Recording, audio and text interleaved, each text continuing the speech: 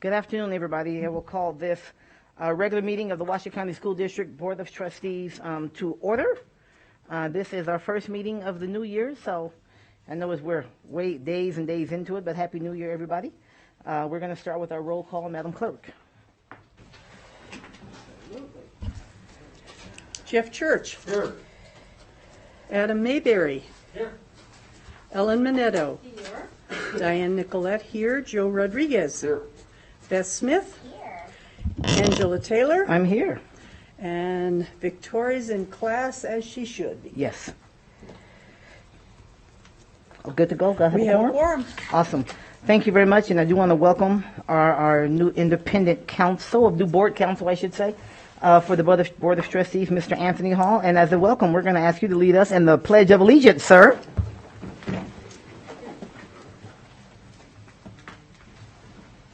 Allegiance to the flag of the United States of America and to the republic for which it stands, one nation, under God, indivisible, with liberty and justice for all. Thank you, sir, and welcome aboard. Thank you. Welcome aboard. We will go to right into our agenda. Agenda item 2.01. This is board nominations and election. This is what we do on an annual basis, every first meeting of a new year for the Board of Trustees.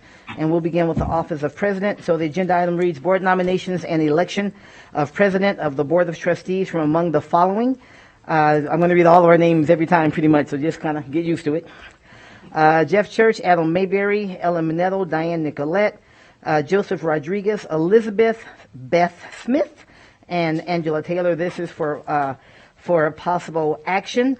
We have here, we're going to call, I'm going right here in order, we'll call for public comment first. So I know we've gotten several emails, so we want to take care of those as well, JJ.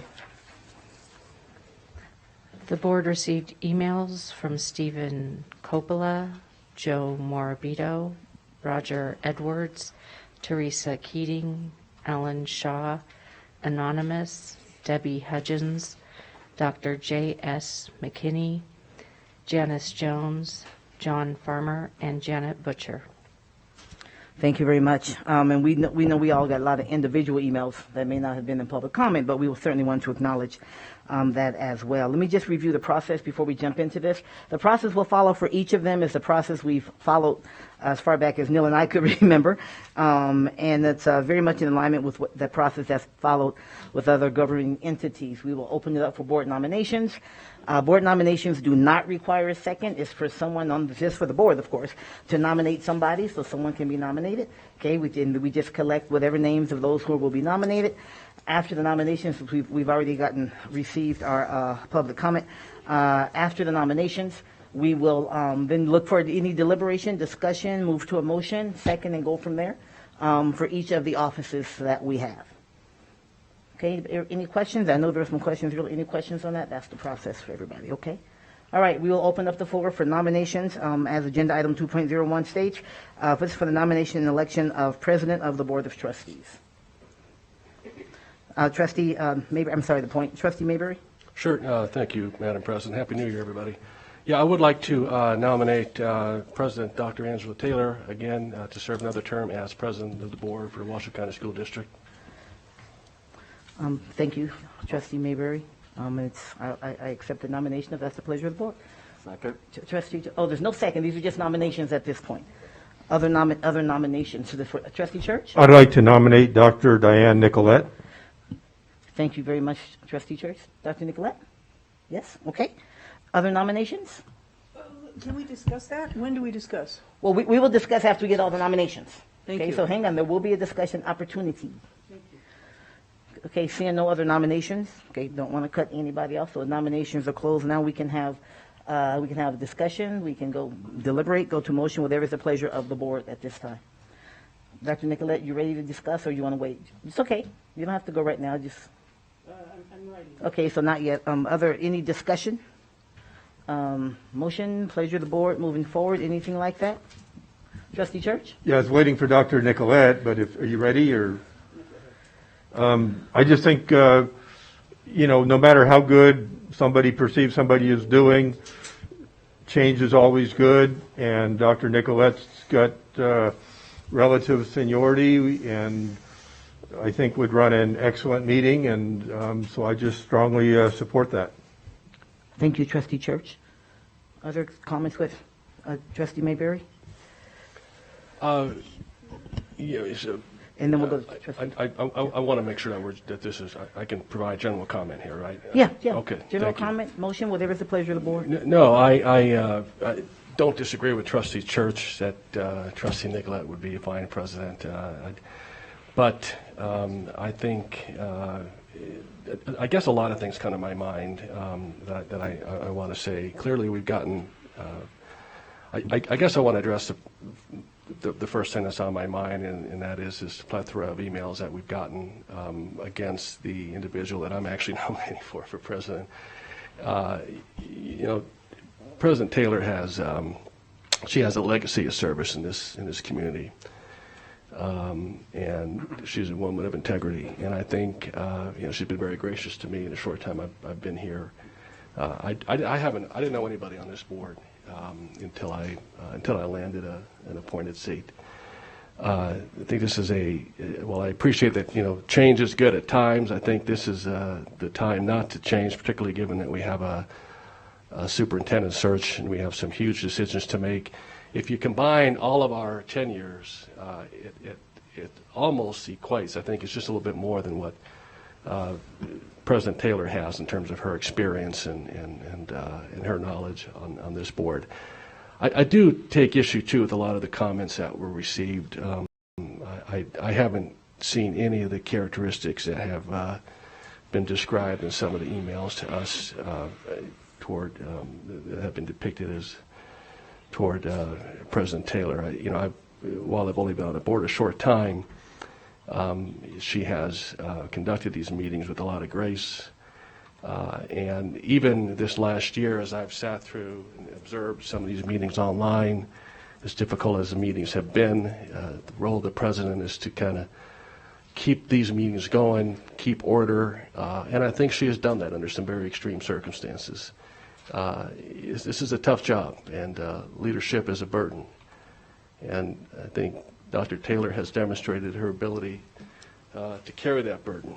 And I'm very confident and comfortable with her continuing to lead this board, despite a lot of the emails that we've received. I appreciate the time. I appreciate the opinion. I ask those that sent those emails to respect my opinion as I respect yours.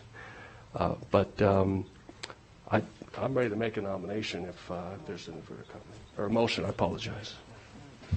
With that, Thank you. okay, thank you. I said we were going to go to Trustee, why don't we go to Trustee Rodriguez and we'll go back to you for the motion? Hello? This is her. Oh, that's someone else. That's fine. Oh, She'll take care of hi. that. Oh, she'll take care of that. Thank you. Thank you. That's someone who's patching in, obviously, via Zoom, so we'll do that. We'll go to Trustee Rodriguez, Oh, no, I just want if that's okay, and then we'll go back to Trustee Mayberry. Trustee Mayberry, we'll go to Trustee Rodriguez, and we'll go back to... Sure, absolutely. We can do that first. You okay with that? Okay, please. No, I mean, honestly, Trustee Mayberry, I just want to echo a lot of what he just said. I agree wholeheartedly with his statement. I'm all for change and things like that. And I have no doubt in my mind that Trustee Nicolette or Vice President Nicolette would be outstanding president. But your experience right now is what we need, I believe, as a president going into superintendent search, addressing a lot of these COVID items, and I do appreciate your time as president, and I do look forward to the time of change. But I do think right now we need to stay the course and push through this year. So, Thank you. I appreciate those comments from both of you. Clerk Nicolette? I do. And no, that's okay. Thank you for the nomination, Trustee Church. I really do appreciate it, and it's an honor. It is a surprise. The thinking about it is not a surprise, because I believe each one of us, the 7 of us, is a leader. And fortunately, it comes down to needing 3 people to step up to do additional work. And it's an honor and a privilege to be able to do that. I've served as clerk, and I've enjoyed it. I will tell you that I have been, in my thinking, I'm being very honest and forthcoming here because I think it's important. In my thinking, I have worried for myself if I were to step in, worry as could I do it? Could I be the leader that we need? I've also worried about my colleague, President Taylor, and what a difficult year it's been. And we got through it. We got through it together. We got through it with the help of Washoe County School District staff.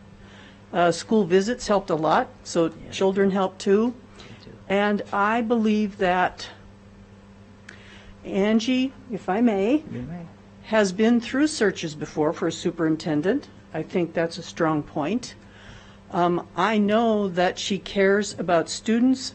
She loves this school district, which I think is very important as a leader. No matter how much you think things need to be changed, when you get up in the morning, you have to love it and you want to make it work. And I believe that you do that. So having said that, I hope I have an opportunity in the future to serve as president or continue on the leadership team. For today, Trustee Church, I'm going to decline your very gracious nomination. And thank you for that. Thank you, Dr. Nicolette. Trustee Smith, and thank you for the kind words. I do mean that. Thank you. Thank you, President Taylor. I'd like to echo what my colleagues have said, although my perspective is a little bit different because I have come up to this board through the work with the Zoning Advisory Committee for those years beforehand, and I've had an opportunity to watch you lead. Of course, we all have from a community standpoint, but I've seen the district evolve. I've seen your leadership through it. I've seen the way that you have graciously led those of us that are new, both from elected and appointed positions. And I appreciate your leadership. I also support you fully, and I think that you are an excellent choice for president of the new school year. The new committee year, sorry. Yeah, the new calendar year. Yes. Thank you very much, Trustee Smith. I think we're, Trustee Church, you're on. Trustee Church? Just as a point of protocol, then if I understand, there's only one candidate, so Dr. Taylor wins by acclamation. Am I correct? That's typically Robert's Rules of Order, but what we typically do in this body is that we will still have a vote just for that. But you're right. Strict Robert's Rules of Order absolutely lead to that. Okay, so I'll look to just following counsel. He's already in it. Okay, got it. I'm with you. I'm following. I'm there. I'm following. Okay, Trustee Mayberry? Thank you. I move that the Board of Trustees selects Angela Taylor as President of the Board of Trustees for 2022. Second. Thank you. We have a motion on the floor from Trustee Mayberry, and again, thank you very much. Seconded by Vice President Bonetto. We've had discussion. I don't see that there's more, and welcome to our student representatives. Welcome for being here. All those in favor of the motion on the floor, please indicate so by saying aye. Aye. Is there any opposition? I'm going to be a nay. Okay, thank you very much. Let the record show the motion carries 6-1. And what I will say is this. First of all, thank you. Whenever anyone asks you to serve, it is in honor. So I don't want to take that for granted or anything like that, because you don't have to do that. And there are certainly other able leaders, right, in the group that we have, as Dr. Nicolette said, to name one. But as Dr. Nicolette has said that, I would say that, yes, this past year we all know this past year has been a difficult year, whether you were here the entire 12 months or whether you were here 12 days or 12 weeks, or I'm not quite sure how short your tenure was, but it's pretty short so far in the life. It's been a difficult year, I think, for all of us. And what I hope, and looking on this, looking at this challenge moving forward, because it is a responsibility, is that, all of us have taken the chance, as many of us do at the end of a calendar year, is look back over the year. And if you're like me, really, I hope all of us have taken it in terms of the board. There are some things I'm really excited about, some things I feel really great about. There are some things that I would do differently. There are some things that I would change. There are some things I would continue to do. We all have to take that look. I hope that we do. And in so doing, right, it is my hope that we can land in the place. I think we are positioned to say, let's do some things and work really hard at moving forward together. And I hope that we can all commit to that. Let's move forward together in the best possible way. And I've been saying in a positive way and in a productive way. And I believe we all jump in and do that together, then we're going to have a great year. So again, thank you. I'm humbled by the nomination, by the support. So thank you very much. We'll go on to agenda item 2.02. Board nominations and election of Vice President of the Board of Trustees from among the following: Jeff Church, Adam Mayberry, Ellen Minetto, Diane Nicolette, Joseph Rodriguez, Elizabeth Beth Smith, and I'll eliminate my name. And then we'll begin. Do we have public comment specific to this? No additional or? Okay, that's been covered already, so we'll move it back here to the board. Call for nominations. A nomination for the office of Vice President from among the 6 trustees. We have Vice President Minetto. I'd like to nominate Diane Nicolette. Thank you very much, Trustee Nicolette. Is that you accept the nomination? Okay, thank you. Okay, other nominations? The nomination floor is open. You're leaning in, Trustee Church? I'm going to nominate myself. Okay, that's certainly allowable. That's certainly allowable. Okay, so we have 2 nominations. Are there more? Okay, we have the nominations are closed, so we'll bring it back here for discussion. For discussion from any of those nominated or from others who've done nominating or any weighing in, or we can get right to a motion, whatever is the pleasure of the board. Trustee Church? Yeah, just discussion. Number one, Vice President obviously works very closely with the President and the Superintendent. One of the most important duties is that they do the agenda together cooperatively, do the agenda. That's why I nominated myself. One thing I want to say is the board president, Dr. Taylor, runs an incredible meeting. It's like a chess game, and I've told her that many times, where she's 20 moves ahead of everybody, watching it, on top of it, and I cannot compliment her enough. So my no vote was in no way to be disparaging on that. Again, we probably had 20 emails or so that supported me for president. I didn't think that was really the right position for me, but it has been a very difficult year. It's been very divisive, and I think we're back on the right track. There's no secret, it's in public record, that we have selected a team builder that's going to be in the future, very near future, but hasn't started yet, and to get us back on track. And I just think that my service as vice president would be along that. One of my biggest concerns, whoever gets it, is that the meetings have run very long, and we hear from the community, we hear from meetings and conferences I've attended, that our meetings are probably the longest I know of nationwide for a school board that I've seen. Most meetings are like 90 minutes, 2 hours. So that would be one of my goals, whoever gets it. And, I'm perfectly happy with whoever gets it, but those are the reasons that I nominated myself. Thank you. Thank you, Trustee Church. And I really feel compelled to say thank you for the kind words, and don't think for a moment that there's okay, Jeff, it's not. I want us to move forward in a positive and productive manner, so I appreciate that. Thank you, sir. Vice President Minetto? I'm ready to make a motion. Okay, I don't see any other lights, so we'll go right ahead. Okay. Trustee Minetto? I move that the Board of Trustees selects Diane Nicolette as the Vice President of the Board of Trustees for calendar year 2022. Thank you. There is a motion on the floor. Is there a second? See, Trustee Rodriguez, there's a second. Further discussion? Okay, seeing none. All those in favor, please indicate so by saying aye. Aye. Is there opposition? The usual nay. Thank you. Okay, thank you, Trustee Church, and thank you all. Let the record show the motion carries 6-1, and I will say congratulations to Vice President Nicolette. Are there any other commentary you'd like to make? That? No, you're okay. You don't have to. I just want to give you that opportunity. I'll just say thank you. Okay. I hope to, no, I not hope, I will make you proud. Thank you very much. Love that. Great comments. We'll move on to agenda item 2.03. Board nominations and election of clerk of the Board of Trustees from among the following: Jeff Church, Adam Mayberry, Ellen Minetto, Joseph Rodriguez, Elizabeth Beth Smith, and Elizabeth Beth Smith. It gets a little smaller. So we'll open it up for nominations, and then we'll check in if there are any additional public comment. I'll look to you. Your light's on, Trustee Rodriguez? I'd like to nominate Vice President Minetto for clerk. Okay.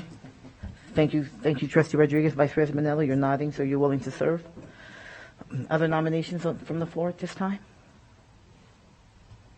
Okay. Seeing none, then we will close the nominations. Again, I'm going to do a check in. Any additional public comment we should be aware of, trustees?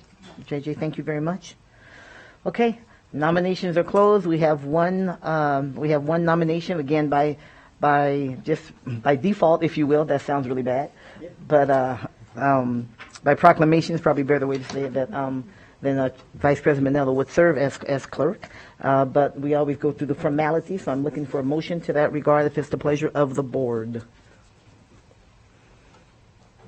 Trustee Smith, I see you leaning in. Yes. I move that the Board of Trustees selects Ellen Minetto as clerk of the Board of Trustees for 2022.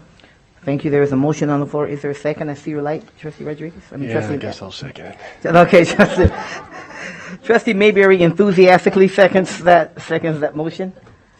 Seeing no further discussion, all those in favor, please indicate so by saying aye. Aye. Opposition? Okay, the motion is carried. Let the record show it is unanimous, and I will say congratulations to now Clerk Manetto. Any commentary, anything like that? You certainly don't have to, but...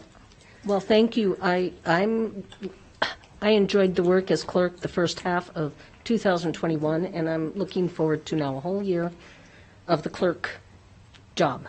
Thank you. Okay. Thank you very much, and thank you to all of our colleagues. We have a little bit of a recess here. We'll take a picture because we have new officers, and our student trustee has joined us. So we want to take a photo. The reseating will be very, very simple. We'll just switch the vice president and the clerk, and then everyone will stay where we are. People seem to like where they're sitting, and it seems to work. So we'll do that. So we'll have a 15-minute recess as named as above, and then we'll be back in 15 minutes. Thank you, everybody.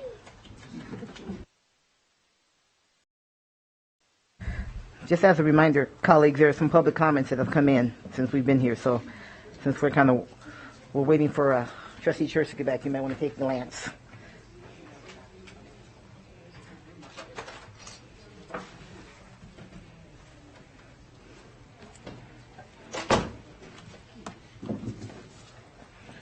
I mentioned, Trustee Church, that there was some public comment that came in, so you may want to take a glance just as we go through. All right, everyone, let's go back in. Thank you for that recess. It was probably more than 15 minutes, but we appreciate it. We're going to go on to agenda item 3.01. This is approval for consent agenda items. Today we're looking at agenda items 3.02 through 3.21. 3.02 through 3.21, a lot of agenda items. We know that we haven't had a meeting since last year. And so we're looking right now, as you know, as trustees, any agenda item that you'd like to pull from consent, we will certainly pull that unless we've deliberated it, and then we'll need 2 trustees. So it's open for any consideration of that from any trustees. Don't have any? Seeing none, then looking for a motion to approve consent agenda items 3.02 through 3.21. Trustee So Smith? moved. Oh, no, thank you. Let me get public comment for that. Thank you. No public comment? There is no public comment. Okay. Thank you very much. Now we do have a motion on the floor from Trustee Smith. Thank you. Seconded by Clerk Manetto. Seeing no further discussion. All those in favor, please indicate so by saying aye. Aye.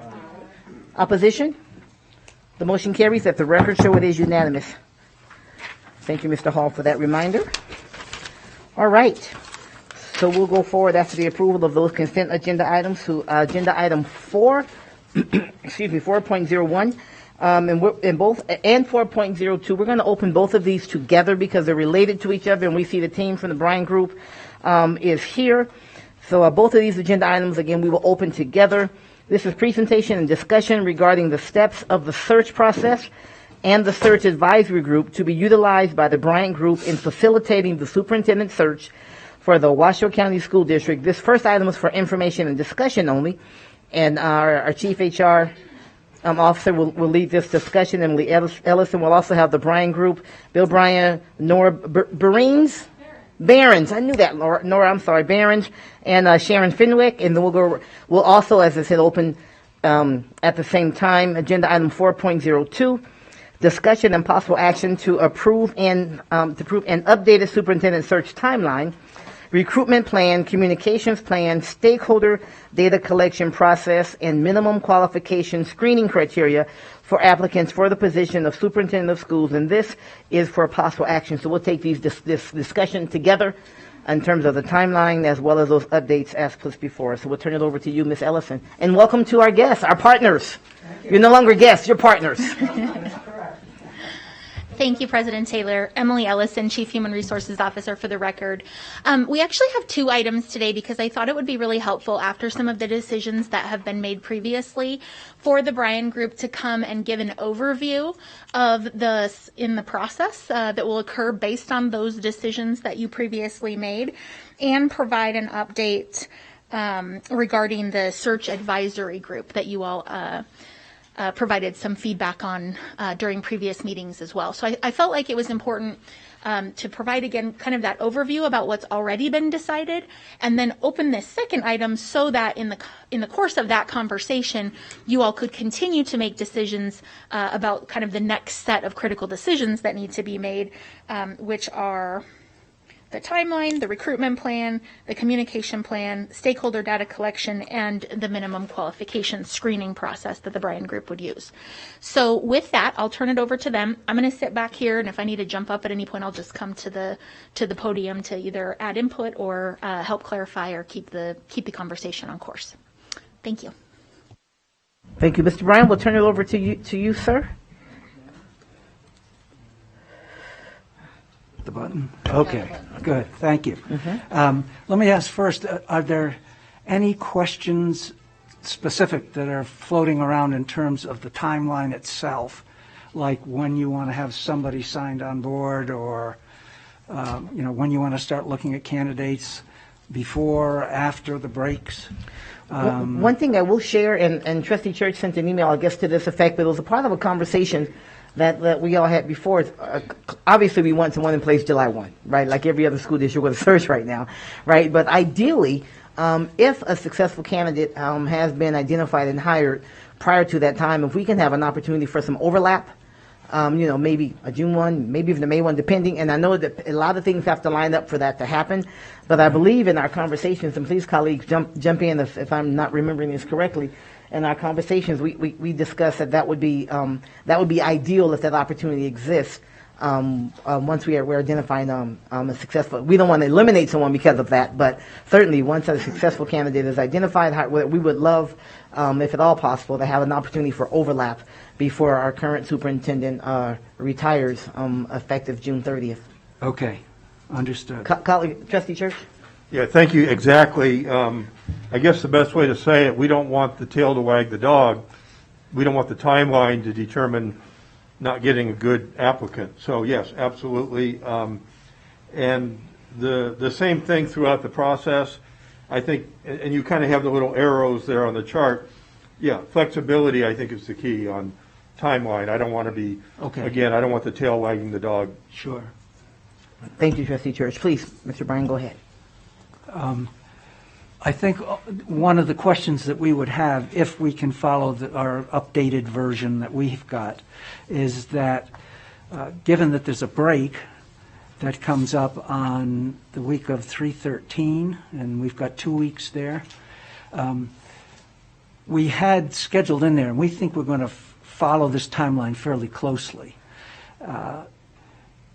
We had trustees doing some work during the first week of the break, which is looking at the long interviews, the scoring, and so forth. Is that okay from your perspective to be working on the break that others are taking? I would look to my colleagues. I think there's a level in all of us that expects that some of that may be required.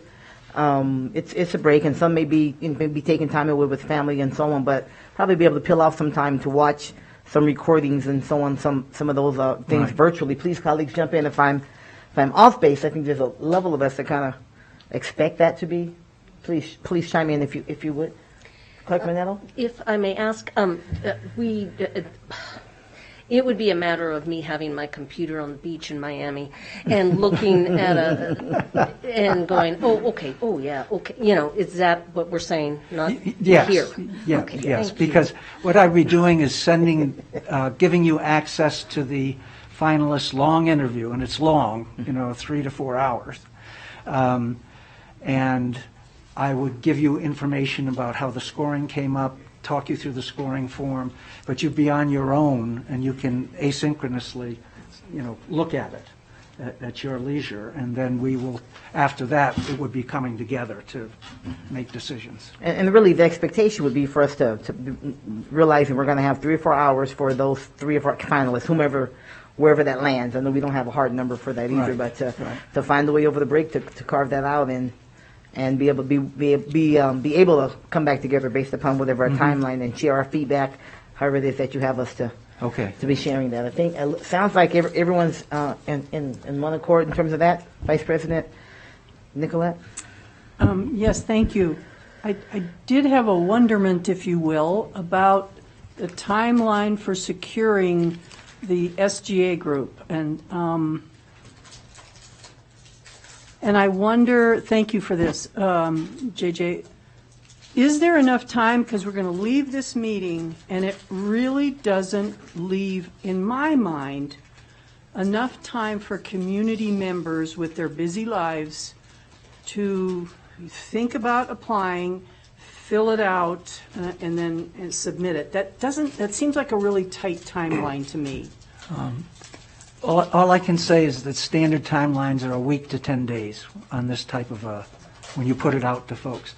And we didn't say 10 days, it's actually 9 if they got it yesterday.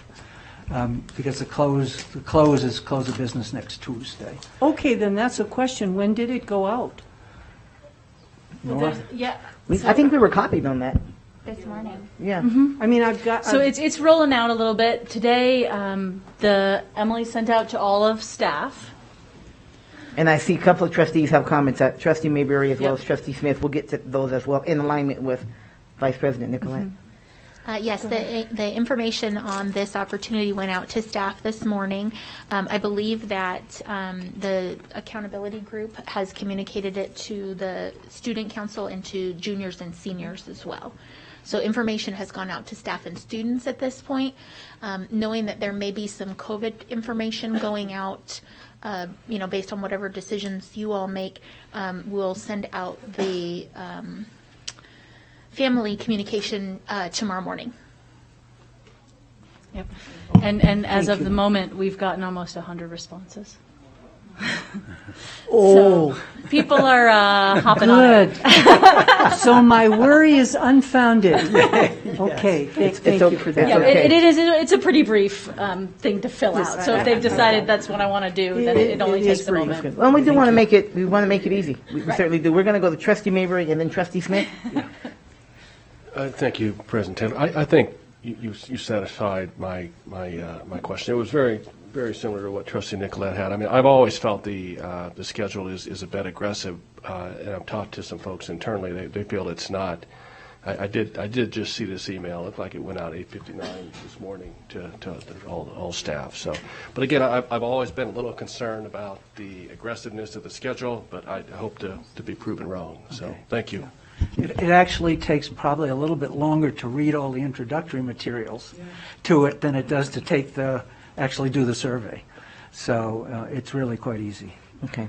Thank you. I did when I said we got it yesterday. It must have been this morning. Whenever I was reading the emails and catching up, that was it. So, okay. And we do know it's an aggressive schedule, and I think we all share the concern in that. But feel as though your direction and the leadership, we've been able to have conversations with Ms. Ellison, staff standpoint, that's why it's important for us to do those things, and that might mean some spring break time and so on, so that we can keep the schedule, because we know there are a lot of positions that are open right now. Right. Trustee Smith? Thank you so much, President Taylor. So I'm not at all surprised about the response, because I know that there's been huge interest in this. So my question, and I've also heard this from some people that have reached out and applied, is that although the application is brief, is there a part two? Because there's nowhere for interested parties to really express what they're bringing to the search. Like, this is very high level, it's demographics, your name. Is there a part two where you actually engage these applicants and then understand the voice they bring, the experience, their interest in serving? This feels like a pre-screener. It is not a pre-screener. Okay. Okay. Yeah, this gets into kind of human psychology a bit. When everybody that filled it out has an agenda. Okay? And if you left the box and say, why are you doing it? It's not particularly reliable. What we're really looking at is the representation of the different groups. And when we get people into the SAG itself who have been accepted, it's going to be based on those representations. And we're looking for representation where a person has multiple. Oh, I'm faculty, I'm a parent, and I'm on this committee. So you've kind of covered 3 of the representative areas. And we'll have up to 30 people. So we're really trying to cover all the bases, including community as well. If we have a question, let's say we've got 2 or 3 people who have got all the same qualifications, they would fit, we might give them a phone call at that point. But we wouldn't do it until then. And one of the things that we're looking at in terms of focus groups as well is to create a focus group for the folks that were interested enough to fill out this application but weren't selected due to the fact that somebody else fit the bill a little better, so that everybody who's invested enough to fill this out gets to hear their voice heard. Dr. Nicolette? Great segue, because I did want to say that I like that you highlighted the opportunities during and after. I think that's lovely, and it's enticing. And if I would definitely do this just for that afterward, that's awesome. That $800,000 value follow-up. That's nice. The only scary part is if we have 500 people by next Tuesday, which could happen. Is that well, and in that vein, I think as we decide, hey, we want to ask people, hey, put your name in there. This is something that's interesting. I think that's really important. I think Trustee Church, I think you mentioned this as well in an email, that it's really important to make it clear that this is a search advisory group to the Bryan Group, not to the Board of Trustees, because we do not want to, we don't have ownership of this. We don't select, we don't screen, we don't get to call Bill up and say, hey, my cousin, it's not, we don't, right? But if there are people you want to, I think it's okay. If there are people that you want to make sure that, hey, throw your name in there. Yeah. But I think the really important part as trustees is to make sure it's really clear that this is an advisory group. This is a SAC for the Bryan Group, for the search firm, not for the Board of Trustees. Does that clear up what your concern was, Trustee Church, in that? Exactly. I think it's really important, but I don't think we all have constituency groups, friends, college, whatever. Send it out and say, fill it out and put your, nothing wrong with that at all. Yeah, and we're going to work with communications to get it out as a press release, to get it on, we're working on a website, we want everyone to see this. Oh, you'll get more than 500. Interested parties. Oh, you'll. Yeah, it's big already. One way or another, we will do something special for the people who have applied. Okay. Well, any others on this? I think okay. All right. We'll go ahead and continue. Please. I didn't have anything else on the timeline, per se. If you haven't had a chance, colleagues, maybe run through that real quick in your mind, just taking a look in light of the conversation they wanted to point out to us, spring break. So we all know we'll have to carve out some time. If you wait until the end, you might be spending a day and a half watching these. Might be like a Netflix marathon, but Well, you really get to know folks after you watch a few hours of their interview. Yeah, I bet. You ready to go have a beer? Yeah. Or not. The other thing, timing-wise, on this timeline is that you were all gracious in getting back to me with feedback in terms of the exercises and in terms of the posting and the brochure, and there was a lot of consensus in terms of improvements to make to those documents. So we will be doing that within the next day. what we need to hear, however, today, which is one of the items on here, is getting clarity around that issue of the nature of the candidates that you would consider acceptable. Do they have to be pure educator from teacher right up through administrator, or can it be someone who is a leader, has had education in their background as a teacher or done other things? So that's kind of the middle ground. And then you've got the other who are proven superior leaders in other sectors who, would they be eligible or not? Because that issue has to go into the posting and the brochure. So that is one of our decision items for the day. So this sounds like there's some feedback. Am I reading you correct, Mr. Yes. Ryan? There's some feedback that Dr. Moran would like in terms of that item, you've already expressed you have strong feelings about this, Trustee Church. So I'll certainly go to you first, and then we want to hear from our colleagues. What's your feeling on this? Yeah, I won't beat that to death too much, but you wrote to us an excellent dissertation on why we should cast a wide net, and I couldn't agree more. If you don't get the right candidates, fine. We don't, it doesn't hurt to cast a wide net, and that could be COOs, city managers, county managers, military generals, admirals, or people with backgrounds in education. And I think we may find out there'll be overlaps of those. So yeah, I'm definitely a cast a wide net person. Doesn't hurt. Thank you, Trustee Church. Other comments on that? Dr. Nicolette? I will admit I struggle a little bit with that because I think of military, for example, and I think of our son is a former Marine after 20 years, has had excellent training and experiences. Oh my goodness, I will say thank us all for our tax dollars because he did a wonderful job and a wonderful job was done for him. Mm-hmm. And he went through rigorous training to get where he was and ended up being a top leader and went through leadership development. And when I think about someone to take over as superintendent, I truly do think about someone who has not been in education.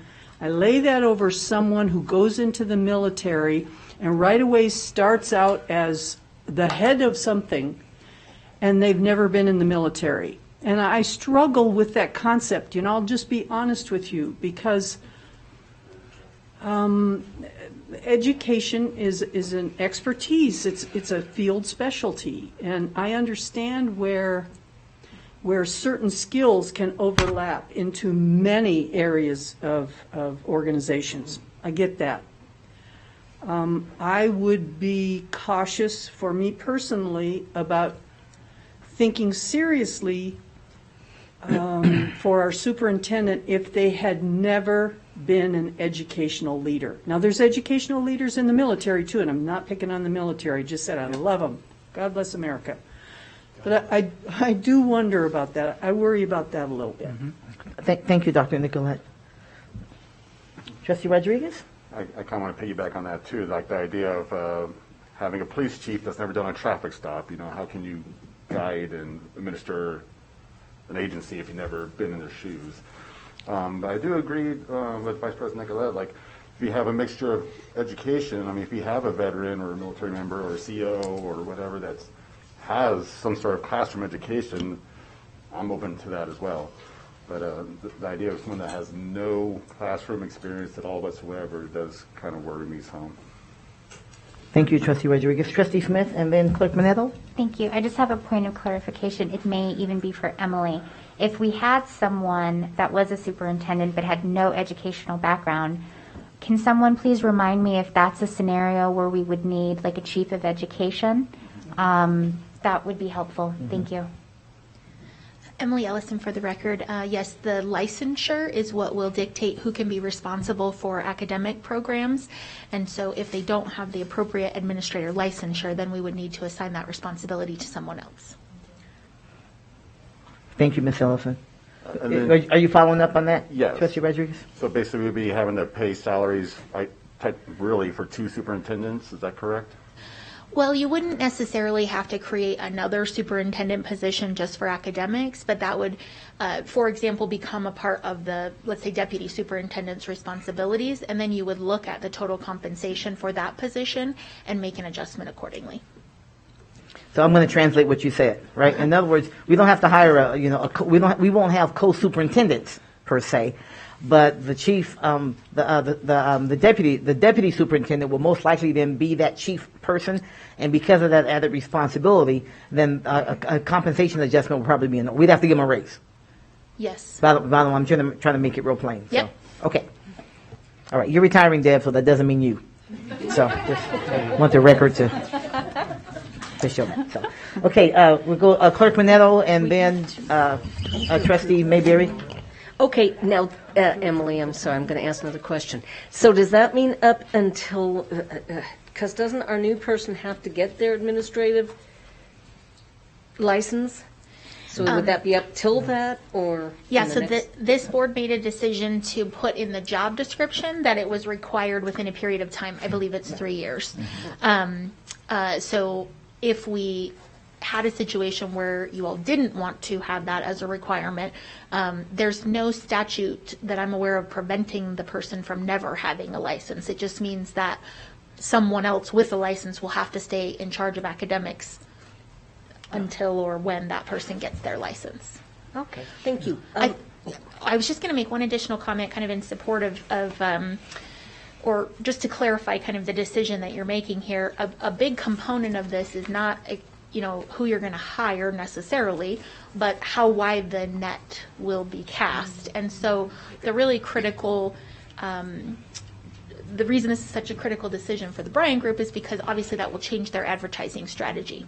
So that's really kind of where you're headed here is where are we going to post things, who are we going to reach out to, don't think too far down the line, but you're just deciding how wide that net will be. Really, who we will consider. Not who we will hire, but who we will consider. Yeah. Okay, you have a follow-up on that? I do. I am absolutely in favor of a person in education because education it's like a different language. It's a different world. However, if we want to include everybody, that would come through in the screening process, and then we would decide what we need to decide with screening, if that makes any sense. It does. I'm sorry, go ahead, Mr. Bryan. If I make a comment.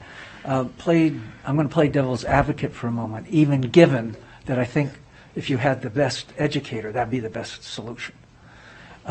Just keep in mind at how few qualified senior leaders there are in education. Comment there. If you did bring someone in, even if they had some education and were a leader, or you've got someone who is just a terrific leader, you would have to have a plan to bring them up to speed on the technical side of the job. After 40 years of research with leaders, superstars versus non-superstars in every sector, it's always the personality factors. So if you've got 10 competencies, 9 out of those 10 competencies will have nothing to do with technical expertise. And you heard me say before, often the higher the technical expertise, it's inverse to the leadership capacity. Quick example. I had, when I was in the business world, had a national management consulting firm. One of my clients for a couple decades was Anheuser-Busch. And in the business world, you get people swapping from different businesses much more often than you do into education. But what they would always do when someone came in was they would, for a year, they would have them 1 day a week or 2 weeks in the trenches. So if you went into, and I worked a lot with the chief counsel at Anheuser-Busch, and he would just regale me with his stories every time I saw him about, I was in the Beechwood chip tank the other day, shoveling out the chips from the vats. And so they always had a plan of how do you get the technical side up to speed as fast as you can. And so the educator, you would be doing the same thing. They'd be sitting in class with it. But usually within a year, you can get the super leader up to speed on the technical side of the job. Thank you, Mr. Bryan. We're gonna go to Trustee Mayberry. You still want, and then I'll make some comments, and we'll go back over to Trustee Church. Sure. Thank you, President Taylor. Thank you. I appreciate our discussions. I know we talked at length on the phone about how wide to cast that net, and it's something I've thought a lot about, and in my journeys I've solicited feedback from our principals and our educators, and it's pretty consistent to me, and even from my perspective, I mean, my strong desire is to really do what we can to get an educator, to get somebody, preferably that's been in the classroom. I know that may be an impossible task. Yeah. But I'm not, if we were to make a decision today, maybe we are. I mean, that would be my desire, and I would certainly consider somebody kind of outside the norm, but a traditional candidate, particularly given just the environment that we're in. Our staff is, they're stressed, they've worked hard. From my perspective, I'm not looking, and we talked about this, but I want to get this on the record. I'm not looking for some transformational leader that's going to change things. I want somebody that can build on the successes that we've had and bring some stability. So that's my concern about having somebody who's outside the norm of education, if that makes sense. But I understand the lack of personnel in the workforce that may fit that mold. Yeah. So I struggle with that, but that's my strong desire, truly. And we will do our absolute best to find that special person. It's just we don't know. Yeah, I get it. Thanks for all of us, our colleagues. This is really a great conversation and a really important decision to make. This is where I land. I think in those in my district I've had an opportunity to talk to about this specifically, everyone's desire is to have someone with an education background, because you want that leader that knows how to write that ticket or whatever the case may be. I also understand that at the end of the day, when we start talking about concerns, right, and things that people are looking for, it really comes down to it's a completely different skill set. It doesn't mean that the education piece is unimportant. That is absolutely my desire. I would love to have a strong leader with the educational background. Yeah. No question about that. However, because we're talking about a net, just people we're going to talk to, not someone we're going to hire, but just people we're going to talk to. I would hate to close off an opportunity of someone who is an amazing leader.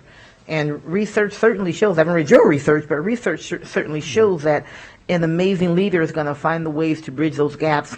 We know that the people who work on our teams, in our schools, in our buildings, they want to know that they matter. They want to have a strong vision. They want to know that they have a voice. They want to know that people care about them. They want to know that they're going to have the tools and the resources that they need to do the best. I mean, we have some amazing people that work in our classrooms and in our buildings, and they want a leader who's going to support that and help promote that. Right? That's a very different than I want someone who taught like me, which may be, but the whole idea behind that is because then they're going to understand what I'm going through. Right. That's the piece. They're going to understand what I'm going through. So then when I say I need something, they're going to get it. A great leader might be able to bridge that at the same time. Again, I'm not saying that I'm into let's hire someone who's never been in the classroom. That's not my desire. I just don't want to close that door, because I understand it's a different skill set. And if we're talking about a net, now I wouldn't want, let's say we have 5 finalists to come back and none of them have been in the classroom. I'd be highly disappointed. That would not be a successful search, in my opinion.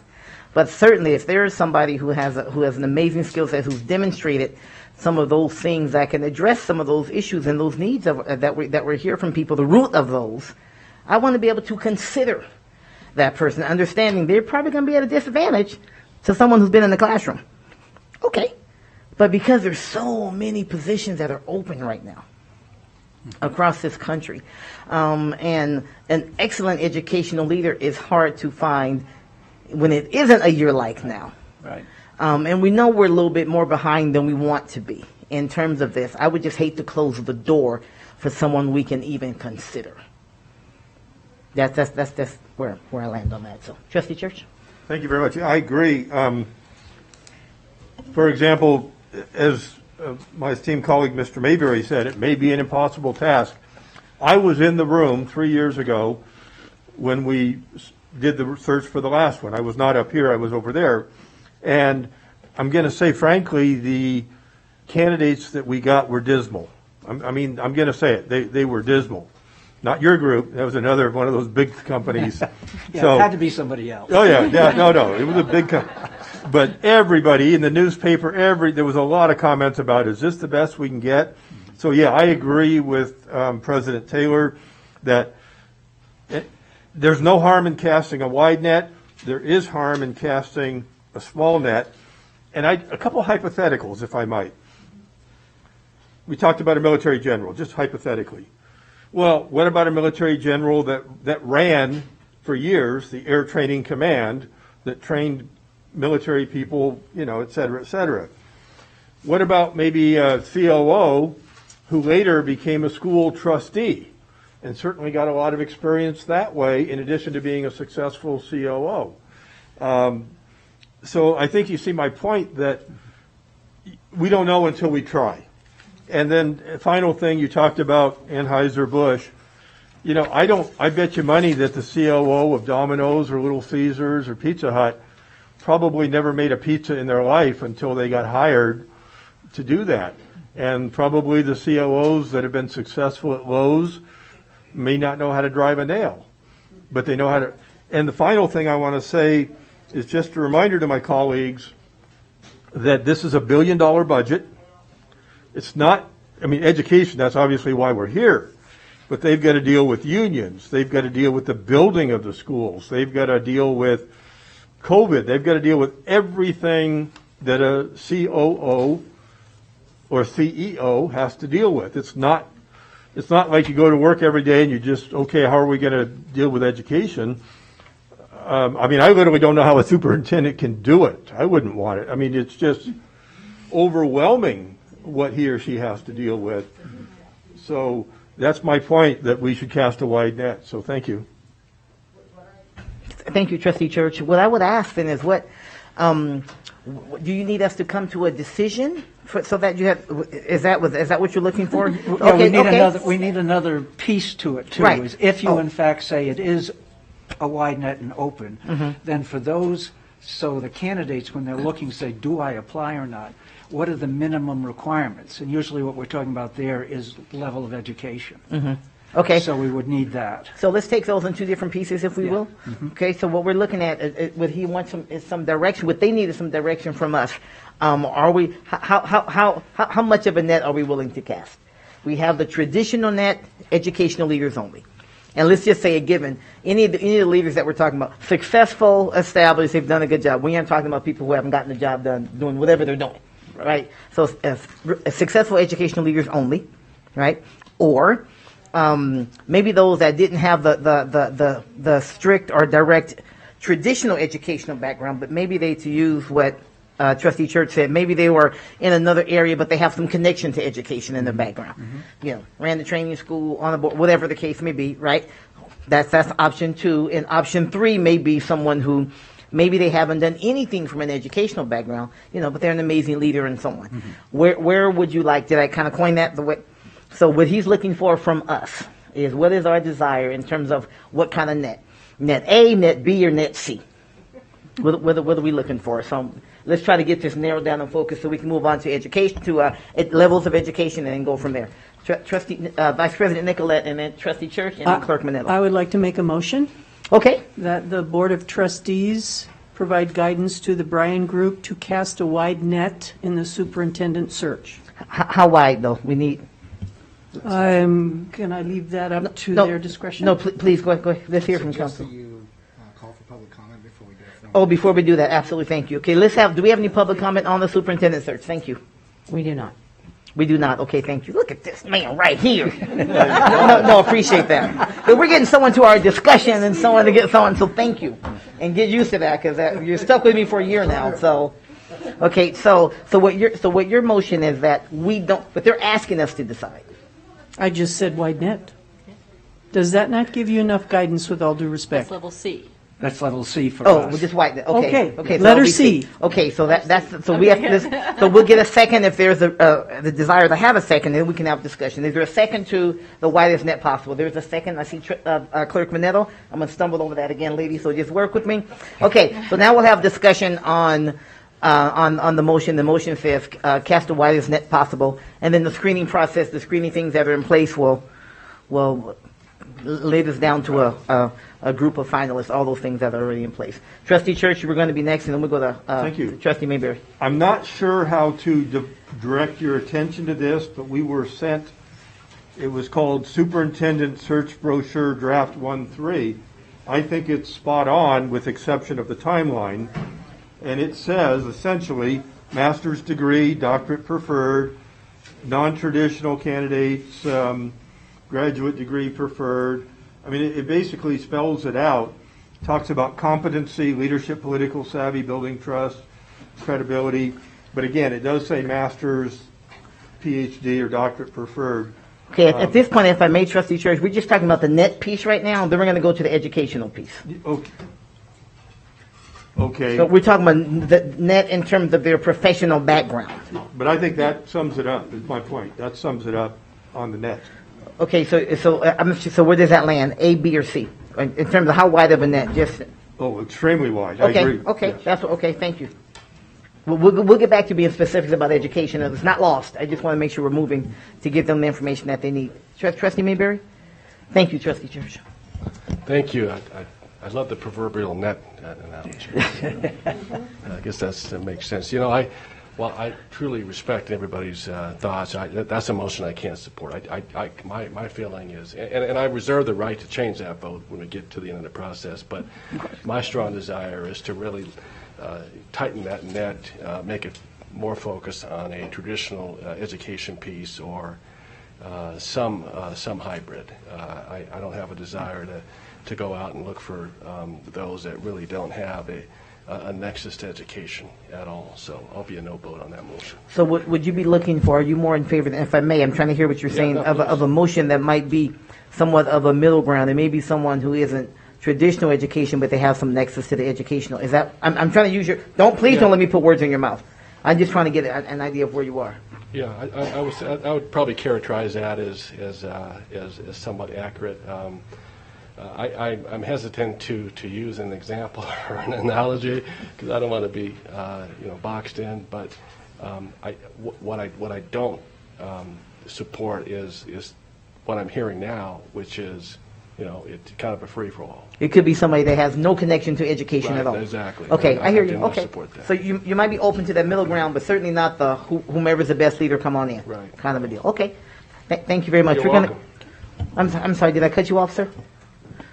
No, you're good. No, you're good. Okay. All right. So, we're going to go to our student trustee, and then we'll go to Trustee Rodriguez. Thank you, Madam President. I think from what you were saying, the different options, I personally like B better because when thinking about a superintendent overseeing what students do, our education in general, I think what comes to mind is the communication between students. If it's a person who maybe hasn't had a career in education at all, that communication with students and what students go through in their everyday school life, maybe if you choose B, they have education in their background. Maybe they haven't been in the classroom setting like the Board of Trustees. Some of them haven't been teachers or anything like that. But I think it's important to see how, if you choose someone that hasn't had a career at all in education, they won't be able to communicate or know what students may go through throughout their day-to-day life, how other people that have a background in education. Like, for example, if Dr. McNeil, maybe she didn't know everything that happened throughout our education, but she had a background in it when applying for the job. Thank you. Okay, so you're more of a B, middle ground kind of a person. Okay, thank you very much, Student Trustee Gomez. Trustee Rodriguez and Trustee Smith? I'm right there with Trustee Mayberry and our student trustee. And as trustees, we are representatives of our community. And I've been hearing a lot of the same thing. They want someone that has some sort of education background, something. So I'm there with B as well.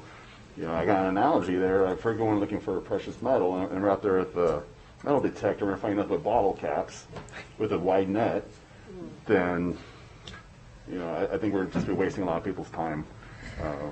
That would not be a successful search. Absolutely, that would not be. But I hear you. Thank you. So it looks like we have some support lining up behind B, and the motion on the floor is for C right now. Just to clarify, Trustee Smith. Thank you so much. I'm also going to say that I'm leaning towards B, but I want to be very clear that I am open to and would consider someone that has some type of educational background, but maybe came to education through an untraditional path, or maybe has other experience. That could be the military, that could be business, but there has to be an element of educational background. So I feel B is a good middle ground. It doesn't give anything up, and that's definitely what I would vote for. So I would not be voting for C as it stands right now. Thank you, Trustee Smith. Trustee Church? I'm really confused. Is B in here? I'm having... No. I made that up. Okay. So you won't see that in front of you. So don't. Okay. No, what I said was a very, very narrow net, A. A net where there can be someone who's not from a traditional educational field and so on, but they have some connection to education. That's B. Or C is someone who's just a great leader that doesn't. That's where that came from. Okay, you scared me because I'm looking all through here. My thought is, could there be a friendly amendment just simply to add a sentence, the applicant must have a nexus to education? It could be a friendly if the. I'll make that friendly then. Well, she made the motion, so she's got to make the friendly. Oh. But you're asking for the friendly. I Yeah, get it. yes. Yes. And who was the seconder? I think on that was. Are you okay with that? The motion and the seconder.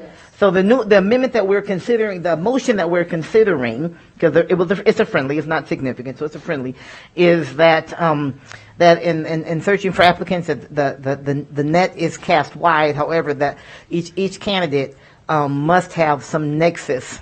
That's your word, Trustee Mayberry. So just know that some nexus to education in order to be considered. Mm-hmm. Did I coin that correct? I'm looking at the motioners, the friendlier and all of that. I know I made up friendlier, but you know. Yeah. It's friendlier. Yeah, it's friendlier. Okay, so that's where we are at this point. Any discussion on that piece as it stands? Okay, otherwise, Trustee Mayberry? I'm sorry, did I cut somebody off? Were you going to say something?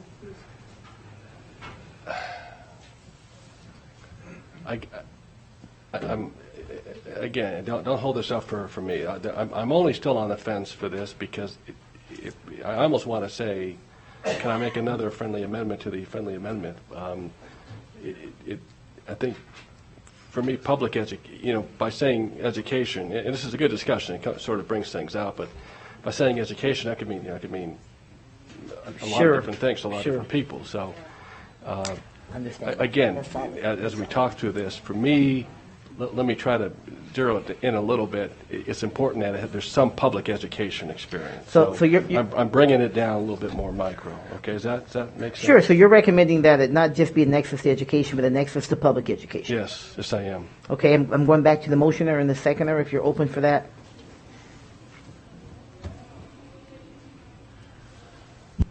You can say no. Here's what I think. I think it's gotten a little convoluted. Personally speaking. You can say no. So I would have to say no. Okay. All right. Then it's not a friendly. So we're still looking at a nexus to education, period. And if the motion passes, now I can always go back to public education if that's your desire. Okay. So that's where we are. Other comments? Okay. I will say this. I like the public piece. I think that qualifies it a little bit more. So I certainly like personally. It's really up to whatever the desire of the board. Trustee Rodriguez? I guess a question, just so I can make an educated vote on this. So, the Nexus education, we're including like system of higher education, college level. Could be privates. Could be I own a tutoring business. It could be my company. We do corporate training. That's education. It could be so it's and I think that's where Trustee Mayberry was coming from. Is it can be that can look like anything. And so I think that's where his concern was. So in any type of education. Okay. So we're gonna go ahead. We're gonna go with. I see a finger going there. Otherwise, we're going to the question. I'm trying to move us. Yes. Okay. I'm going to urge you to do a friendly again. If we simplify it and just make it into including we don't add. The other stuff we just said goes away. So, yes, we want a wide screen. We want the B. We want somebody with public education experience. I'm going to ask our independent board counsel, Just board counsel. board counsel, what you might suggest. Again, I will say, I think this discussion has been premier. And quite frankly, I made the motion to move us along, and we did a great job. And I think it's gotten a little convoluted. What might you suggest to help us move forward? Because we have many variables in there now. Actually, we don't. Anyway, go ahead. I was going to say, I think that before we Get do your a- microphone. sorry. I think before we do a second friendly amendment, it would make sense to clarify exactly what the pending motion is. Okay. So that we make sure that you understand what the proposed amendment is. Okay, so let me clarify. Okay, the motion is that in the search process, that the Bryan Group cast a wide net, Yes? but each candidate must have some nexus to education. Education. That was that, and then the second request, and that included the friendly. Okay, the And- second request that included the first friendly. First. Right, that was the nexus. The nexus was the first. Okay, now the request is, can that be amended to say each candidate must have a nexus to public education? So it's a one-word difference. I mean, I'm not trying to simplify it because you need to make the best decision you can. I guess I don't want you say there are a lot of other variables. I'm like, No. really, actually there isn't. There's really just one, and that's the word public. It really kind of goes back to my sentiment in the beginning. So I think in this case, as we do with all motions, I'm okay testing it I'm not sure what that means. You want to stay where it is without public? with the second friendly amendment. Oh, with public, until the nexus. So let me repeat it, and then JJ, let me know if I'm off base on it. Okay, is that the Bryan Group casts a wide net, and that each applicant must have some nexus to public education. That's where we stand now.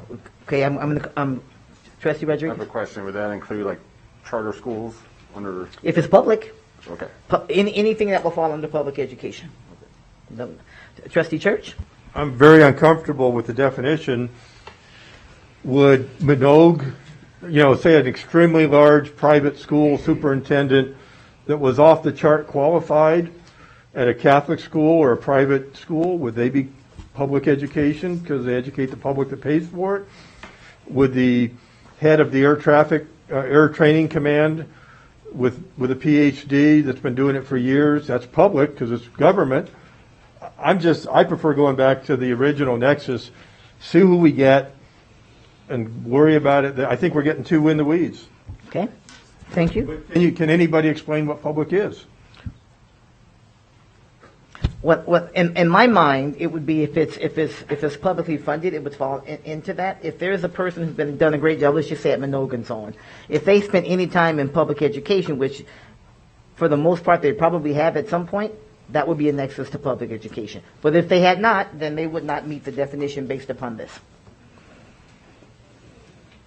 Okay, Trustee Mayberry. I'm not trying to make this more convoluted. I'm not. I promise. No, this is important. What comes to my mind is again, as we kind of think through this, is public or K-12 education. Is that too micro? Would that satisfy what you're thinking, Trustee Church? I could live with that. Okay. Okay, public and/or K-12. I'm sorry. Go ahead. So we would We need it. I got to pull this closer. We would need another amendment to define what we mean by public education. So we need to propose a further amendment or withdraw the second. So, Go ahead. Another amendment. So I'll amend the motion to better clarify casting a wide net to the extent that there's candidates that have a nexus to public education at the K through 12 level. I almost want to put an and or in there, but I'll put that on the record and see where that goes. Okay, so it looks like what you're asking. Public K through 12 education. Okay, so it looks like you're asking the motioner then to see if she is willing to have an amendment. The amendments are getting a little less friendly, but we're gonna try to keep them friendly as much as we can to keep it as simple as we can. To read a nexus to public K-12 education. Yes, yes. That's what you're asking. I'm asking the motioner if you're open to that, or you want to just stay with public education. So essentially, I'm better defining what public education is. And it still remains public, does not extend to private. Yes, it's public. His request, correct me if I'm wrong, Trustee Mayberry, the request is public K-12 Right now, the motion reads public education. He's asking for you to consider public K-12 education. I'm okay with that. Seconder? Okay, so now the motion reads that the Bryan Group casts a wide net, but all candidates must have a nexus to public K-12 education. Trustee Smith. So I was good with just the nexus of education because I do think we could inadvertently be screening out private educators that could be very talented. And that is not because I disagree with hoping to see many candidates that are from private education with a focus on K-12. So I am in full support of that group of candidates. But I do believe that the original one that just has the nexus of education does keep it open for potentially educators that are incredibly talented, but in a private capacity or something that might not fall under public. So okay. I know we're like a ping ball here, but this is certainly important. And then understand, yes, we aren't looking for an individual educator at a school. We're looking for someone to run an educational system. Right? So the scope of those are tremendously different. Right? Someone running an educational system. Okay, you Trustee Church? Oh yeah. Yeah, I'm completely no. We've gone way off track. We've just narrowed out Brian Sandoval from the UNR. We've just narrowed out some wonderful leader general that ran the Air Training Command for the Air Force or the Army. We've ruled out an incredible leader who's been in the private sector all their lives. I'm an absolute no. Again, do we want to cast a wide net or don't we? And if we want to cast a wide net, let's just go back to nexus to education. We get the applicants. If we don't like them, they don't make the finals. I mean, this is an absolute no. Okay, well, thank you, Trustee Church. Can I call for a vote? Yes, you may. Call for the question. So the question has been called, so that means deliberation is complete. We will vote, and we will go from there. Once again, JG, will you please read the motion so that we're...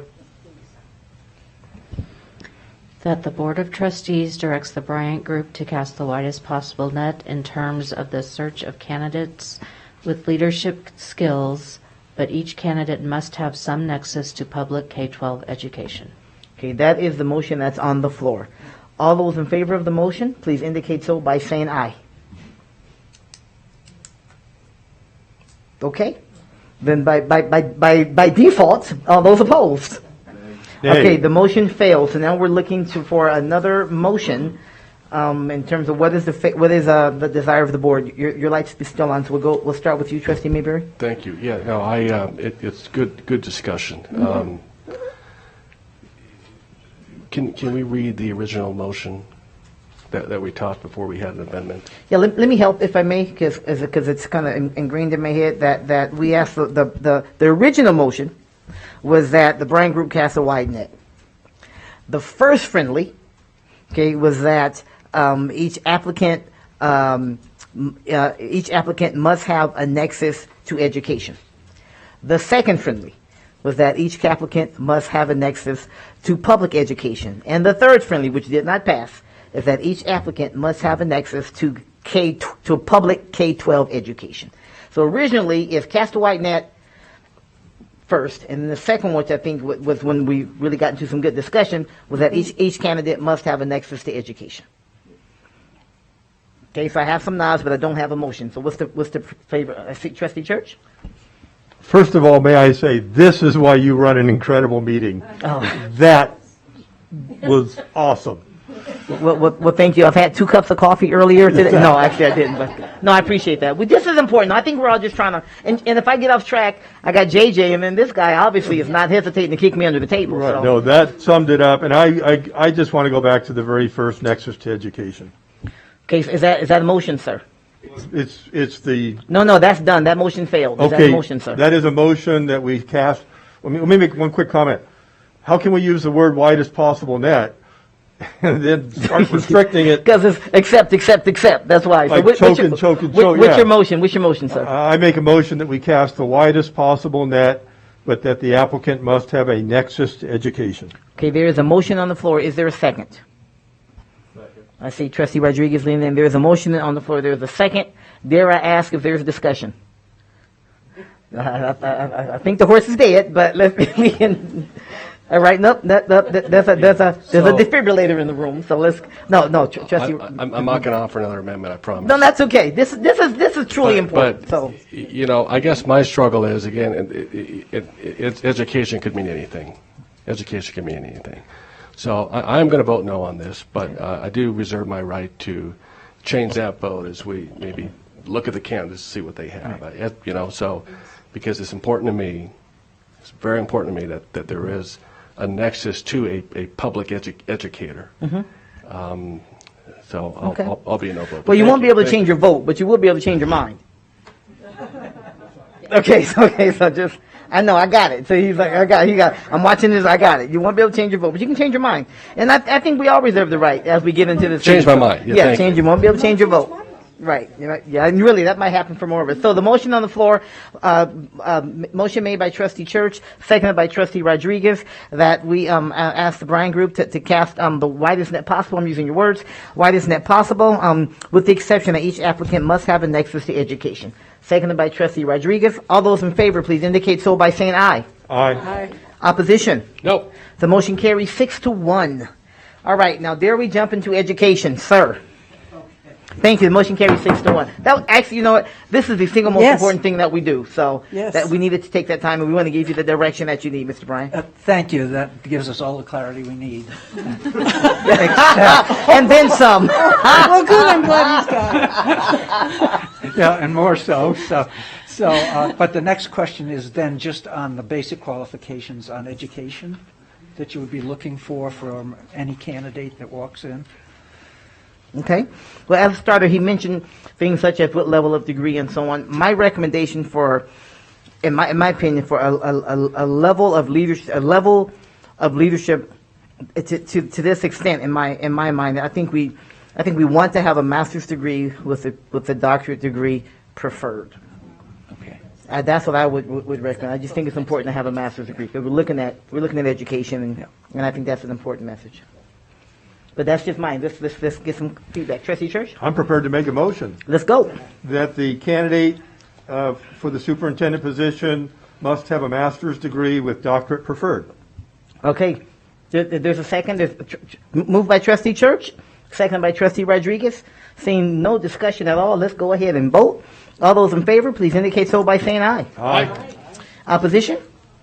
All right, the motion carries. Let the record show it is unanimous. Those are 2 points that you really needed to have today. Mr. Bryan, back to you. Okay, thank you.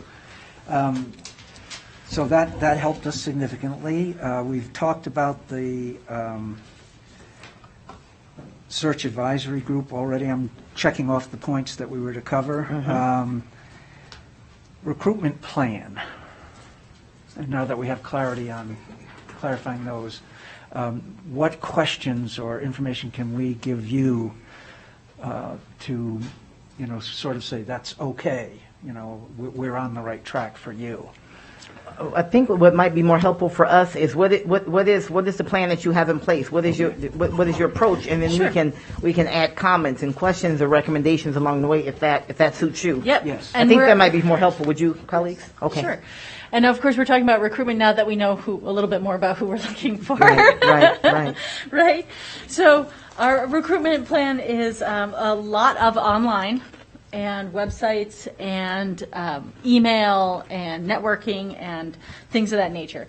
We're looking at it in sort of 30-day chunks, with the first 30 days being like, okay, a lot of websites post in 30-day chunks. So we'll go with that. We'll do a 30-day rollout. I have a big list of the websites that we use, the costs for them, things of that nature. Why don't you go ahead and give us Sure. The AASA bulletin and website, so Superintendent's Association. Education Week, newspaper and website. School Spring, the district administration website. The Association of School Personnel Administrators. The National Alliance of Black School Educators. The Association of Latino Administrators and Superintendents, looking for diversity there. School Leadership 2.0, Council of Great City Schools. Those are some of the education-focused vehicles that we're looking at. We have informal educator contacts through our networks, through the district networks, through the website, through the emails. Everybody knows we are looking, so come on down.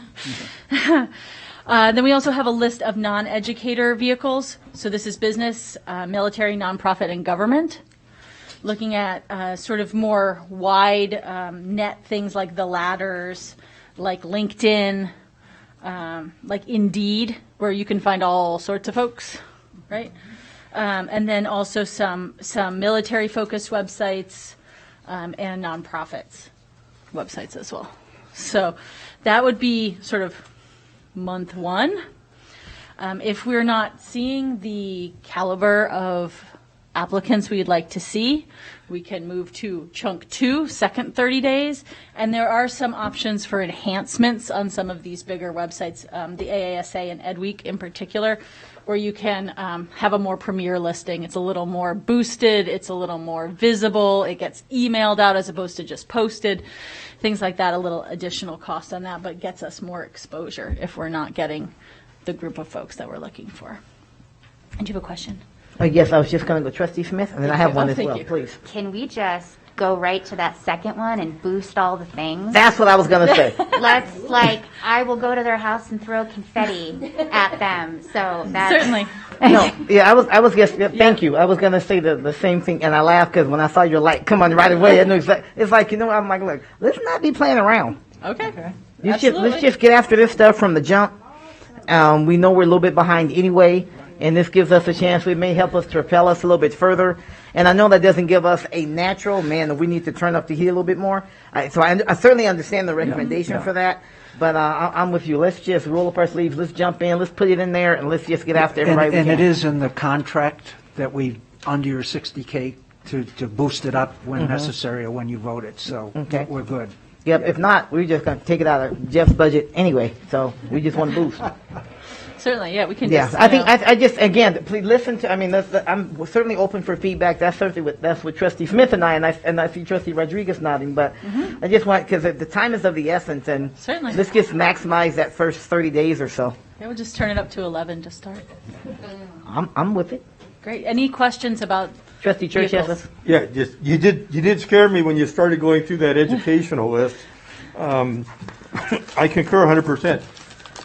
We just cast a wide net. Air Force times, Army times, MOAA. Yep, got those You military didn't times specifically MOA. say, but the city managers and county managers, they're kind of their own little club. And a lot of these groups have informal clubs. You know, they have coffee together. They still email each other after many years. So anything and everything, and I would even go so far as maybe individual letters if you have a good lead. I mentioned to Mr. Bryan an example. And of course, I'm military. You're hearing it over and over. I'm biased. To actually write the general in charge of the Army Training Command and say, hey, if you know anybody, maybe the guy or gal that just retired before you, the air traffic, right? If you have good candidates that might be city council people or rather city managers, county managers, write personal letters if that's what it takes. But yeah, go for it. Yep, sending emails doesn't cost anything. Thank you, Trustee. I'll Church. pay for the stamps out of my budget. on the email. Thank you. You're so generous. Appreciate that, Trustee Church. Are there any other questions about vehicles or the plan for getting it out? I'm happy to answer. Okay, great. Okay, great. We also know that we know, and you shared this, that you have your list that you work with. 2,500 on our email. That will get the information now that you can really kind of define. And we've already gotten at least 2 emails asking about this particular. Right, and we haven't started, and the word certainly gets out. Yep. I didn't have you mentioned Council of Great City Schools. Don't forget the National School Boards Association. Okay, sure. As well. Yep. Let's see if I'll put them in there.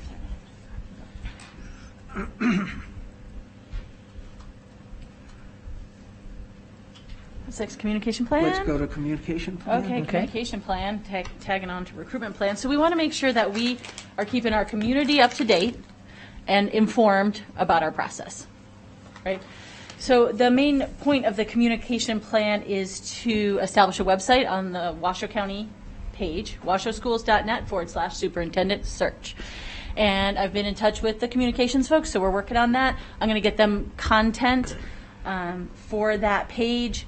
The categories of content I'm looking at is basically an overall statement. What are we doing here? We're looking for an excellent leader to lead our district.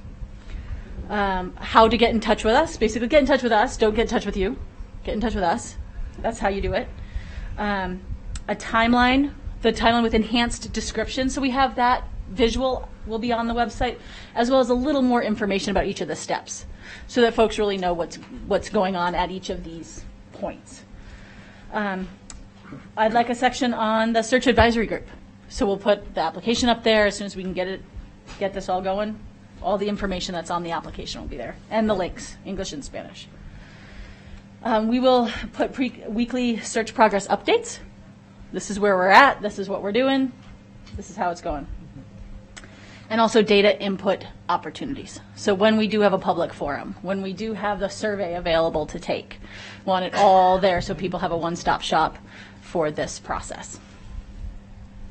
And of course, board updates as requested. So if there's something you want to make sure that we are putting up there, we absolutely will do that.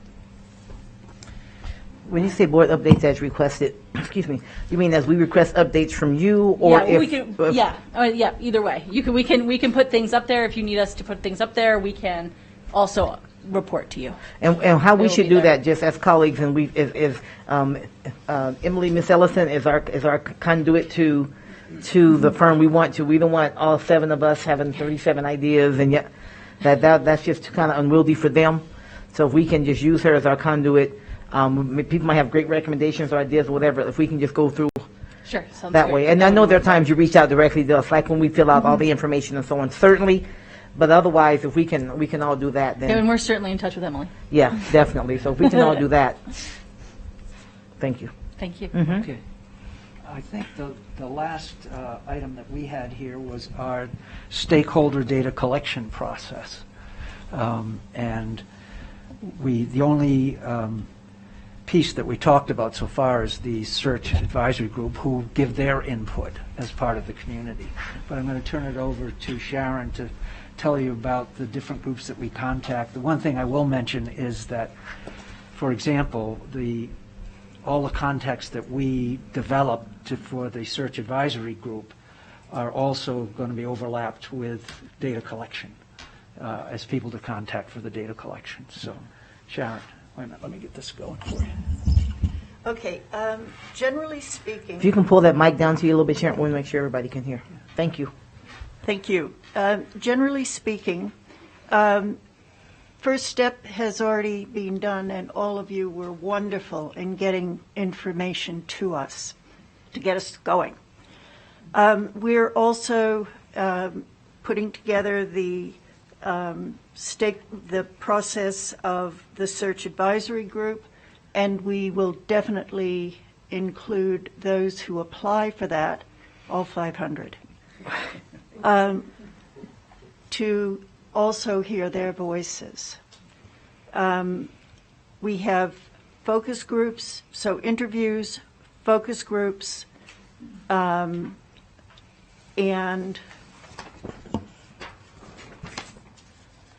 these parents, community organizations, we have several groups, business-related, government stakeholders, work-related, university-related, large nonprofit groups, community support services, and other groups, for example, Native American Partnership, funding organizations, religious groups. We have 4 different groups that we're going to be in contact with. And then we have surveys that will also be given to various groups. And the SAG, the Search Advisory Group, will be doing a lot of that. Any questions? Yeah, actually a couple, if I may. On the focus groups, who will compile? Who will that population be? Those subjects, if you will. Sorry, research the people. I mean, are they from? I don't mean by name, certainly, absolutely not by name. But are they from groups of those that have reached out because they'd like to be on the SAG, or are they from some of the groups that you mentioned? That's the starting point. Okay. But for example, the leadership team, the executive cabinet will get individual interviews from us. But we'll have a focus group of the leadership team, and if they want individual interviews, we will in fact do that. But then we've got faculty, we've got by group. by group, every group that you can think of. That's what I was going to ask, because we want to make sure that there's a voice there for the teachers, right? For the admins, with the various groups that we have. So that their voice is heard in this piece as well. And then just a request to just make sure that this is a district that has a high level of diversity, right, in terms of our student body in particular. So we want to make sure we hear those diverse voices in this as well. And a lot of times, you know this because you do work in research, they're a little less likely to reach out and be involved in some of the other types. So it may take a little extra effort in that, but I know in working with our communications teams, they have some resources as well.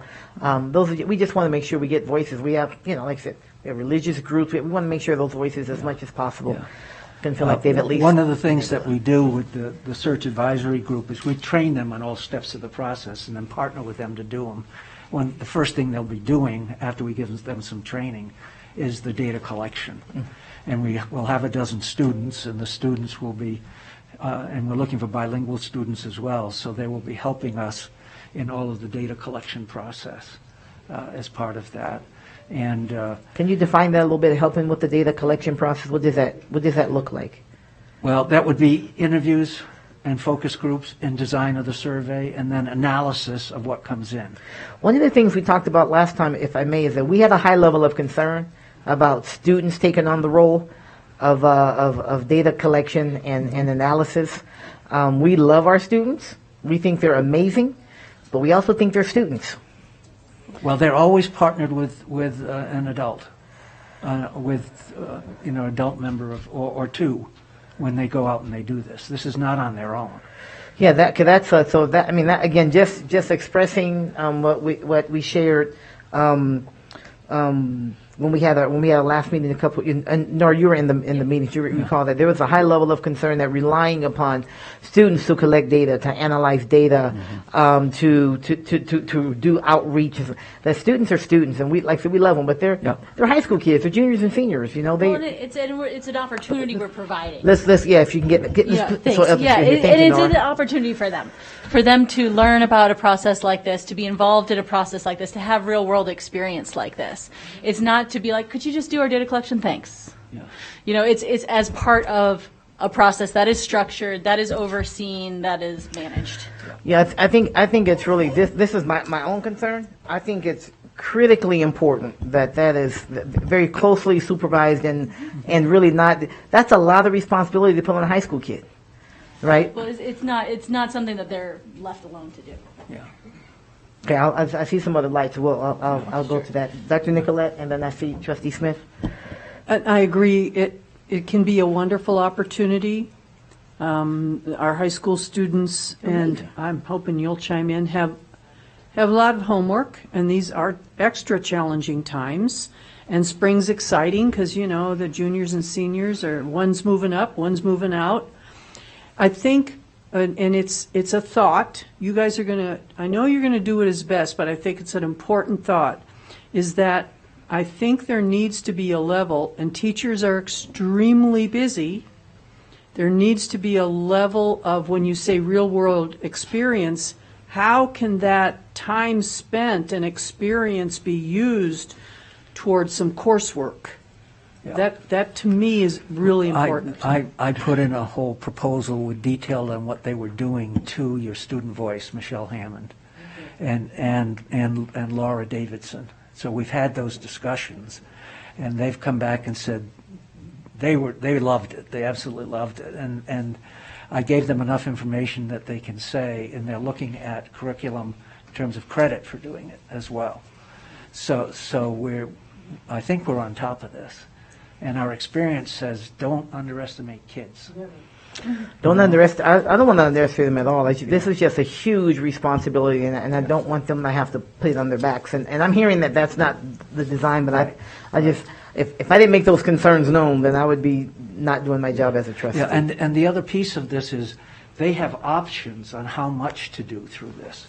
There's minimum requirements in terms of if you're going to play, then go through the training, for example, on application screening, but if you don't have time, you don't have to screen any applications. But you've learned something about how to assess how people present themselves, how you look for competence on paper. So there's a number of things that they learn. So the minimum requirement was 26 hours, estimate up to 80 hours. And that was what we gave to the student voice folks. Okay, I have some other comments. Trustee Smith, and then we'll go to our student trustee, and then Trustee Mayberry. I would actually like to go after our student trustee if possible. Certainly. She trumps everybody. Thank you, Trustee Smith. After talking to Michelle of what the Bryan Group had presented, she definitely explained that they had everything very in detail. This was an opportunity students would see that is open to them, and they'd plan and see what works best for them. How he had said there's different options. There is the focus group, but there also is the search group. And students will be able to have these different opportunities to have that experience with the student superintendent search. So it's nothing definitely overwhelming. It's definitely what a student can work with. After hearing that there was 3-hour interviews that students had to go through, that sounded like a lot. But when seeing that there's other options of things that you can also be involved in, that's when more students would be interested. And me and Michelle were talking about how students might be credit deficient, and with this credit of that many hours split between 6 weeks, I think it was, right? With those 26 hours that he said, or how many hours students need to get half a credit, it'd be helping them to have a better, be on track to graduate. Okay. Thank you. All right, appreciate that. You got up right here, Miss Ellison, so please chime in. Yeah, I'd just like to clarify, the Student Voice Group and the staff of the Student Accounting Office have been great in terms of support and guiding us, because we obviously don't know what it takes to generate credit. And so I do want to be cautious and say that the information has to be reviewed, and it's not guaranteed for credit at this point, but information has been submitted.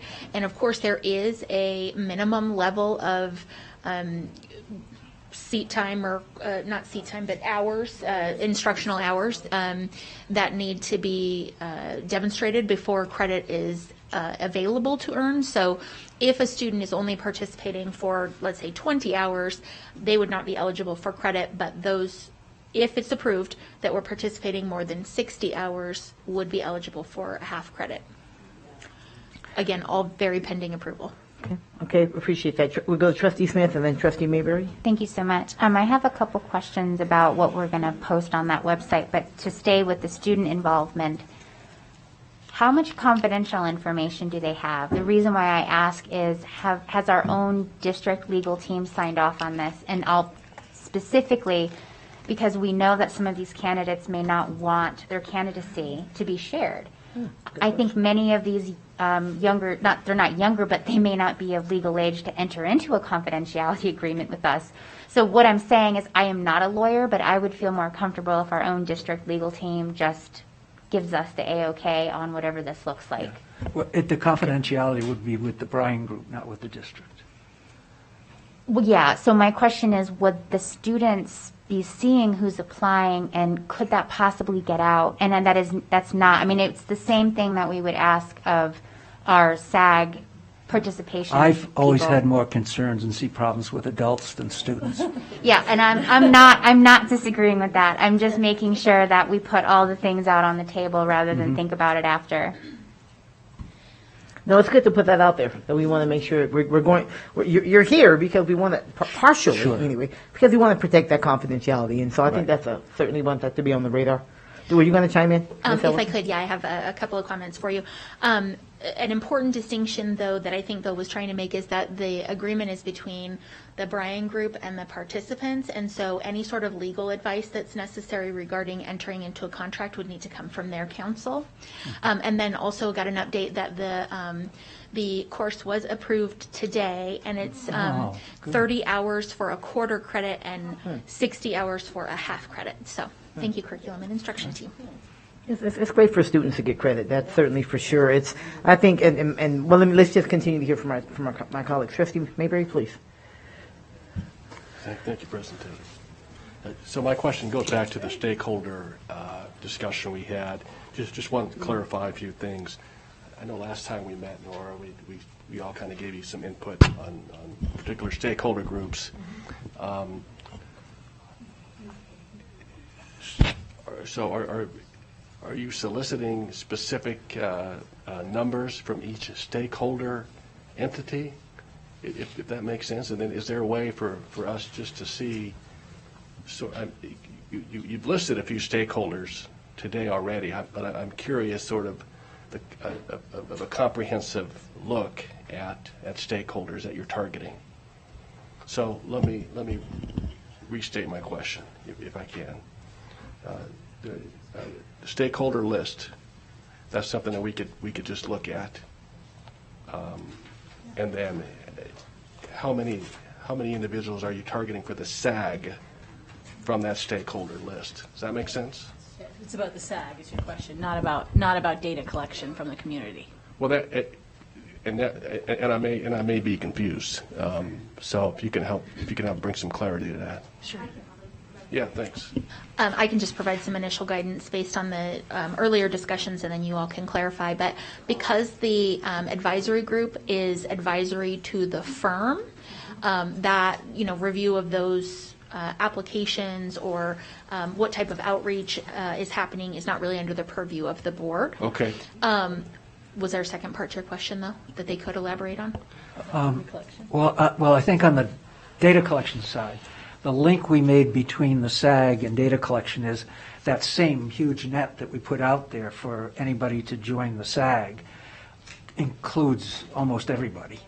And so one of the things when we do the survey, for example, that is huge, and there's no problem with us coming back and saying, of all of these different groups, these are the primary themes that are coming out of those groups in terms of what the needs are, and this is how we're building this into this selection criteria. So we can, when we get formal data collection coming back in, we can share that anonymously, obviously, but by group, by parents with kids with IEPs have these concerns, and these are the things I'd like to see in a superintendent.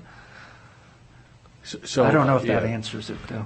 I guess, and I'm well aware that the SAG is connected to you and not the board.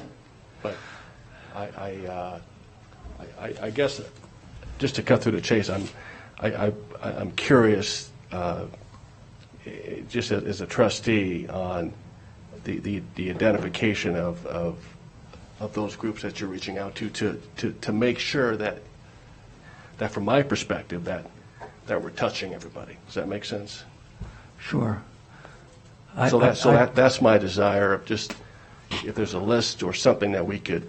I don't think we have any problem sharing that. I was going to say we have the link to the SAG application. And maybe that's all it is. Maybe that's all it is.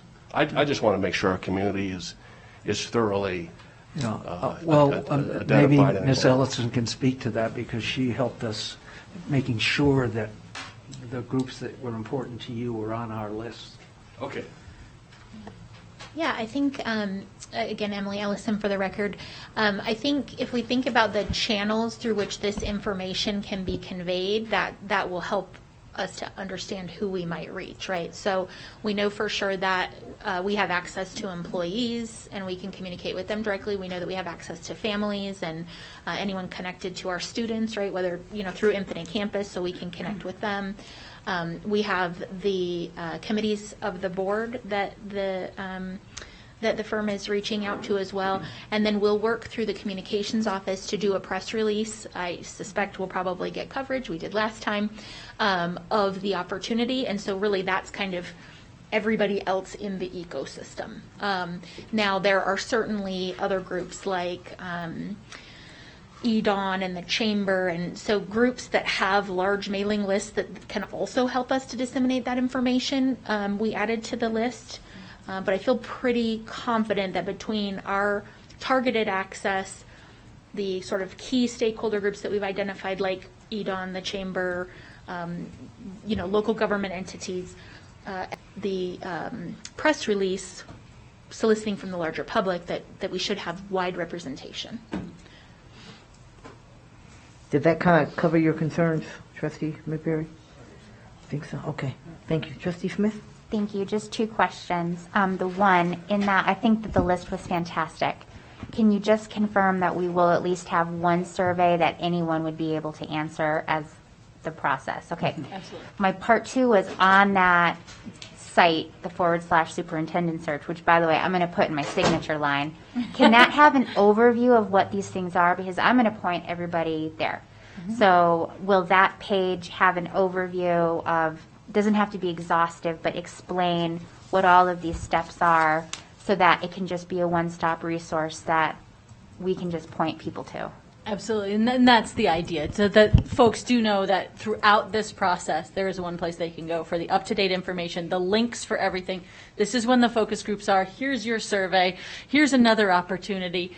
And we'll have the timeline on there as well as illumination of what each of these, just the one lines on the timeline are. And of course, info@tbgleaders.com. Okay. I think that covers that. The SAG is it's different, it's unique, it's obviously advisory to you, but still really very important to us because we want to make sure that the constituency groups, various constituency groups, right, feel like their voices are being heard. Mm-hmm. Okay. Okay. I think that may cover your list. I'm not sure. Help me, Des. I think that's it, right? Yes.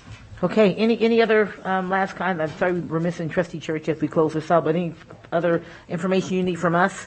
I know there are two things specific you needed. Did we cover that? No, just our thanks that everyone has been exceptionally helpful. And we're really pushing hard because of the time frame, and we don't want a candidate to get away from us. So thanks again. Certainly, and then just please continue to stay in touch with us regarding what it is that you need from us. And you're great about following up. If something's due by 5 and it's not in at 5:05, I'm getting an email. Like it was just barely due.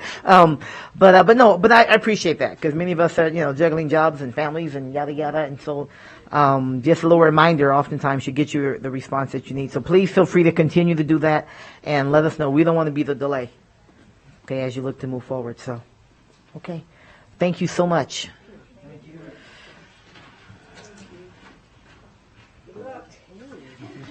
All right, I think we need a little break. Right, why don't we have a little break? This can actually be our dinner break, and then we can go through most of the rest of the meeting. We'll probably need another little break before COVID. So why don't we take a 20-minute break here? Thank you so much to the Bryan Group.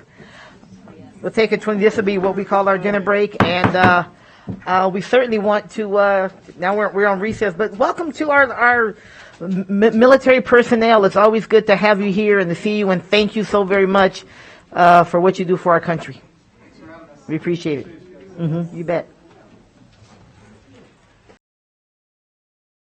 Vice President Dr. Nicolette will be on her way in, so we can ask staff to get in position for this next presentation, if you would.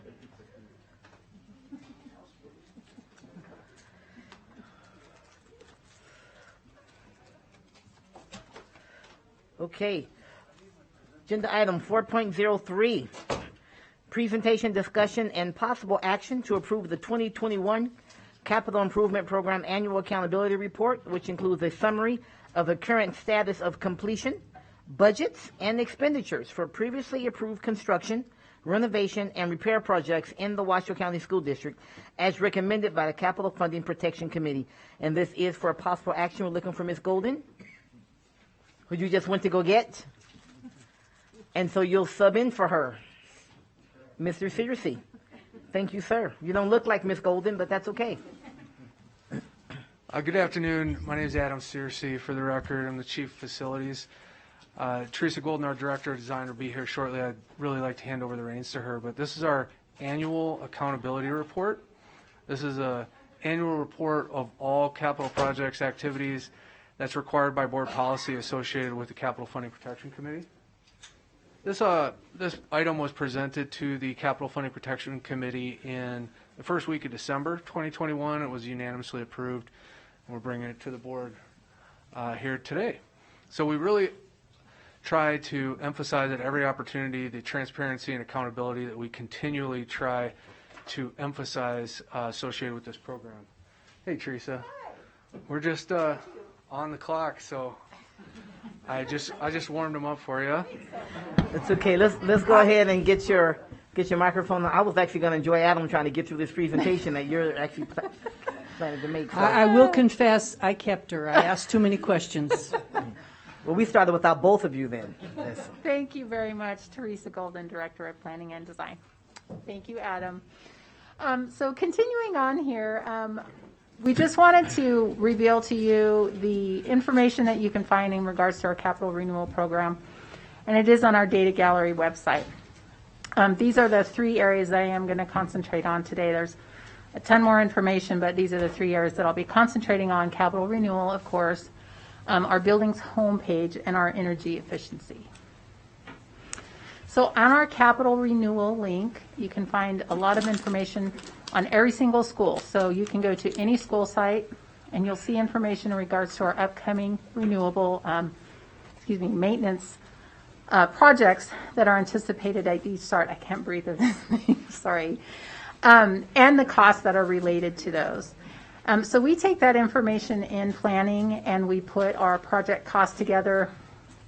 That information is then actually brought to capital funding in this board every year. And that is how we come up with our new capital renewal list every year for approvals. So that's how our priorities are determined for those projects. Also on this link page, you can find information on our past projects that are bid. You can see information on the awarded contractor and the amount of those contracts that were given. On our building homepage, it's a little bit more geared toward the newer schools and the associated zoning and school naming about those new schools. So you can find information on those. We have our quarterly reports on that page as well, and those are provided by our communications department. Those are a little bit more of a snapshot in time, given information about current projects that are going on in the past quarter, and then projects that are happening in the next that are anticipated for the next quarter. Those reports are included in our page now because of a audit recommendation that was completed about a year ago, an internal audit. So we are providing that information now on this page. And then there is information about our Capital Funding Protection Committee, sort of the reason for that committee and a little bit of history about why they were formed. Our energy efficiency link has, again, a plethora of information about every single site within the district. You can go to any site and find all of the utility information in regards to both cost and use. That was put together by McKinstry Company and Jason Geddes, who is our sustainability manager. That website also has a lot of information in regards to Jason can sort of drill down and find out what problems we might be having with certain systems as well. And so that sort of helps us create our energy efficiency projects, which is why we are allocating about $1 million a year for those energy efficiency projects that are typically controls or retro commissioning projects. Just wanted to shout out about this video that our communications department does make every year. Because of our limit of time today, we're not going to show this video, but you can go to our page and see this video It's a great video. Again, communications prepares it. It's usually in the fall so that they can highlight all the projects that were completed over each summer. So this is a breakdown of sort of the status of our renewable program. It goes back a few years, as you can see. The status of our 18 and 19 projects are essentially 100% complete. Our calendar year and fiscal year 20 program is between 80 and 90% complete. Our 21 program is about 66% complete as of November 3rd.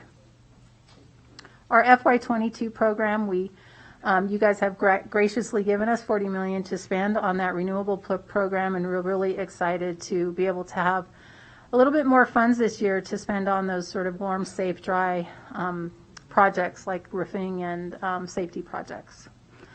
This percent complete that you see is based on the total funds that have been committed as of November 3rd. A little bit about change orders. Every project that we do and that we send out to bid that's over $100,000, we do attach a 15% force account to those projects just for unforeseen contingencies. And as you can see over the past few years, we have managed to keep those change orders at about a 4% range, which is pretty commendable and I would say pretty standard for industry. Onto our major projects program. You are all very aware, I would think at this point, of our recently completed new schools. Our Marcy Hurst Middle School was completed in 20. Bohatch and Inskeep were recently completed, those elementary schools. Our current construction projects are the new O'Brien Middle School, our Swope expansion and remodel, and our new Hug High School, all due to open this fall 2022. And then a couple of our upcoming projects are our Rio Wrangler Elementary School, recently approved and due to start any day now, and our Debbie Smith CTE that will begin this summer. This is a breakdown of those major projects and their initial allocations, what's been committed thus far, and their remaining balances. As you can tell, back in 2018 was originally allocated $213 million toward those projects. Today we're up to spending over $750 million toward those projects. So it's really, really exciting to see the investment into the community and for our students.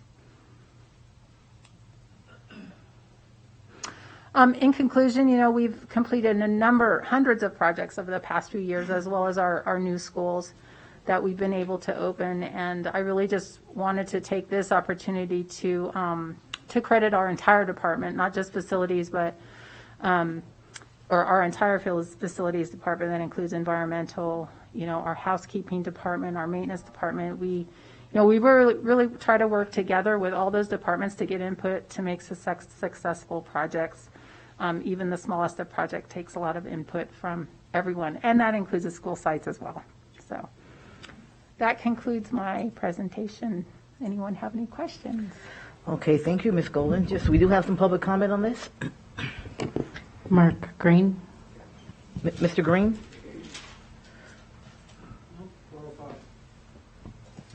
Oh, different item? Okay, thank you, sir. So none other than for this comment? Okay, Trustee Church, I see you leaning in. You knew. Yeah. Well, I saw you pointing, so. Thank you very much. Yeah, this is excellent. Those that know me know that I'm very hands-on on trying to pay attention to this.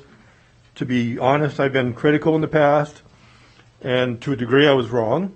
I'll put that right on the record, because when this first came out, some of the projections for the cost of the schools was much higher than we'd been told before. And I was like, well, maybe we should wait. So this is where I was wrong. Imagine if I'd waited till now with everything and supply chain. And so it's a good thing that you didn't listen to me. Let me ask you one I'm sorry. Say that again, Trustee Church. No, I'm kidding.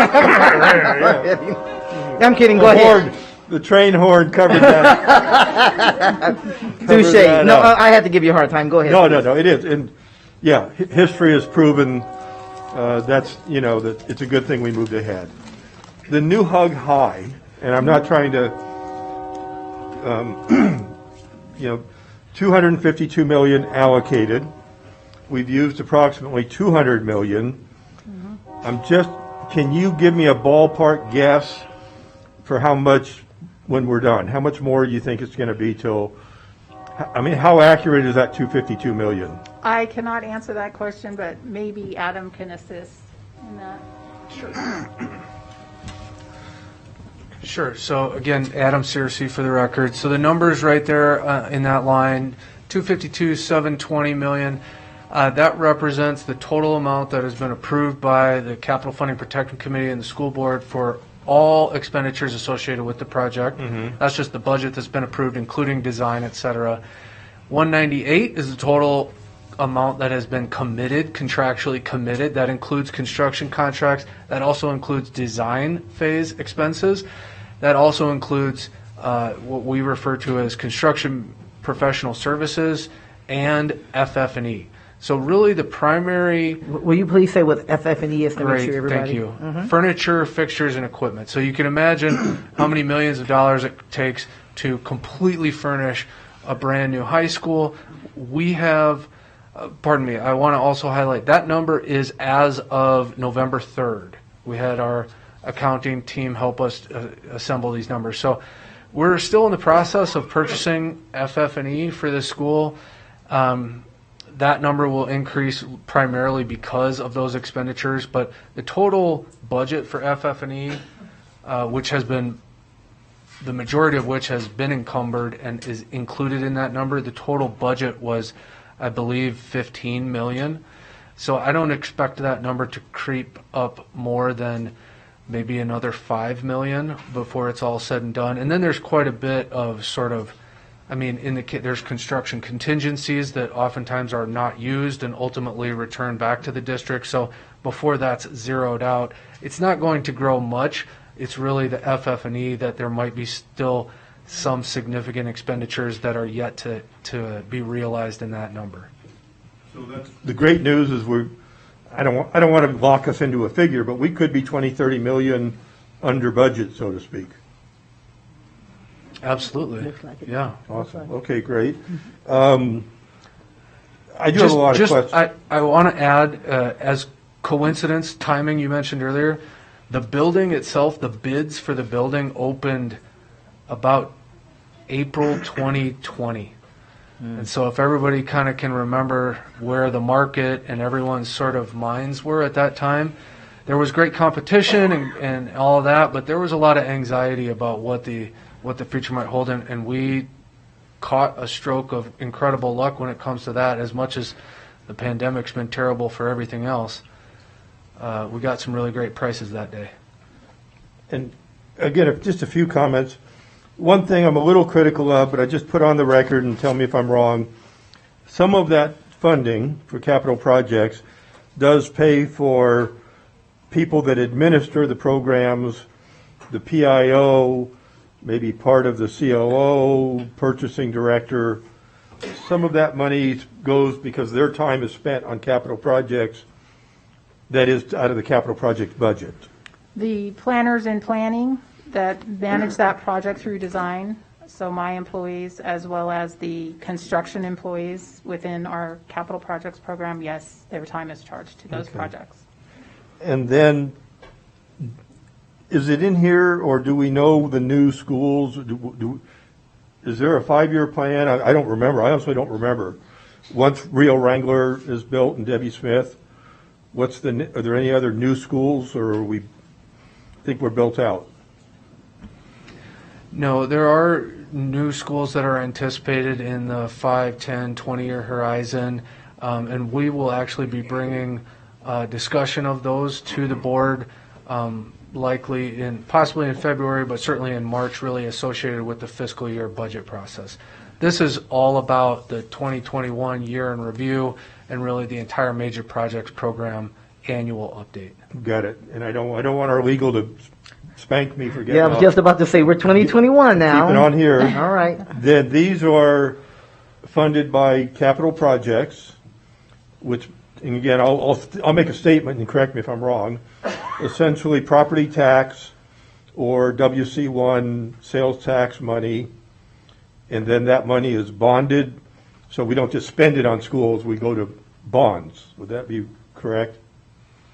That's correct. It's a mix of pay-as-you-go, cash funded from those revenue sources, as well as some debt-financed revenues. And I think I'm about wrapped up here.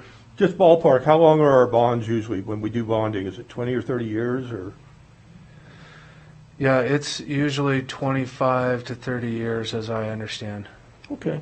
Yeah, I just kind of wanted to put, for the sake of the new trustees and the audience and for myself, kind of an overview. So yeah, wonderful, thank you, and I caught myself, thank you. You did catch yourself. Thank you, Trustee Church. Other comments or questions? They're looking for approval of the accountability report. This is the annual report, as you said, that comes to us. It goes through the Capital Funding Protection Committee to us on an annual basis. We'll look to Trustee Church. Sure, I'll make a motion. I'm sorry, Trustee Smith. Please, go ahead. No worries.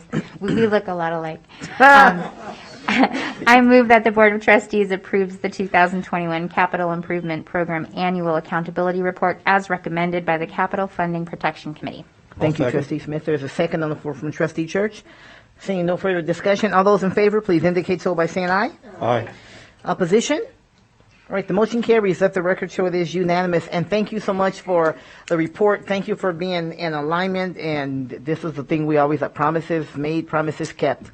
This is the people's money. We want to certainly continue to do that. So thank you. Yep, got to keep them safe, warm, and dry. You bet. All right, we're going to move on now to agenda item 4.04. Presentation and discussion on Washoe County School District Seal and Certification and Certificate Recognition Program and Career and Technical Education Certification and Apprenticeship Opportunities. This is just for presentation and discussion. All right, I'm going to turn it over to you, Ms. Kendra Fox. Thank you, President Taylor. Superintendent McNeil, Board of Trustees, I'm Kendra Fox, the Director of Secondary Curriculum Instruction for the record. I am so excited to bring you this presentation because it is such a positive thing for our students in the district. So many of you I've talked to about graduation requirements. So this presentation is above and beyond those graduation requirements. And they're all statewide programs, seals that have been authorized by the legislature. And if you are curious about a seal, I liken it to a NASCAR. So the NASCAR is our diploma. And when you have stickers on them, those are the seals. So think of it like that. Okay. So we have 5 seals in the state of Nevada that have been authorized by the legislature. Seal of Biliteracy, Seal of STEM, Seal of STEAM, Financial Literacy, and Civics. I did put the link there to our administrative regulations, so you can, if you're curious, you can read all of the requirements, but I'll go through them for you tonight. So the biliteracy seal was the very first seal we had in the state of Nevada. I think it was 2015 that it was authorized. And the exciting thing about the seal of biliteracy is there's a teacher in Washoe County that really pushed for this at the legislature. She went down and lobbied and made it happen for our students. So we're really grateful to her, and we've been able to give this seal for several years.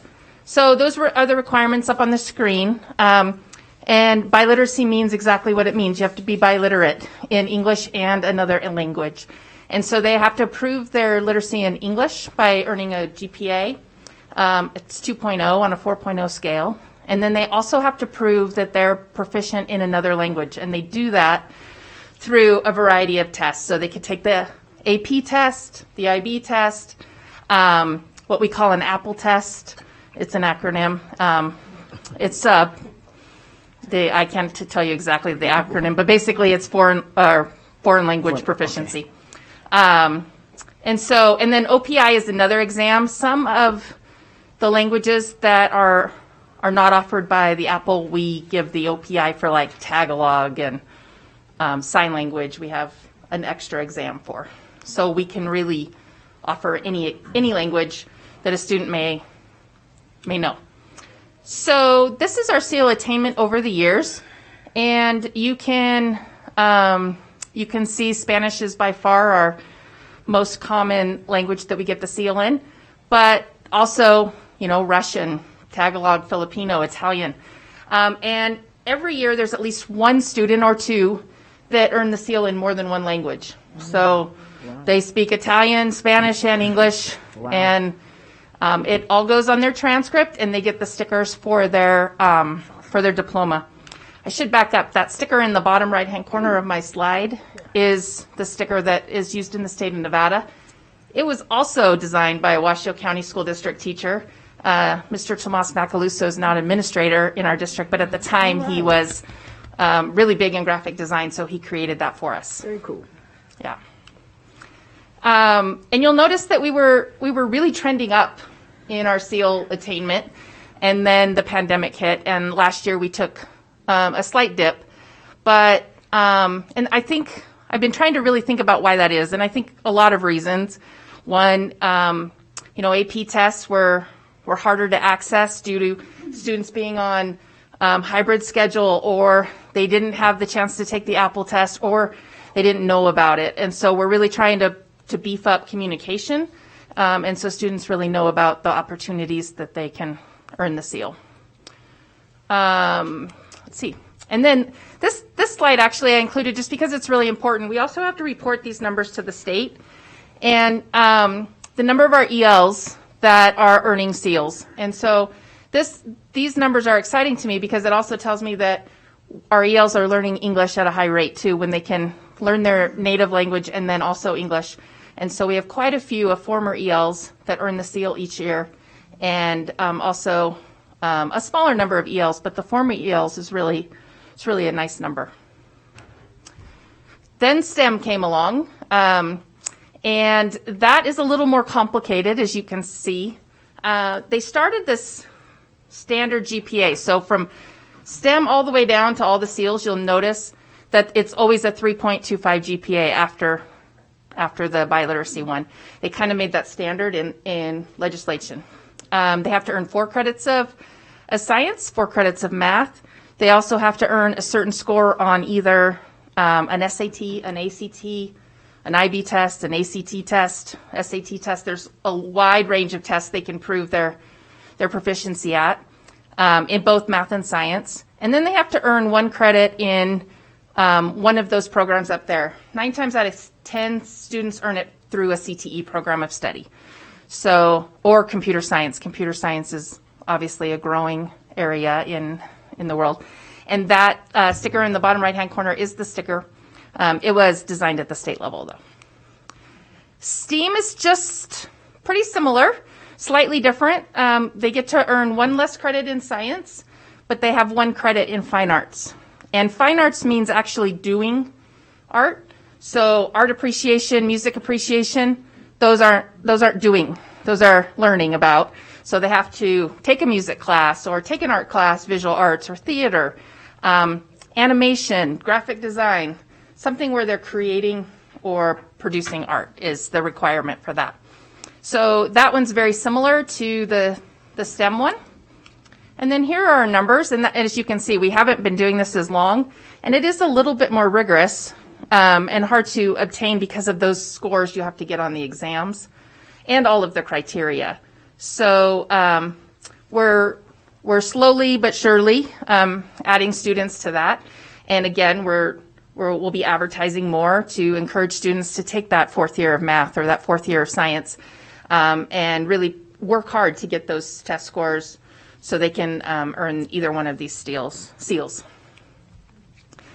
The next 2 seals we haven't fully implemented yet, mostly because they're brand new, and we're waiting on a few things at the state, and I'll highlight that in a minute. But financial literacy, this is actually, in my mind, the hardest one to earn because you have to actually do something outside of the district as a requirement to earn it. So they have their GPA. They have to take 3 credits in a subject area where financial literacy is taught.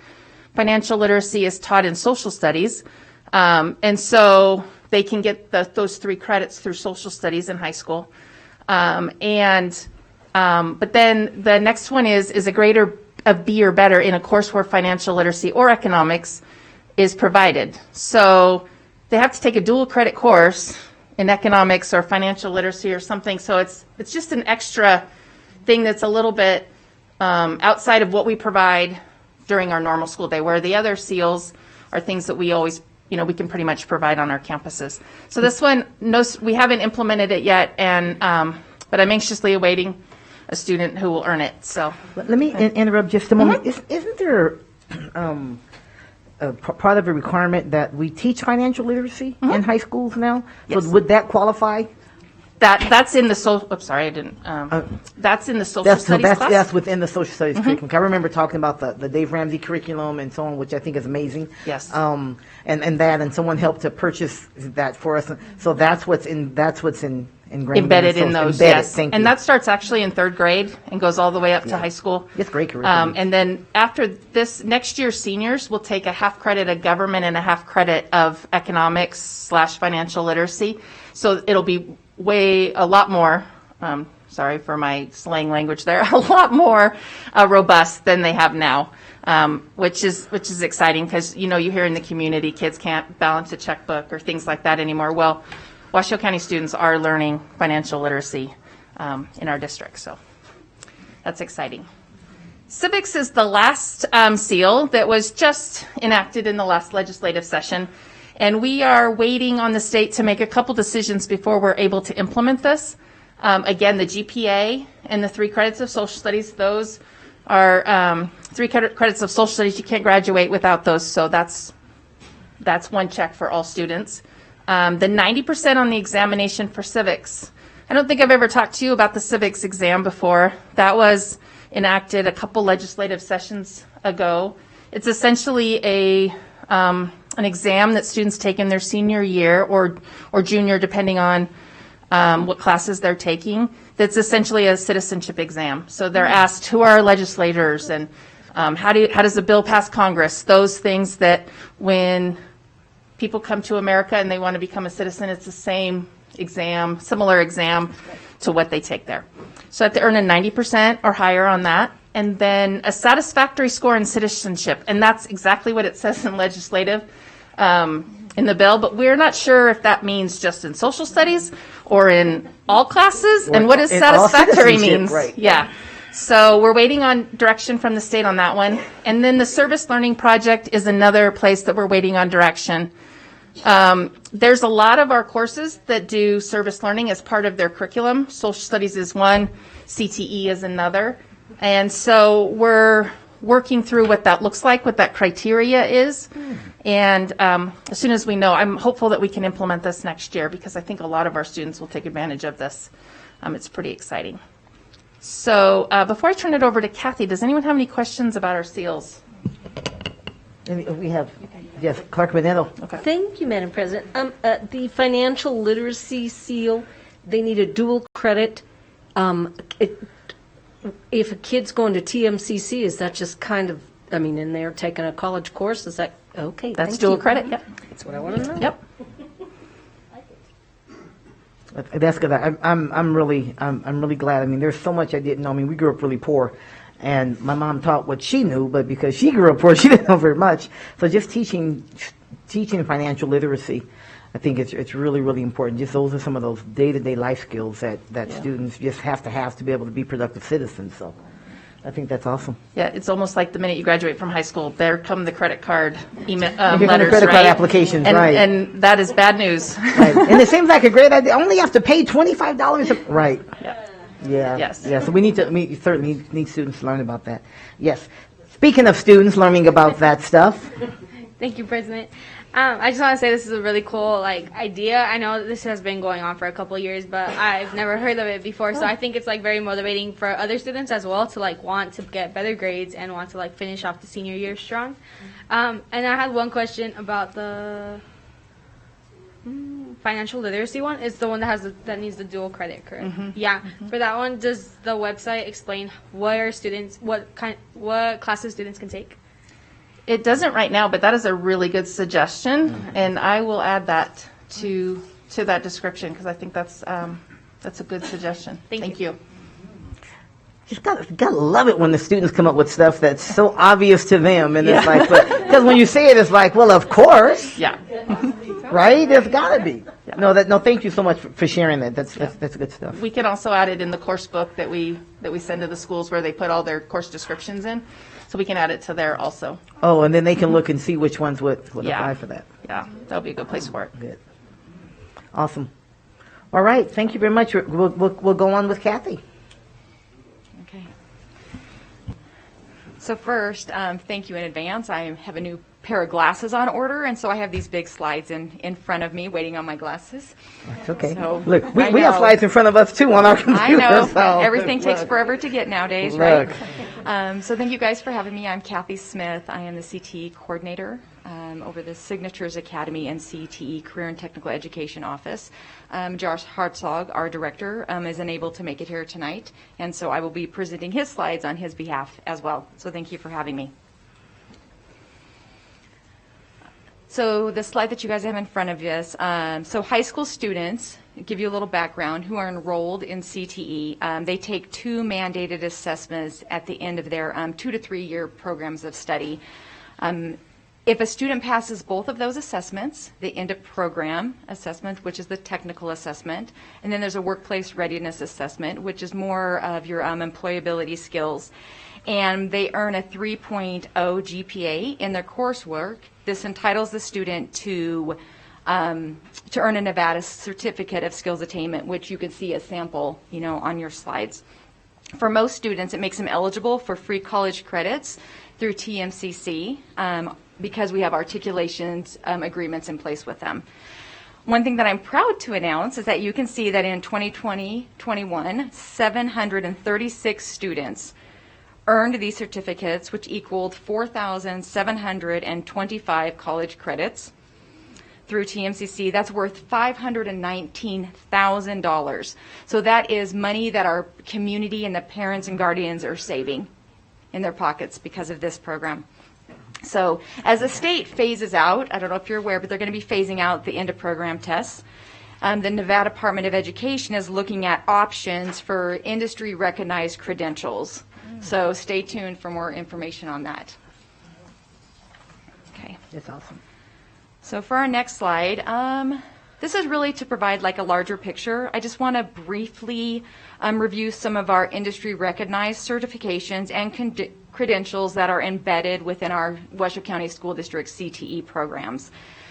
We have certs in pathways, as you can see, such as teaching and training, culinary, foods and nutrition, which is like Praxis and Serve Safe, and we work in collaboration with the Human Resources Department here at the Washoe County School District to help feed our own workforce pipeline through the Praxis. That's something we just added.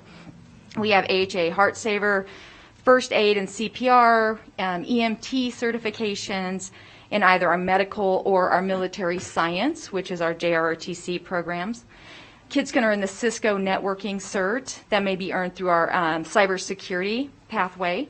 In the area of skilled and technical sciences, we have what you guys, most of you are familiar with, but it's an MC3. It's a multi-core craft curriculum. It's an apprenticeship readiness program that is specific to our building and construction trade programs. OSHA 10 training is across multiple skilled and technical programs, and then we have SACA, which is specific to manufacturing, which is a smart automation certification alliance. Please understand that for the purposes of this presentation and keeping it timely, not all of our industry recognized certificates or credentials are mentioned, but I can provide them to you, a big, huge list if you want, if requested. I might add, perhaps that might be a part of the superintendent's highlights or something that we can get, and that way we can all have that information. I Thank have you. that handy. I'd love to, because it's hard for me to limit it, right? I know, I'm sorry. I want to give you all of it and brag I'm about sorry. all of our I'm sorry. programs. We will read it, though. Yeah, We thank will. you. So, Oh, I'm sorry. Let's follow up. Trustee oh, Smith? I'm sorry. No, you're fine. So, and correct me if I'm wrong here, Yes. but the MC3, that's new for us, right, at Sparks High School. I know we want to be quick, but this is a big deal, right? Yeah. That just debuted at Sparks High School just Yes. this semester, right? Yes. So that is really? new to us. We are still, I'm still working with NACA and the Laborers Commission, Shannon Chambers, in order to solidify funds for this. So it will be cost-free to the school district, and we will have the full benefit of these pre-apprenticeship programs and curriculum for our schools. The first one would be starting with under Kevin Rickey at Sparks High School. And then we have a Fantastic. 5-year phase out, a 5-year plan that also involves other schools. So very excited about that. So in development. So this next slide, it really provides just kind of a nice data overview for certification attainment by year. When I look at this slide, I'm excited that the certification attainment numbers increased for the 2021-22 across the board. Now remember, we're in pandemic time, so this is pretty impressive. The blank boxes in the 21-22, they can't be filled in until late spring of 2022, and you'll find that out with the other document as well. We don't get that data yet. So we're going to move on to the next slide. And the next slide, in addition to the previous slide, right, several certs were also attained in the following program areas of skilled and technical sciences, our education, our hospitality, human services, programs for 2021 school year. Again, data is not available for the 21-22 school year until late spring. All mentioned certs are stackable and portable, and to ensure that they are meaningful and relevant, continue to be meaning and relevant, and we're not just providing certifications that look good on paper. We're in constant collaboration, I would say multiple times a week, with our business and industry community and INSHE and our Nevada Department of Education. Okay, your mic. Get your mic. Yes. Can you just define stackable and portable? I mean, we talk about that with insurance, but yeah. So they can be layered. So if you have a ServSafe, then you can add on a culinary, Federation certification, and then you can do a certified fundamental pastry cook. So they just stack, kind of like manufacturing. We talk about the Tesla manufacturing program. They can get this cert, but then they go to this level and get this cert, and then they go to this level and get this cert. And portable means that they can take all those certs, and it's not just direct alignment to one industry. So even if we mention renown in front of medical, it's not just for renown. It's portable. It can apply to multiple areas of industry. And that's what we need for our students. We need to make sure that whatever we're doing, that we're not choosing the pathway for them, that we're giving them as much opportunities to attain everything that they need, right? Technical skill-wise, academic skill-wise, so it opens all of the doors needed for them to choose which path they want to go. So that's what we mean by portable. So, okay. I think we're moving on to, youth pre-apprenticeships. I know that several of you guys have been interested in this area. So under the umbrella of work-based learning, which we refer to as WBL, you'll hear that, we have been focused on continued development of youth. Sometimes you'll hear pre-apprenticeships in Nevada. Those are both okay. When we talk about this, and the reason that we're hyper-focused on it is because it prepares students for registered apprenticeships and that pipeline and direct entry into a workforce. We are fortunate to engage in this work, so it's not just in isolation, in this purposeful work with Cheryl Olson. She's the director of Nevada Alliance for Youth Apprenticeships. She's also the INSHE Apprenticeship Navigator. We also work with Kara Harris and Katie Simon Holland, from EDON, which is the Economic Development Authority of Western Nevada. Amy Fleming from GOIN. We work with the Governor's Office of Workforce Innovation and several of their personnel as well. And then NACA, who did a presentation, with some of their apprentices, I think it was back in November. That's the North America's Building Trades Union. So as you can see from the examples below, this meaningful work directly benefits our regional and our state workforce pipeline, and that we're very excited to continue to have hands-on opportunities for really our Washoe County School District 11th and 12th grade students. That's when they access this. But I think it's very important to understand that we do not work just in isolation as the Washoe County School District, that there are multiple entities, including our own district, upper leadership, and you guys, of course.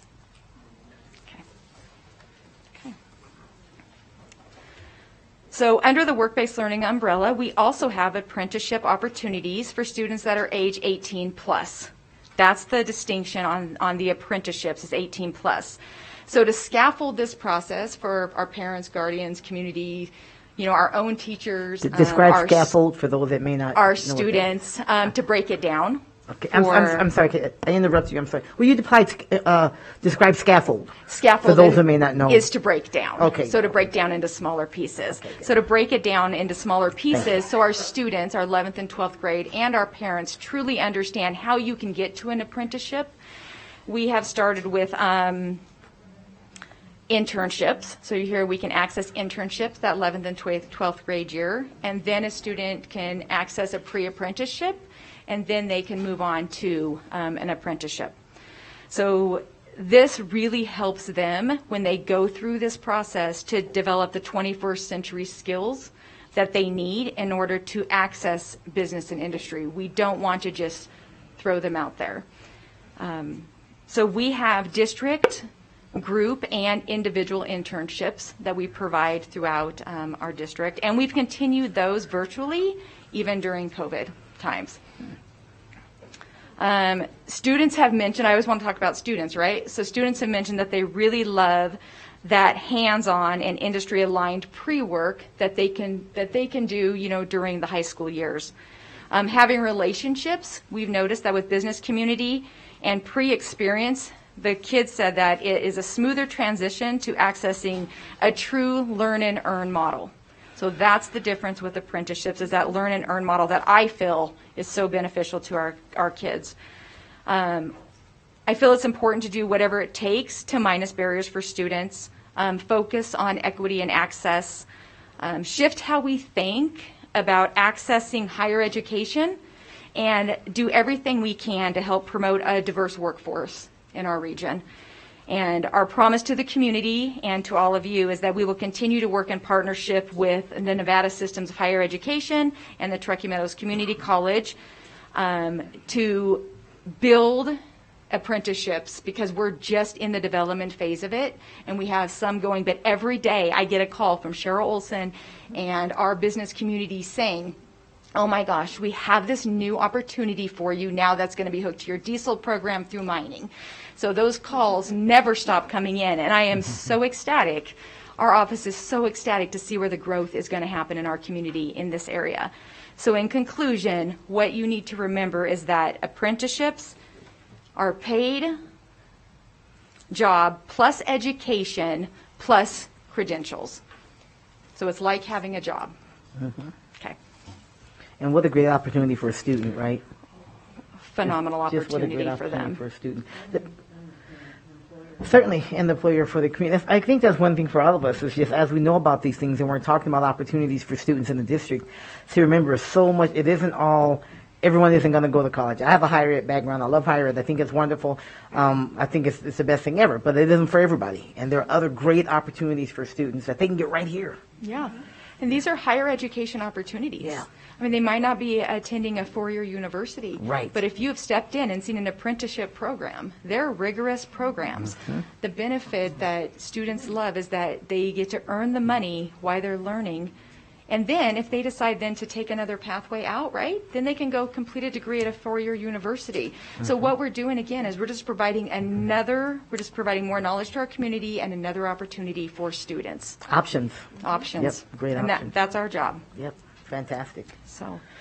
Great. Any more questions? I mean, what a Anybody great presentation. I love the scaffolding there. I love the internship and the pre-apprenticeship and then the apprenticeship and how students can grow into that and then get to a really, and leave with some credentials. Yep. So I would say the final slide that I had provides you, and this is just a quick overview, with a list of ways students access pre-apprenticeships and registered apprenticeship information, right? We're always asked that question in the Western County School District. So I'd like to highlight that there's on the list, there's career exploration tools like NEPRIS and the Nevada Career Explorer. We have industry tours that we take students and counselors and teachers out to, so they know what industry looks like, and so they can align that in their classrooms. Guest speakers, we have career fairs, industry tours, dual credit opportunities. I mean, you can read the list, but there's tons of different ways that we get this information out to the students. So in closing, I guess the CT central office staff our whole team, would like, including myself, we'd like to publicly thank all of you on the board, all of our dedicated CT teachers, our CTE counselors, CT administrators, our business, community, for your guys' continued perseverance and dedication to our students and our region. And I love the great work that we do in the Washoe County School District. That's good for kids, and I'm proud to be part of the Washoe County School District. So thank you guys so much for letting me present tonight. Well, what an exciting presentation, though, to learn about. We all talk about CTE, and we know we have it and saw it, but to get a chance to see it from this view and learn about more. We have so much more going on than I knew, I should say, right? So it's actually very cool. Superintendent?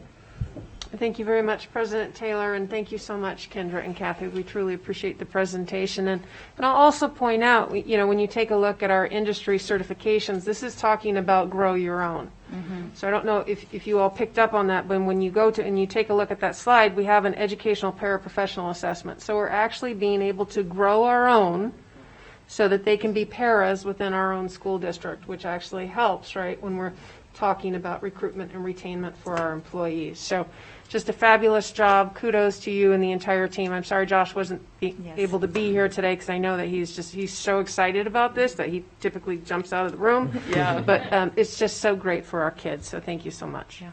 Thank you, guys. Thank you to you both. All right. I know, I feel like there should have been an applause after that, huh? All right, we're going to go on to agenda item 4.05. Washoe County School District Strategic Plan Bridge Year, reporting metrics from the these are metrics that are reporting on what already happened, what already happened during last school year. Okay, during the 2021 school year, it's related to these goals and possible actions. Then we want to provide direction to update or revise those goals and action for this current school year, 2021 and 2022. It's goal 1, to ensure annual student academic growth through a system of curriculum, instruction, and assessment that is aligned, rigorous, and relevant. And goal 5, to ensure our schools are safe, secure, supportive, and welcoming environments where students and staff are able to succeed academically and professionally at the highest possible levels. And I think we're going to turn it over. You're going to start us off, Deputy Sue? Nope. Nope. Dr. McNeil. Okay. Your name's not on my list here, she but points to me. And you're yeah. I take my orders from Debbie. So we'll start out, obviously, with our vision. If we want to forward the slide, JJ, there we go. So again, I just want to stress that this is our response to recovery, that this is our PowerPoint, but really this is going to be about our bridge strategic plan, which is all about the school year 2021. So when you take a look at the two separate strategic plans, you'll see there you have your bridge year strategic plan. So all of the data that we are presenting to you tonight is the same type of reporting that we have done before when we talk about the 2021 school year. Going into next year, we will then bring you data for this school year, 2022, going into next school year. And so you'll see your reporting pathway here. And so if you take a look over on January 11th, we're going to be going through a lot of our high school metrics and our outcomes around high schools, taking a look at CCR diplomas, CTE pathway, which we just had a great presentation on, the graduation data, and taking a look at some dual credit attainment. But these are all metrics from the 2020-2021 school year. And so with that, I'm going to turn it over to Deputy Beiersdorf. Thank you, Superintendent McNeil, and good evening, trustees. So this evening, our presentation, your presentation is brought to you by our academic leadership team, and we're all here today in force, and we're joined by our Chief Academic Officer, Dr. Parks, who's going to be zooming in here in just a short period of time. So this evening, we'll be bringing you updates to Goal 1, academic growth, and Goal 5, safe and welcoming schools. So we're going to jump right in with Goal 1. Specific, under the objective 1.1, providing continuously improved, rigorous, and relevant curriculum, instruction, and assessment practices for all students. This evening we're going to highlight 3 measurable outcomes. 1.1.1, increase in graduation rates on an annual basis. 1.1.4, an increase in the percentage of students that attain sufficient core credits through their 10th year, their sophomore year. And then finally, 1.1.5, ninth grade course failure. We'll talk a bit about that this evening as well. So I'm going to jump right in there with our increase in graduation rates on an annual basis. And what we've provided you here is quite a bit of longitudinal data, taking you all the way back to the class of 2013 through the class of 2021. And of course, the graduation rate for the class of 2021 was released about 2 months ago. A lot of work happens between those kids graduating in June, and then our summer grads as well, as our amazing accountability team also works closely with the Nevada Department of Education to ensure that we are reporting accurate numbers. And then just to bring your attention and perhaps public's attention to the top of that slide, that banner there that shows quite a bit of information. People sometimes say, well, what's a cohort? What does a graduation cohort mean? And what it means is all the students that entered ninth grade and graduated on time at the end of their senior year. So again, that can be in June or our later grads during summer. And it takes into account students who transfer into a school or may transfer out of a school as well. So it takes into account that movement of students in and out. But it's that graduation, that cohort that maybe started at Worcester High School as ninth graders and finished 4 years later on time.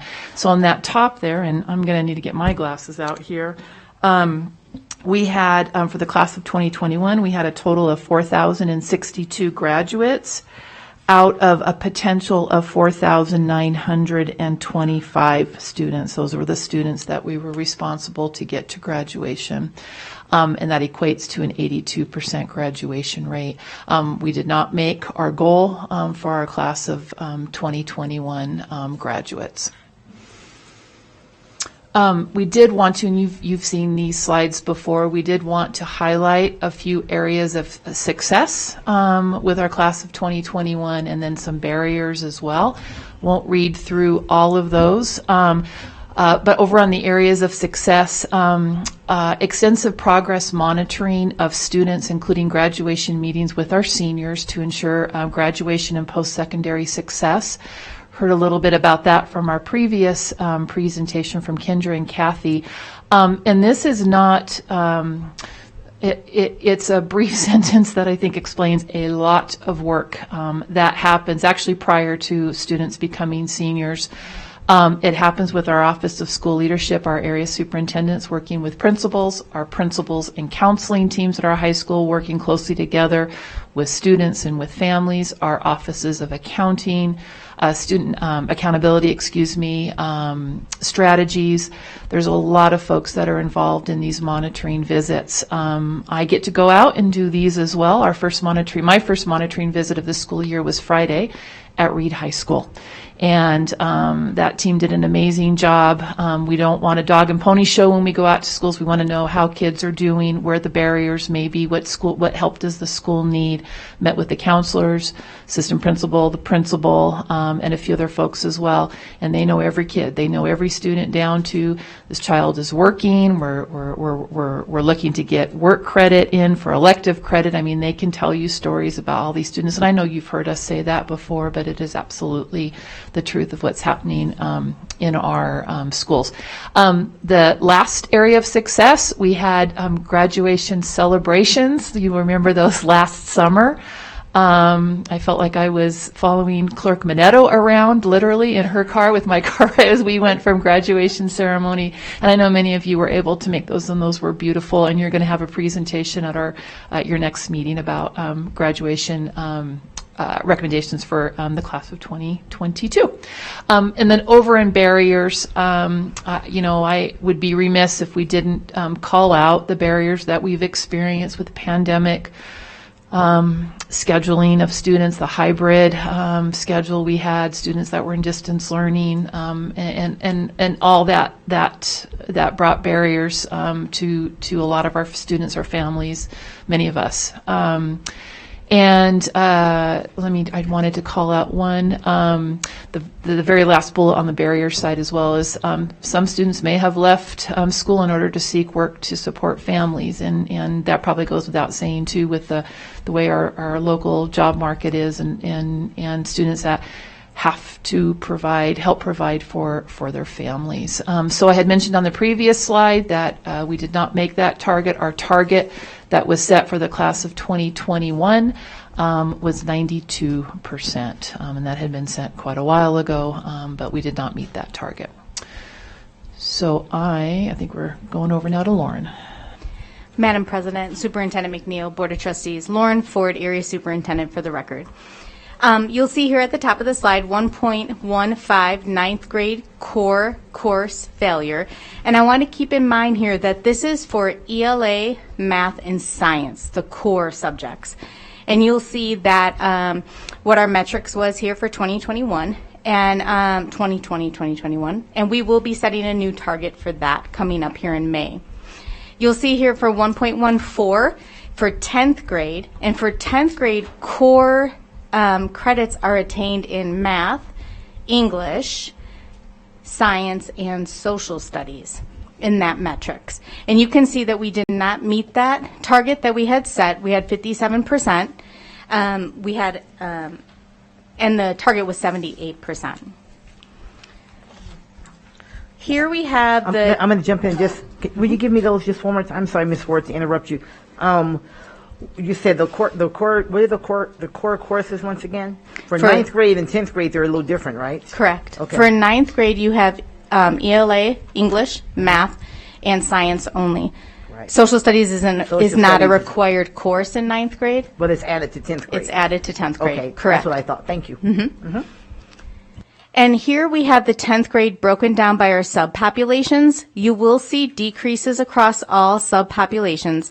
I do think one that we found that was definitely called out to us is the decrease in American Indian. That was a 30% decrease. So on this slide, we have some areas of success and some barriers. I do want to say that our new dashboard that we have working with the Office Accountability is phenomenal. That is one that we pull for all students, looking at where they are currently. We can pull that during their first semester of school to see where they are and monitor how they're doing in courses, to allow time for counselors to meet with parents, meet with students, for administrators to have conversations with students to help them to get them on track. That's a new dashboard that we have, and it's phenomenal. The high schools absolutely love it. Schools conducted virtual meetings to introduce students to high school campuses. That's a definite plus. They were able to do those meetings. Some of them had it over the summer on campuses too, to help get them acclimated with the schools that they were transitioning to. Some of our barriers you'll see up there, distance learners were more likely than students on hybrid schedules to fail some of their courses. I do want to let you know that our high schools are very, very attuned to these failures and are making accommodations and scheduling and adjusting as needed for what happened in the previous school year.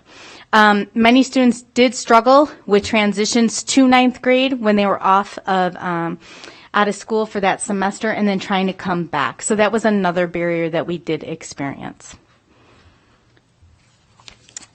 Then I need to turn it over to Mr. Ernst. Yeah, our two next alt members are going to come up.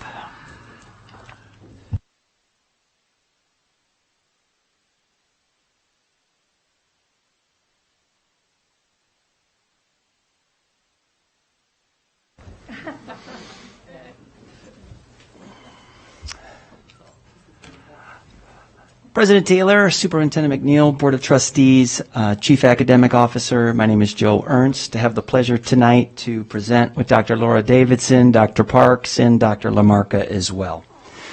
So we'll take you into academic goal 1.2, and that is to pay close attention to closing opportunities gaps using multiple components, culturally competent practices, multi-tiered systems of support, and really focusing on our various populations of students. Where Dr. Davidson and I will focus on here is 1.2.1, and that's the 4-year cohort graduation rates in the AP IB and dual credit attainment rates. So when we look at our 4-year cohort graduation rates, I'd like to call your attention to 2019-2020. You can see at the top the number 85.1%. When we set that target for the following year, we're looking to try to get we were trying to get at least 4 of the 8 populations above that number. So then in 2020, 2021, our graduation rate is 82.5%. And then you can see each of the populations of students that we have. As Ms. Ford talked about, our American Indian, we saw some decrease there. And we saw decreases really as you go down each of the lists. Fortunately, we did see an uptick with our free and reduced, or our FRL, population of students. So we did see an increase in that area. However, as far as the overall target, that target was not met. We certainly realize there is still plenty of work to do in front of us in terms of continuing our efforts to help support students towards graduation, and we'll continue to do so. When we look at our areas of success in a pandemic, I think it was particularly important to provide intensive wraparound services for our students. There were significant needs that our students and our families had, and paying close attention and wrapping our arms all the way around our students and families was a real important aspect. As you kind of look down, it's been mentioned some of the graduation plans that we put together for each individual student. And then, as Mrs. Beiersdorf talked about, the graduation monitoring meetings, where it's really quite an experience to partake in. We see our counselors, our teachers, our principals really having a wonderful understanding of every student in their building and really trying to do everything they can to support them towards graduation. When we look at some of the barriers that we faced, certainly that distance that was created through the pandemic in terms of family engagement and intensive support, it can be a little bit more difficult, that academic support, when it's done virtually. Remember, we were on a hybrid schedule last year. We were able to pull in some of our populations to offer them more in-person learning for the second half of the school year, which certainly had its benefits. But in terms of being able to do some things the way we had previously done them, there were some barriers in that area. And so, and again, as been mentioned before, when we look at some of the financial situations with some of our high school students, that certainly was very real. And then when we look at vanished students, we know that there was a real disproportionate impact with our African American special education or our children in transition. So that's a overview of our 4-year graduation rate. And with that, I'll turn it over to Dr. Davidson. Okay, so I have the parallel slide looking at reduction in achievement gaps for advanced course credit attainment. So this is really looking at the proportion of our graduates who completed credit in one of our advanced courses, and that could be advanced placement, IB, dual credit, or CTE. And completing one of those courses, we know, sets them on a positive trajectory for post-secondary success. So same as with the prior slide, we start by looking at the 1920 data, and all the subpopulations that are highlighted in blue are the ones that we start watching because they underperform the district rated 1920. So those are our groups to watch. And then we look at the 2021 rates for the district compared to those other groups, and any of the population groups that had a positive or more positive trajectory than the district overall that were highlighted in 1920, you'll see highlighted in green. So I have a pretty good news slide today. Although we didn't meet the target, I think it's really exciting that 4 of our population groups that underperform the district rate in 1920 made gains in this area in particular. And then just the overall rate that we did not see much of a decline in advanced course credit attainment among our graduates. So that's also really exciting news, I think, for us. So areas of success, again, I think the data speaks for itself as an area that we continue to achieve highly in and maintain during the pandemic. But we know, of course, the pandemic impacted the ability to provide some of these courses. So hybrid and distance learning just makes hands-on learning, collaborative learning more difficult, prepping for AP tests. And then we know some students, because of conflicting schedules, were not able to enroll in some of these rigorous course offerings during the pandemic year. But overall, a good news story in advanced coursework.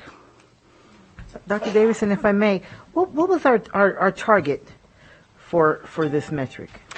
So these ones don't have specific targets. What you're doing is just looking year over year and whether so the target would be that if there were 8 groups that were identified in 1920, if 4 of those 8 outperform 5 of those 8, maybe it's 9. 9 of the groups, if we had met 5 of the 9, then we would have met the target. So we had 4 out of 9. So really close to meeting the target, but not 50%. Okay. That's what I was trying to emphasize. Yeah. It's close. Let me see what that's what that means. Yep, okay. Exactly. Just 1 off. So really close on that one. Thank you. Oh, Trustee Mayberry, thank you. No, thank you. Just jump in real quick. Thank you, President Taylor. I thought everybody had a free or reduced lunch, all students last year. So this is looking at people or students who actually fill out the application. So all students had access to free or reduced lunch, but not everyone fills out the application indicating that they need FRL or additional supports. Yep.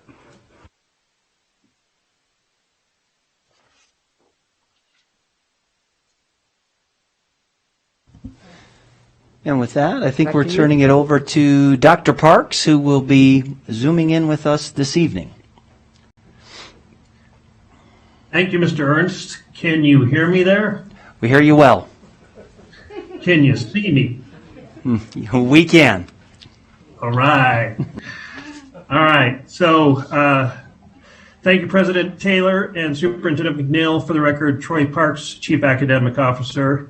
And tonight I'm going to be presenting to you our Objective 1.5, which is really focused on our ability to make sure our students are college and career ready and or the military ready. So the measurable outcomes I'm going to focus on is 1.5.2, and this is where we're looking at career readiness diplomas as well as an update on 1.53, where we're looking to increase the percentage of students enrolling in and completing the pathway in CTE by the end of their senior year.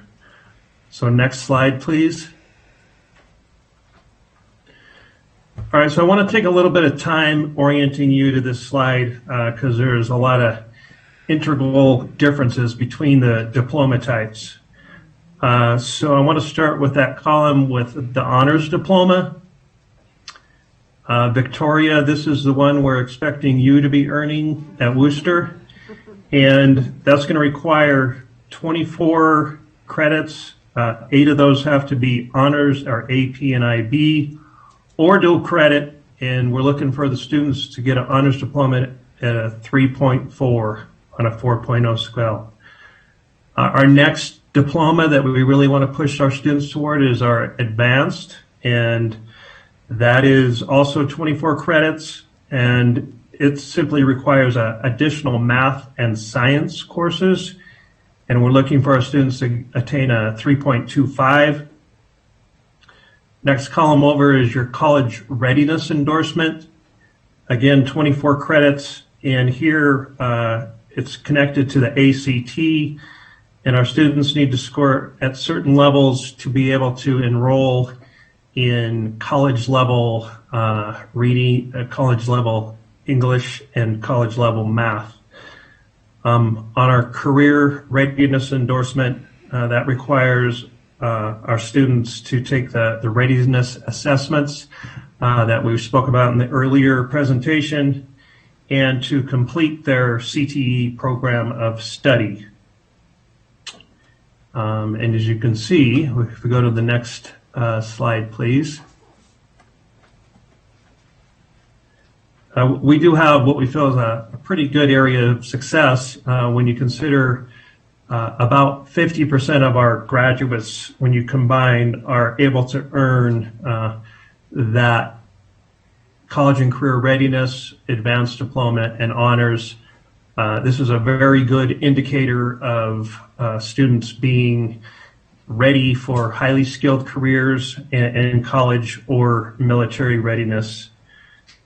Another important thing I want to area of success highlight is you heard some of the great work going on in our CTE and signature programs. Our department works very hard at supporting our schools and making sure that every year they make sure that the students have access to courses and that they're helping us, as we talked about, focusing in on graduates and making sure that they graduate with those certificates. One of the barriers that we do face here that I want to highlight, the ACT piece, that during the pandemic has been a big challenge. As you might expect, standardized testing isn't real high on students' priorities, so we've had some struggles there. And let's go to, I want to highlight the barrier, especially during the pandemic, students do get behind, and when they get off course, when their core credits aren't being met, we have to make schedule changes, and sometimes that's to the detriment of our CTE and signature programs. So that's also been a barrier, especially over the last 2 years. And as you can see, we did not meet these targets either. Next slide, please.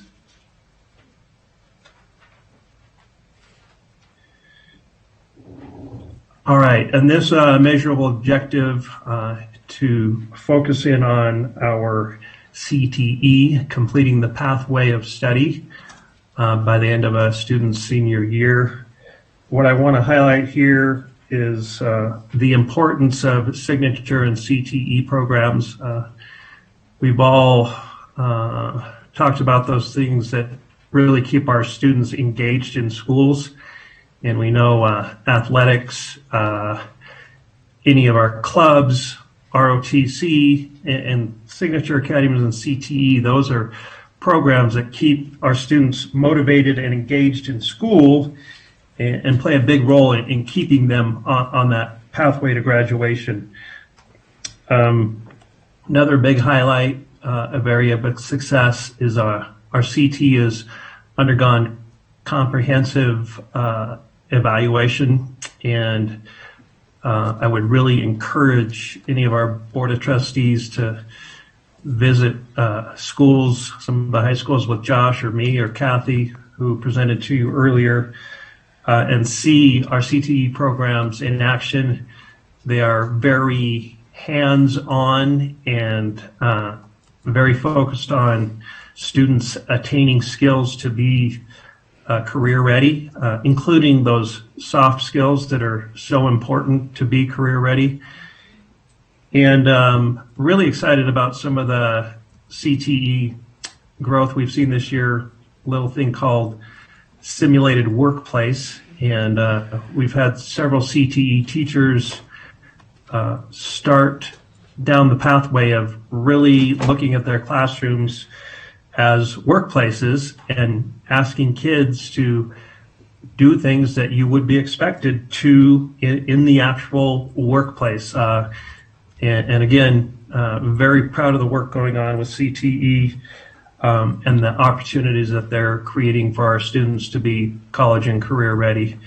One of the barriers I want to highlight is that barrier of the recruiting and retaining We have to work to attract candidates into education from business and industry. It's no great secret that usually means that they're taking a lesser paying job. But if you go visit these programs, you'll see the ones that are there are very dedicated to their students. They know their craft, and they're happy to be serving. But it is a challenge to recruit out of business and industry into education and then ask them to get licensure. And we did have a little bit of a dip there in this metric, so to be expected. And with that, I'm going to turn it over now to Dr. LaMarca. Thank you, Dr. Parks. Dr. LaMarca. President Taylor, Superintendent McNeil, members of the board, thank you for the opportunity. For the record, Chief Strategies Officer Paul LaMarca. So this is sort of the bookend goal to the academic goal. This is our all about our school climates. There's an inextricable link between school climate and academic learning. Kids who feel that they're welcome, included, they're engaged in learning, engaged in extracurricular activities, do better academically. And that's what this goal focuses on. We're only reporting on indicator measurable outcome 5.1.3 today. We'll be doing the rest of this goal later in April. Here we're looking at students' perceptions of how engaged they are, the relationships they have within buildings, and their sense of safety, as well as their social emotional competencies. In 2000, so annually, this is based on our annual climate surveys. We typically survey students, staff, and parents. Because of the pandemic, we've only been surveying students in the last couple of years. When we look at 2019 to 2021, we see slight increases in students' perceptions of academic engagement, their perceptions of having positive relationships within the building, and their perceptions of their physical safety within, and emotional health too, their safety within buildings. In terms of social emotional learning, next slide, JJ, we saw a decline in two of the skill areas, self-awareness and self-management. Those are very slight declines. And we saw slight upticks in relationship skills, social awareness, and responsible decision making. When we look at successes and barriers, there's a lot we could talk about, but I'm only going to highlight a couple. And there's a lot that's not on this page that we could talk about. So our Student Advisory Council held 3 town halls last year, all of which had some focus around social and emotional health. And those were very important, I think, for our kids, for an outlet. I also would like to highlight something that we've continued this year through your action earlier in the year, and that is providing therapist-facilitated support groups for teachers who are struggling because of the pandemic. Many barriers, and least of which is COVID. COVID makes it very difficult to deliver social emotional curriculum. These are hands-on kinds of interactive pieces, and so the more we're having to do things digitally, which we were in 2021, the more difficult that is. I would also indicate that the student population that participated last year in the survey was a different group than who had participated historically. We had a lower response rate, so it affects the interpretability to a degree. So that's a very quick snapshot at Goal 5, and again, we'll return to it in April. Thank you. And I believe we're at a big thank you and questions. Thank you, Dr. LaMarca. We will turn. Why don't we take some public comment first, then we'll bring it back here to the board for questions, comments, and so on. Mark Green.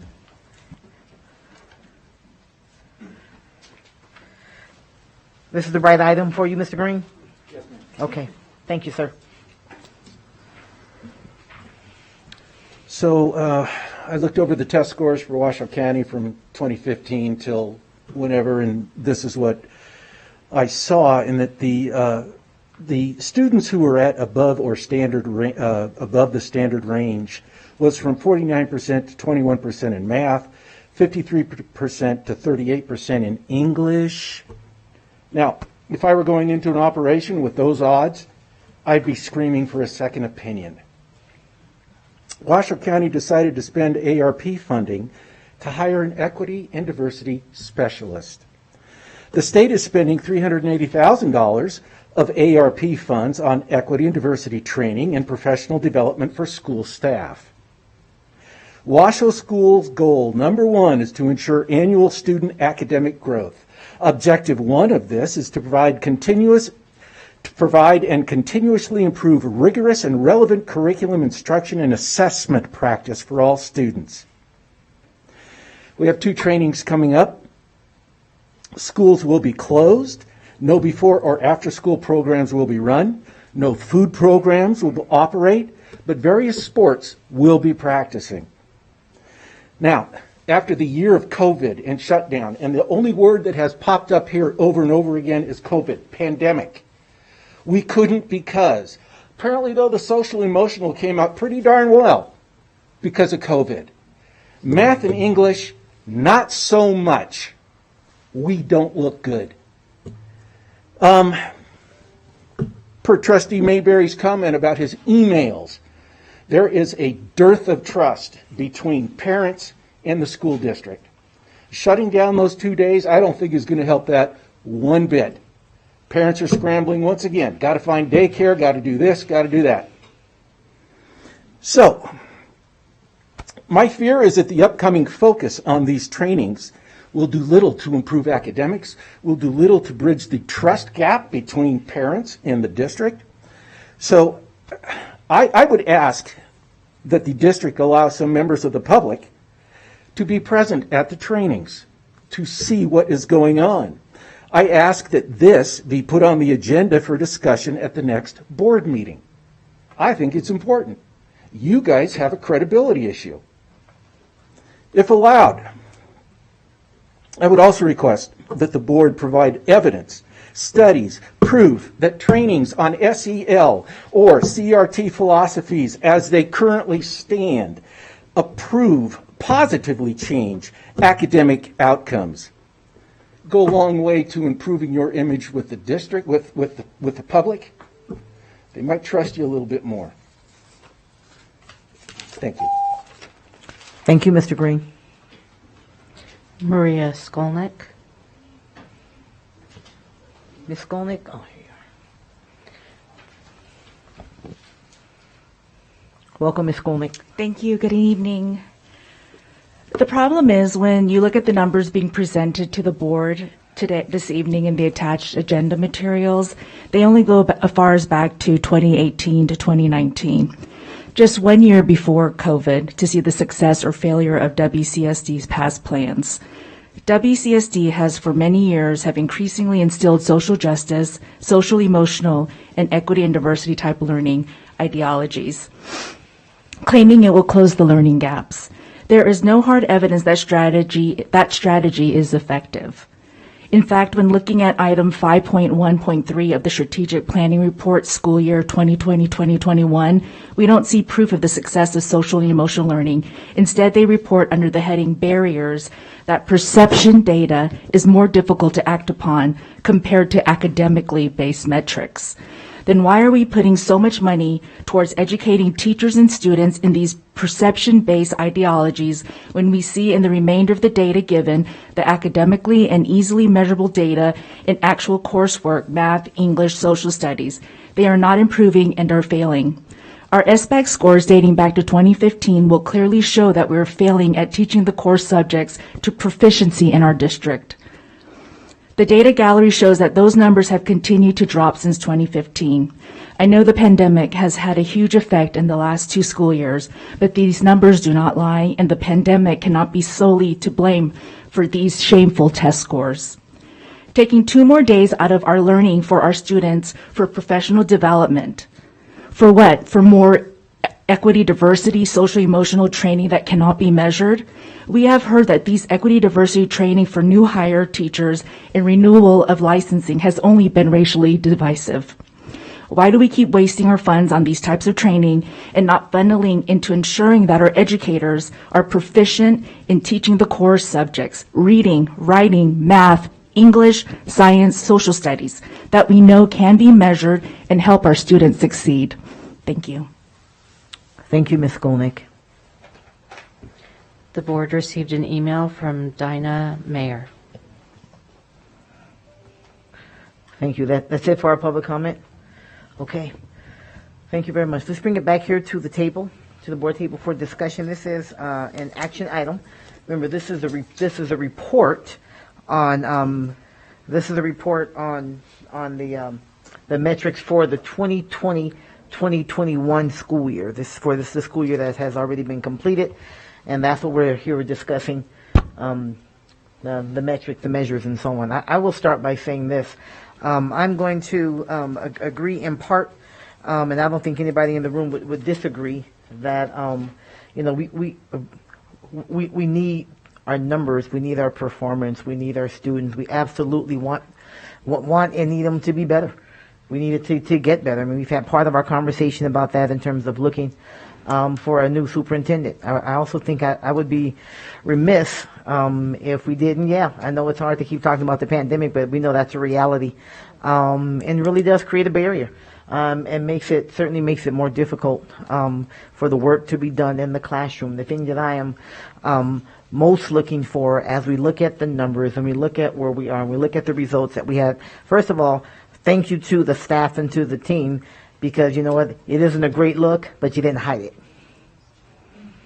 I mean, so in terms of how do you begin to get trust, that's part of how is you say, hey, look, this is where we are. I mean, certainly everybody will want it to be a much better picture. I certainly know that. But part of it is let's just be honest about where we are. I think that's a big piece. That's a big piece of, hey, how do we begin to say, how do we show that we know that there's some work to be done by acknowledging, hey, this is where we are. And I certainly want to acknowledge the staff and the superintendent for taking that approach. Because there's a whole lot of ways this could have been done without showing a whole lot of that data. And you didn't take the easy way out. No, I know you don't. And you didn't take the easy way out. And I think we'd be remiss for certainly not acknowledging that. I think, in my opinion, as we look forward, it's like, okay, we know that this is where we are, then what are those things, what's in place? And I know that's where the 2-year response to recovery comes in.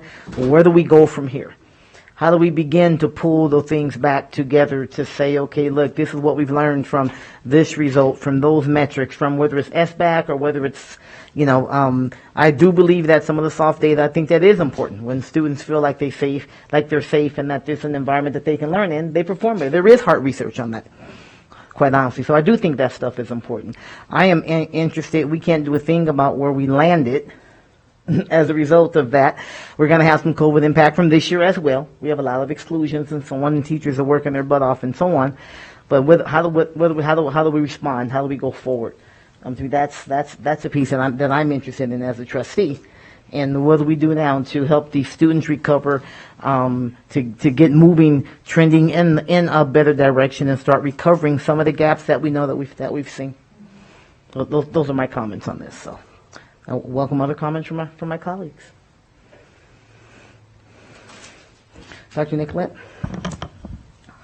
I will say that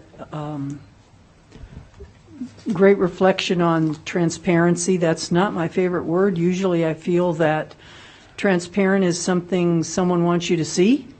And in this case, we saw what is really going on with our students in our classrooms. And albeit to say there are great things happening, and this last 2 years has been a very tough time. We don't need to rehearse that, but I do have a question. There is no doubt in my mind that staff, I suspect the preponderance of people in the school district that recognize that we have things that we need to do go all the way through the bus driver, the custodian, the secretary, I go on, all the way to, the leadership team. So what I'd like to know are just some insight, a few conversations that you have about what you're focusing on so that these numbers that you've reflected so honestly and forthcomingly will improve, because we know it's not about the numbers. We know it's about student success, and those numbers reflect student success to a certain degree. So if you don't mind just sharing a few tidbits to hold on to, that these numbers, because of what we're doing, you have an expectation good things are going to happen. Thank you, Dr. Nicolette. Trustee Nicolette, thank you for the question. And I think it's a pointed question and an important question. When we look at what are some of the areas that we are trying to invest in to make some substantial difference, I kind of work backwards from our seniors this school year. We meet as a team to review how all of our students are doing. From that, a number of actions are occurring. Some of the more systemic pieces that are in place right now are after school and before and after school tutoring. So we've really tried to make an investment in terms of increasing content knowledge, increasing the success that students are learning the materials that they need, ultimately recovering credits where needed. So that's one area. You look at intercessions. There was just a nice story that we had recently in the news on intercession that's being offered. This story was about Reed High School and a student who had worked to recoup some of the algebra credits that he had. So you have before and after school tutoring. You have intercession. Those are some of the pieces. You look at summer school and what we can attain by summer school. And we put into place last year. You think about what we had. We had a third of our students or so at that time that hadn't returned to in-person learning. And so we use summer school when Dr. LaMarca speaks about safety, physical safety in a building is one of our core pieces. And so we pulled students back into buildings over summer school and then provided 4 weeks of instruction to try to solidify the learning that occurred in that school year.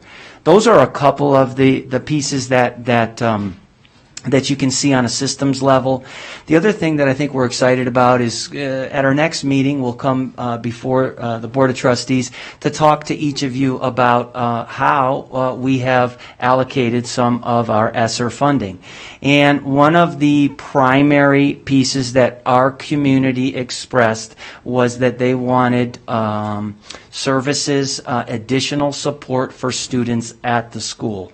I'll give you a little sneak preview. We're proud to report that a substantial amount of our funding has been directly to schools. We have high schools that received additional allocations, up to 4 different allocations. Some of them looked at where their classes were most in need. Some offered additional math so that the classes in math were smaller numbers and the support could be more individualized. We had some schools that actually put it into counseling so that, again, as our students are returning and we're working on their well-being, which is an important part of the entire academic experience, they have that. Down in our middle schools, we have been able to provide additional resources similar to the high schools. 1, 2 additional positions in buildings working directly with schools. We look at interventionists that are coming and working with students that are below grade level, giving them additional academic support. And then you take it down to elementary school. We, this year and going into next year, we have what we have, building learning facilitators. Very highly skilled teachers that are working with other teachers to build the capacity to provide solid and strong Tier 1 instruction. So often we can think about remediation as an avenue to improvement.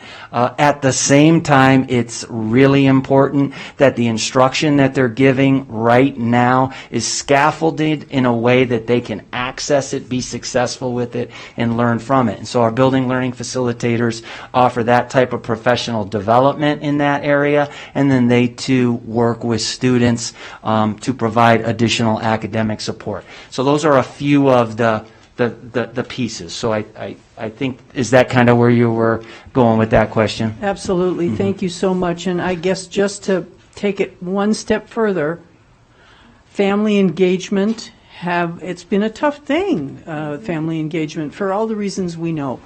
Is that getting stronger for our students and our teachers and staff? Sure, Dr. Lamarca. I think Dr. Lamarca could probably offer some more insights. I will say, when we look at it from a funding side, we've provided additional resources around graduation advocates and pieces that way. And then I think Dr. Lamarca might be able to speak to just a couple more specifics in terms of pulling those families in. Thank you, Joe. And Joe can answer this question. In terms of some of the specific strategies we have used to engage families, such as home visits, academic parent-teacher conferences, those have been significantly impacted by the pandemic. For over a year, we weren't able to go to homes. But this whole school year, we've been knocking on doors, we've been visiting with families. Right now with Omicron and some of what you saw coming out in terms of all hands on deck, we're having to pull back a little bit on home visits right now. I'd also share with you, so that's coming out of our Family School Partnerships Department, our Intervention Department, which has our attendance officers and our re-engagement specialists. Those folks are doing home visits every day, trying to get kids to attend school, get them to school, then we got to engage them at the building site. Partnering with our families is always a challenge, and that's an area where we can get better. Thank you very much. Trustee Church, and then Trustee Mayberry. Thank you. I have a lot of comments, but so I might defer a little bit to Trustee Mayberry, then come back to me if we can. But sure. Do I see in the chart the ACT scores, how we did? Not in this presentation. We declined just a little bit. I can't remember off the top of my head what it is, but just a fraction of a point went down. Okay. I've got a lot of comments. Should I wait, Madam President? It's totally up to you, Trustee Church. Okay. Well, I'll go ahead. Where do I start? First thing, Mr. Hall, keep me in line. I've read the agenda. Action item. It's an action item. We need action. I have a chart I want to give to the Secretary for the record. I have copies for everybody on chronic absenteeism, which is a public record that we had at a previous meeting. I think that would, so then we need to make that available for the public. How does that go, Mr.?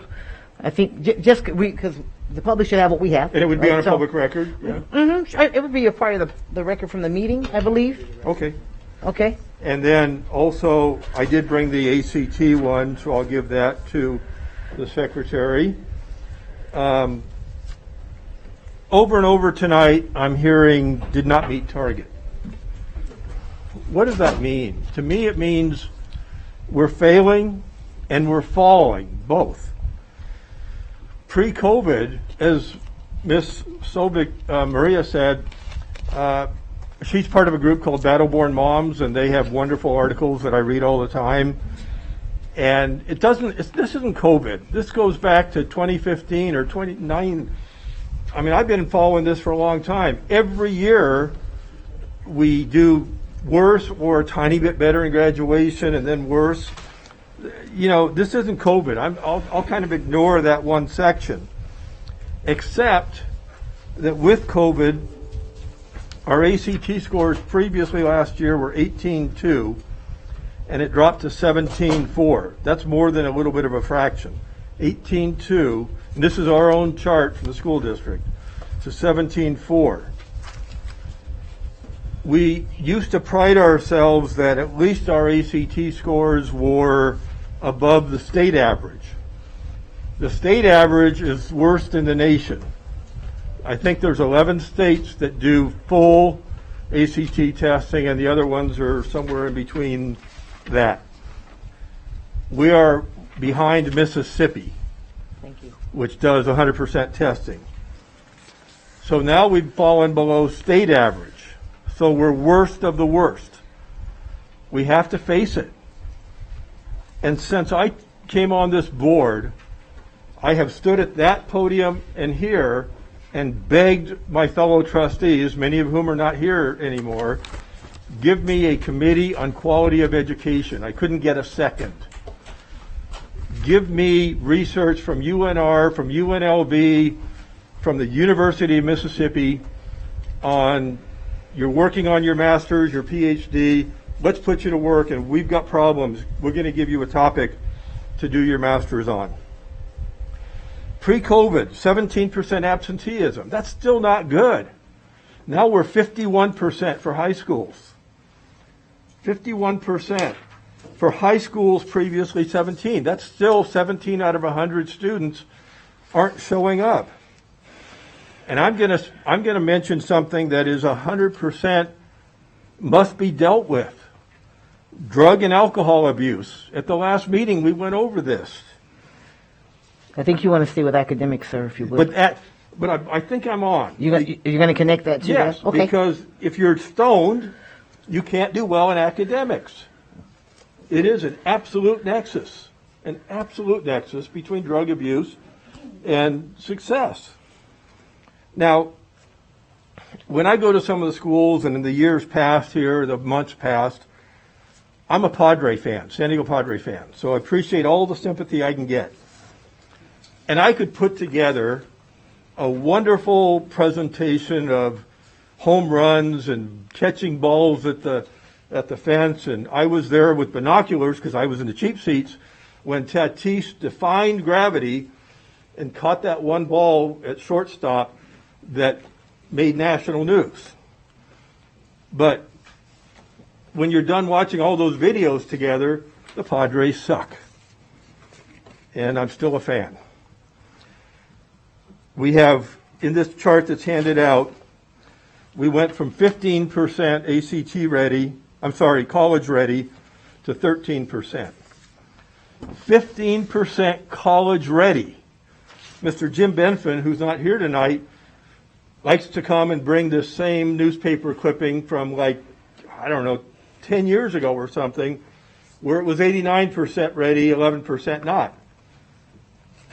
We're not doing well. I've been on the board for 1 year. I have 3 years to go. I don't want to, at the end of 3 years, go, well, we improved ACT back from 17.4 to 18.3, and we're ahead of Mississippi by 1 point. No, that's failure. Mr. Edwards, I'm surprised he didn't speak earlier, because consistently, Roger, you always say your agenda has nothing to do with quality of education. Well, this is it. Tonight we're talking about quality of education. This is the most, we just spoke about the superintendent and whether they had to have a degree in education, and there was a lot of feelings that they did. This is why we exist as a board, and we are failing. We're not doing poorly. We don't need to improve a notch. We are failing.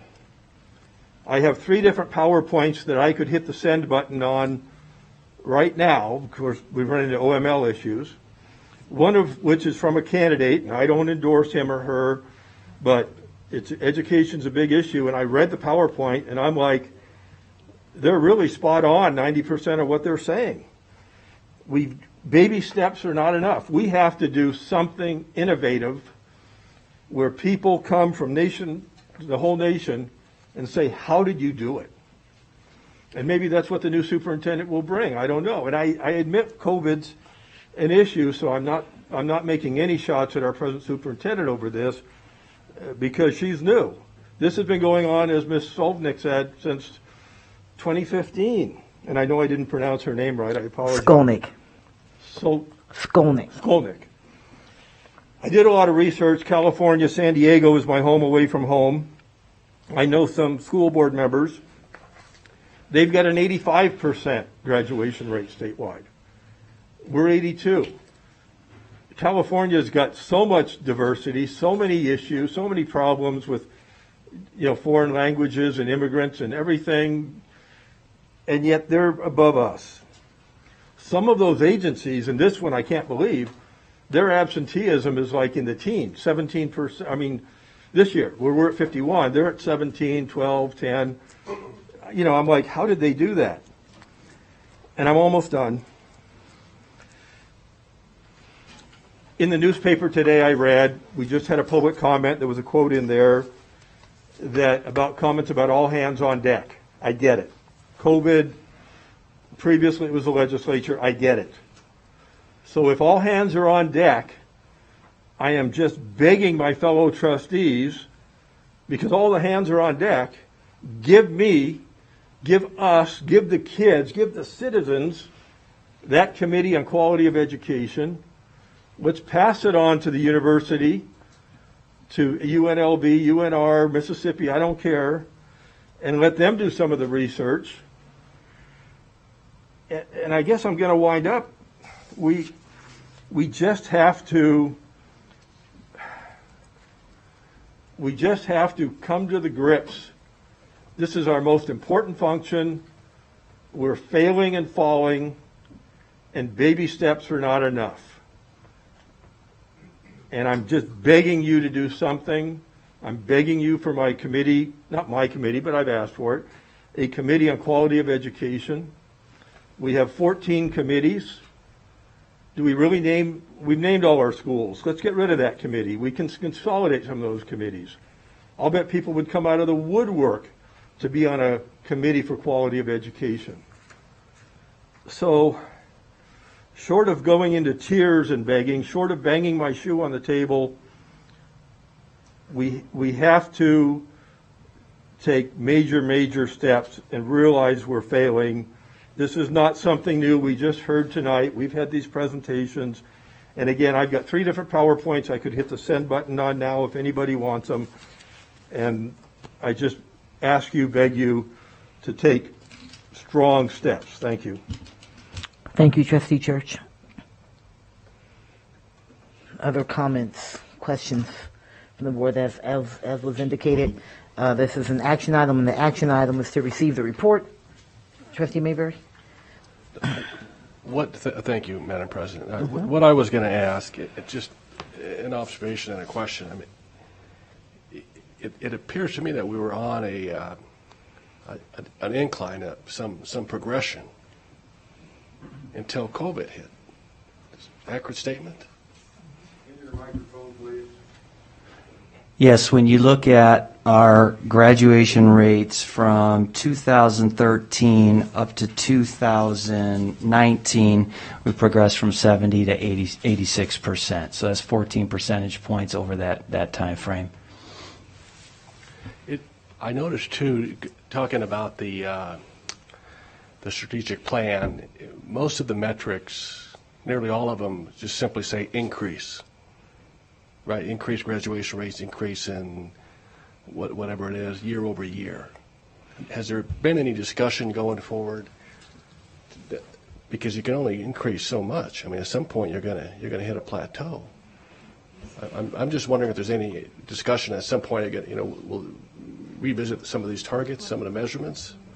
Yeah, for the record, Laura Davidson, Director of Research and Evaluation. We're in that process right now. We are waiting for all the data to come back, and this is the first year where we are going to be resetting targets. A lot of these targets were set 4 or 5 years ago, well before we kind of knew what would happen. So what we're doing right now is reviewing prior years of data and then looking at our current data and trying to figure out and know that we're investing all these supports into our schools to increase at a faster trajectory than we would hope. So what we're going to do is in May present you with the targets for the next 2 years, and a lot of the metrics we're resetting in different ways for the next strategic plan. So those will be adjusted. And the way we go about setting targets, it varies, and this is a hard year to set targets around because we have no idea what's going to happen this year and the next 2 years. And normally you go back 3 prior years and can do an average because things don't vary that much, but we just don't have a great sense of what's going to happen this year. But what we do is we go back and look at prior years, take time, kind of an average, and we'll go somewhere between the pandemic rate and prior years. Know that we're going to invest a lot in the next 2 years through ESSER funding, so we'll want to see a bigger trajectory. So some of the targets will be more rigorous the first couple of years and then flatten out because we're investing so much into the system. And then some of the targets just don't make sense or are very difficult to convey. I think we've done a good job of kind of weeding those out and refining those targets. So those are coming out in May, and you'll get to see all those, and we'll walk through each of the targets for the next strategic plan. Thank you. And please, one more go question, ahead. if I may. I heard it from a speaker, and I've heard it before. Can the staff explain what and I can't read my handwriting, I'm embarrassed, but an equity specialist is? Equity and diversity specialist is what the speaker said. I can't. Equity and what is that position? Dr. LaMarca? That area, I believe, reports to Dr. LaMarca. So. Yes, Paul LaMarca, Equity and Diversity is a department within the Office of Strategies. There are 5 equity and diversity specialists. It's a pro-technical position. It's an administrator, but not a certified administrator. They do, their main charge is to support schools, building capacity around equity and diversity, around cultural competency. They work with each of our principals, reviewing data. And so, yes, the comment that I think I heard was one of those positions was added through ESSER, and that's an accurate statement. If I may, just while you're there, because I think let's certainly kind of close the gap on that a little bit, is in terms of ESSER and why was something like that, what's the connection between that and academic outcomes that might, I think that's where Trustee Mayberry was kind of getting to is that, and I think that's been questioned. What's that connection? So if you look within Goal 1, I believe it's Objective 1.2 and the measurable outcomes around Objective 1.2. The focus is around a narrowing of achievement gaps. Traditionally, there have been achievement gaps between ethnic and racial groups, between general education, special education, between socioeconomic groups. And so the equity staff, in part, in conjunction with curriculum and instruction, supports schools on practices that focus on narrowing that particular gap, those particular gaps. I would say in recent years, up until COVID, we had some pretty decent gains in narrowing gaps. Those gaps have grown. Those disparities that existed have been sort of magnified through this pandemic. And there is ample data that suggests different groups of folks have been hit harder by this pandemic. Again, these folks provide a lot of professional learning. Some of it was referenced. There are some state requirements on cultural competency and equity learning for our alternate routes to licensure teachers, new teachers that come through sort of alternate routes than education, and our brand new teachers also require that training. So we are providing that. We have been for years. Nothing new. I do think the important piece from what I heard from you is that because as a result of the pandemic, those disparities, and I do remember, really concentrated effort on closing those gaps. And it's important to give students an opportunity to close those gaps. I do remember making some strides and feeling good about that, I think, as a district. But the reason it would come out of these funds, which are targeted towards making up the grounds that have been lost over this extended period of COVID now, right? As students get excluded and yada yada yada, is because those students who would fall under that umbrella, right, have been more impacted from the impacts of COVID and so on, and that's that connection between that and the ESSER funds, because that's what the ESSER funds were for. Right. I would also, let me add one little quick comment. Our geographically, we break our district into 5 areas. And each of the areas has multiple verticals, except for Area 5. It only has one vertical because the area superintendent is also in charge of special education. Before, with 4 equity specialists, it was difficult to efficiently support the 5 areas. It's still very difficult with 100 schools to have 4 or 5 people responsible for professional learning in that area. The fifth equity specialist is dedicated to Area 5, and so we have one for each area. They work hand in hand with the area superintendents. They're critical positions to our mission. Thank you, Dr. LaMarca. Other comments from the board, questions? Again, this was a report for for us to receive the outcomes, right? Here's the data, and then here's the data that we're receiving the report. And looking forward, I think an important piece for myself as I was taking some notes, it looks like as we look at really the breakdown of that, I think we're going to get that next month.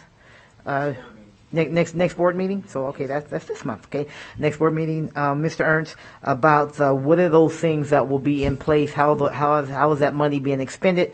Right, those millions, right, being expended. And I think the important piece that myself as a board member, I think my colleagues would like to hear as well, and it certainly sounds like those in the community is okay. So how are we using those funds to address some of this stuff? And I think seeing that direct line, I think would be really, really important. I can just speak for myself as a trustee. I see colleagues nodding, and I'm hearing some of the questions. How is that going to help with this? And I think that's an important piece I think would really be important to show, at least from my own perspective as one trustee. Agreed, Dr. Taylor. We look forward to that presentation and that discussion. Okay, I think that would be really important. And also as a reminder, and I see you, Trustee Church, also as a reminder, as you may recall, this was, I think it was 2 years ago, the strategic plan actually ended, quote unquote, right? And then we ended up in COVID and so on. So there was just kind of like a bridge year, a 1 year. Let's give us, that's not a good time to do a strategic plan. It's doing when everything's focused on COVID and yada yada.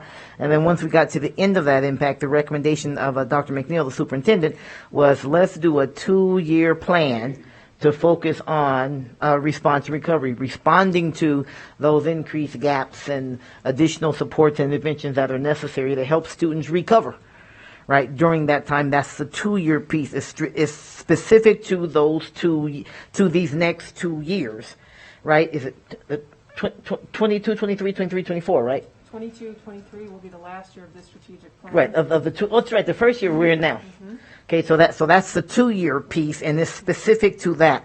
And then from there, as a board, right, our work, and actually we should be beginning that work next year, because it takes about a year, right, when you get all the input and then all the community involvement and so on, as we should have for a strategic plan, to develop a new 5-year plan going forward. So really the efforts have been between this year we're in now, right, 21, 22, and then 22, 23 is targeted towards response and recovery. That's that piece. Just as a reminder, and maybe new information for new trustees, and a reminder for those of us who've been on this thing for a while. That's what we're in. We're in that 2-year period right now. It was about a year ago, I think, when we approved that. Yes, that's correct. Pretty and close. It's a 2-year strategic plan, and the recommendation, and I want to bring this back to the agenda item. The recommendation is that we're going to be bringing back targets in May that you all would then review for your next strategic plan going into the next 2022-23, and then as your new superintendent gets on board and you start going out for your new 5-year strategic plan, and it may be, so districts are lessening strategic plans. Most strategic plans are anywhere between 3 and 4 years now. Yeah. 5 years is a really long strategic plan just because of a lot of things changed through that time, and it's very dynamic. So you may want to kind of tuck that in the back. But yes, your 2-year strategic plan is for this year and then going into 2022-23. And I would see that you would probably start your new strategic plan outward communication as your new superintendent gets on board for your community. Which certainly, not that we were already in the 2-year plan anyway, but it makes sense since we're getting a new superintendent along that way. Trustee Church? Thank you. Before I say what I'm hoping to say, I heard, Madam President, if I heard right about accepting the report, looking at the agenda item, it's to provide direction, and then it talks about curriculum, instruction, assessment. So I guess my question might be for Mr. Hall or Board President Taylor, but I'd like to make a motion to provide direction. Would that be acceptable? I think, let me see if I think, because if I'm looking at the agenda item as well, is to provide direction to update or revise the 2021-22 school year response to recoverable, measurable outcomes as needed in these two areas. So it isn't overall direction. It's direction to like, so for an example, in these areas as we went through when there's like target met or not met, my reading of this, and please correct me if I'm wrong, Mr. Hall, my reading of this is we provide direct, no, you know what, nope, we want to change that target, so to speak. That's the direction, that's what that means. That's my reading, and that's how we've dealt with this in the past. So let's see if I read that right, Mr. Hall. Yeah, I would agree with that reading, that the action item says to provide direction to update or revise associated 2021 school. So any motion would have to be limited to that, or else it wouldn't be fair public notice. Okay, so it's to provide, so I want to make sure that that's clear, Trustee Church. So it's to provide direction to update or revise the measurable outcomes. That's as I read this. I'm not sure if that's where you were looking in terms of direction you might want to recommend, but I think that's what this agenda item allows us to do. Okay. I find, obviously, it's very frustrating when we're facing a crisis and the agenda item limits us so much, but I think I can make a motion that's consistent with this. Okay, if I may, let me say this, that might, maybe this might help to alleviate some frustration, if you will. The next meeting, from what I recall, is going to be a presentation on utilizing the ESSER funds, right? And as we just had a bit of a conversation, a part of that plan and utilizing those funds to address some of these, that might be a time, if there are some different types of directions you might want to make in terms of interventions or actions or anything like that, that might be the time that would fall within the agenda item. I haven't seen the agenda item, but I think that, so I guess I'm trying to relieve some frustration from you, but that might not help, so. No, because Okay, again, sorry. this is such a global problem that we're failing to address. But I'll go ahead and try and make a motion that fits in here. We'll see where, if it dies or whatever. I make a motion that the board direct the superintendent to update and revise the 2021-22 school year response to recovery plan to include research on establishing, so research on establishing, not establishing, research on establishing a board quality of education committee. Okay, does that fall within, let's see if that's even legal before we consider it. Yeah, I don't Mr. think Hall? that's going to be within the fair notice of this agenda item. Okay. All right, so then we'll look forward to, is there another motion? Again, this is an action item for this. Clerk Manetto? Thank you, Madam President. I move that the Board of Trustees accepts the updated measurable outcomes as presented related to Goal 1, Objectives 1.1, 1.2, 1.5, and Goal 5, Objective 5.1 for the 2020-2021 school year. Okay, there is a motion on the floor to accept the updated measurable outcomes as presented. Is there a second? A motion made by Clerk Manetto, seconded by Trustee Rodriguez. Seeing no further discussion, all those in favor, please indicate so by saying aye. Opposition? Nay. Okay, let the record show that the motion carries 6-1. And thank you, staff. I know it took a whole team to doing this, and we look forward to our next meeting and what's the plan for moving forward and addressing some of these things. We thank you for that. I think that will be helpful. Thank you. Thank you. All right. Why don't we take a quick personal relief break, 10 minutes, and come on back and we can finish this thing out. Because this one I think we'll spend a little time talking about COVID, so.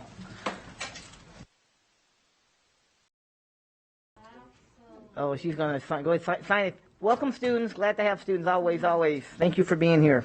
All right, we're going to go ahead. That 10 minutes are up, so we know there are people who are here, and we want to make sure that we are moving forward. So thank you, everyone. Come on back in.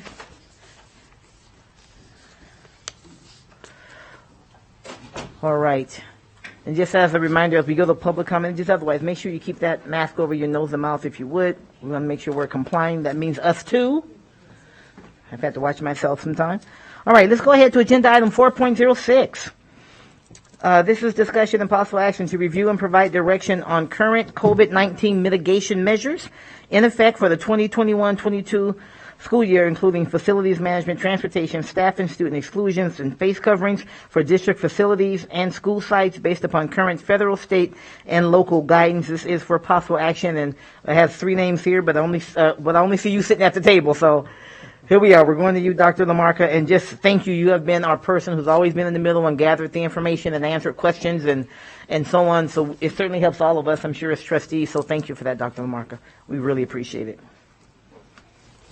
Thank you very much, President Taylor. We're going to Dr. McNeil. That's all right. And if I may, just by the way, we have been some public comments come in around this issue just during the meeting. So just a reminder, take a glance at that along the way as well. Please, Dr. McNeil. No, thank you very much, President Taylor and members of the board. So I'll go ahead and start off. What I'd like to key in on, and so this is we've had our COVID mitigation presentation for obviously several months now, and this one is really important because we're going to be updating you on current CDC guidance, current DHHS, Department of Health and Human Services guidance. You've been able to see what our recommendation, but before we get to the recommendation, we really want to walk through on where we are today. We're going to talk a little bit about where we are with case numbers, where we are with case rates, percentages, and that is Dr. Lamarca's expertise. And then Mr. Etchart will be walking through some of our operational and where we are with transportation, where we are with different factions without our school district. But what I want to key in on is our guiding principles. And so if we can put the slide up, JJ, to our guiding principles, I'd like to key in on the last guiding principle there. This is near and dear to all of our hearts as far as our mission critical. Our emphasis is to keep our schools open and to continue with in-person learning. And you all have had, across the country, you are hearing about schools having to move to virtual instruction. And in the Washoe County School District, that is not my recommendation at this point in time. We're going to be talking about some strategies that we are going to be putting into place around that. But our emphasis, my direction to our staff is that we need to keep the doors open and the lights on for the best interest of our students. We know that our schools are not areas of virus spread with all the mitigation factors that we have in place, and that the best place, the safest place for our students are in our school buildings for all the right reasons that we've talked about since this pandemic has begun. So as we move forward in the presentation, I'm not going to go through each one of the trustees' actions, but for the edification of the public, these are all the actions that the board has taken since we've had this COVID item. And so with that, I'm going to turn it over to Dr. Lamarca on what our current guidance is. President Taylor, Superintendent McNeil, members of the board, for the record, Paul Lamarca, Chief Strategies Officer, and Dr. Taylor, thank you for those nice comments at the beginning of the presentation. As you know, currently we are still under Directive 048. We've gone over that many times, so I'm going to skip past that. And as Dr. McNeil indicated, Department of Health and Human Services late last week issued revisions to the guidance around the Directive 048. This is predicated on the changes made by the CDC on January 4th. You may recall that CDC actually made changes the week prior to January 4th, but those changes didn't apply to school settings. The school setting changes didn't come to us until late on January 4th. Specifically, and really we're going to get right to the heart of the issue and then go through some data, and then we'll get to vaccinations and then to a recommendation. We'll talk about testing a little bit as well. The CDC, the state guidance from Department of Health and Human Services, it changes the isolation and the quarantine period. Isolation of students who test positive or based on a self-screener they don't feel well, those folks are out for a minimum of 5 days. If after 5 days the individual is symptom-free, which means no fever in the last 24 hours and any other symptoms are resolving, without the benefit of medication, they are able to return. They don't need to test to return. They can just return on day 6 so long as they're symptom-free. This is contrasted with our current guidance, and I know we've received a question from Trustee Mayberry regarding this.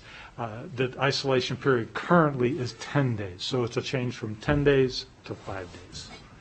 Now, if a person who is out for 5 days is unable to wear a face mask, they should isolate for the full 10-day period. So the CDC guidance and the state guidance emphasizes the strict adherence to the face mask policy, which we have in our district, so we're in very good shape with that. Quarantine is what happens to a person who's come into contact with someone who has COVID. And again, just like the isolation period, the general idea is that the period has changed from a 10-day quarantine to a 5-day quarantine. So a person who is unvaccinated or what's now called under-vaccinated, and that's defined by the CDC, they must quarantine for a minimum of 5 days. If they're symptom-free, again, all the stuff around no medication, they can come back on day 6. They don't have to test when they come back. A person who is fully vaccinated and boosted, and that's really part of that full vaccination now, or the timing of the vaccinations have to be very recent, they don't have to quarantine so long as they're symptom-free. Any person who begins to feel symptoms, experience symptoms, they have to go to the isolation protocol. So just a little bit of semantics. But again, the current policy is 10-day quarantine. This is changing based on this guidance if you accept that recommendation to a 5-day quarantine period. I'm sure we will get back into that. You'll probably have some questions around that. So we're going to review some of our data that we've gone through regularly. This was put together last Friday. So if you look today, you're going to see that the COVID meter's at the very highest tick of very high, and the rating, I think right now, is a 14.0. The cases have spiked in our district to a high degree. This is, again, January 7th, big changes between January 7th and today. I think the biggest day in our local community might have been on January 7th, or it might have been January 6th with over 1,000 cases in one day. This is our ongoing cases per 100,000 slide that breaks it down by the adult population, 12 to 17-year-olds, 5 to 11-year-olds, and then kids that are younger than that. As you can see, we are right now where we were at the very beginning of the surge at the beginning of the year, and it's still on its way up. And then this test positivity trend, this is a little misleading because, again, this was created on last Friday, and at that point we were at an 8.0 test positivity rate. Today I think our community was at 16.5, so this is continuing to rise right now. I'm sorry, Mr. Lamarca, Dr. Lamarca, the final data I have on this says 12/21. Right. Is that? So the way this slide is put together, it's only providing a new label on a monthly basis. So on January 21st, gotcha. You'll see January 21st. That's why it's misleading. Gotcha. Right, but the 8 in the far right-hand side, that is as of Friday of last week. Okay. Testing. 048 guidance, 048, that has not changed with respect to testing. So there's still the mandate to test athletes and students participating in activities. We continue to do that at our high schools. Testing is provided at all of our comprehensive high schools 2 times per week. Is it high contact only? I'm sorry, all students involved in athletics and activities are high contact and those that travel? All students that are in high contact sports have to be tested weekly. Any student that's participating in a sport or an activity where they leave the county, they have to be tested the week they're leaving the county. So it's the same. It's not all athletes. Okay, gotcha. Yeah. As you know, we expanded testing to try to provide opportunities for our staff who'd been excluded or students who had been excluded, and we were doing that every night at our high schools. We've had some supply chain problems. For example, the tests have to be flown out of Reno to Chicago every night. The flight that those were going out on were at 6:30. UPS has laid off pilots, I believe. They've canceled those flights, so we've had to pull back the end time for that. I will also tell you there's been a shortage of tests once again, the antigen tests, which is not something unique to Washoe, but we know some other districts aren't having that problem. So we have heard and have seen situations in which people have been turned away from testing. It is good news that the county has opened up 4 regional sites. They're supposed to be open 8 to 4:30, 7 days a week. Some of those sites have had to close very early due to the number of tests available. But we received word this week they're actually expanding with a different contractor to another set of sites. We're having a real difficulty supporting exclusions in the late afternoon. It's creating a real burden on staff, especially with this uptick. And it may be, while we are trying to do a very good service, we may need to rely on the county testing sites for our exclusion folks that have been excluded and our folks that are symptomatic. Now, recall that with the changing guidance, you don't have to test to get back into schools, so that's less of a burden on our staff. And we can get more into that if you have questions later. I have a question just on Sure. this. So you said, so at our testing sites, we're doing the PCR test for those when We're actually doing both. So at our Okay. testing sites, we do a rapid antigen and we do a PCR.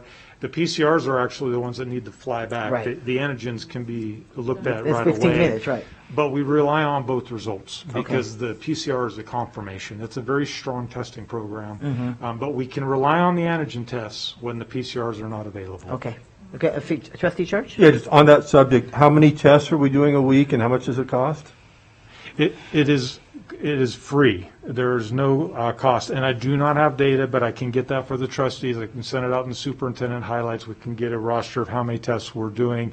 It is significant compared to where we were in the fall because we've expanded to do the exclusions that's affecting our students and staff. If I may, don't lose your thought though. Just remember one one of the things that that we as a board decided to do was not just test those athletes and students with students in activities that were unvaccinated. Right, we're doing everyone who's in a high contact and who in their activity may travel outside of the county. We made that's one of the things in terms of testing more. But we had opportunities to pay for that, and that's part of the increase in being able to do that. But as you recall, we don't have to pay for that. So that's correct. And actually, about a month ago, we brought to you that we no longer even have to pay through the grant. Oh, okay. So the That's contractor through their own federal grant they're doing pays it. for That's all right. the testing. Right. Well, you said free. It's not free. It's paid for by federal taxpayer dollars. Right. It's but free for us. But dollars that do not flow through Washoe County School District. So the test vendor has their own agreement with the federal government. A person comes, they do ask them if they have insurance, because if they do have insurance, the federal government requires the vendor to try and bill that insurance, but if they don't, they still get service and there's no stoppage.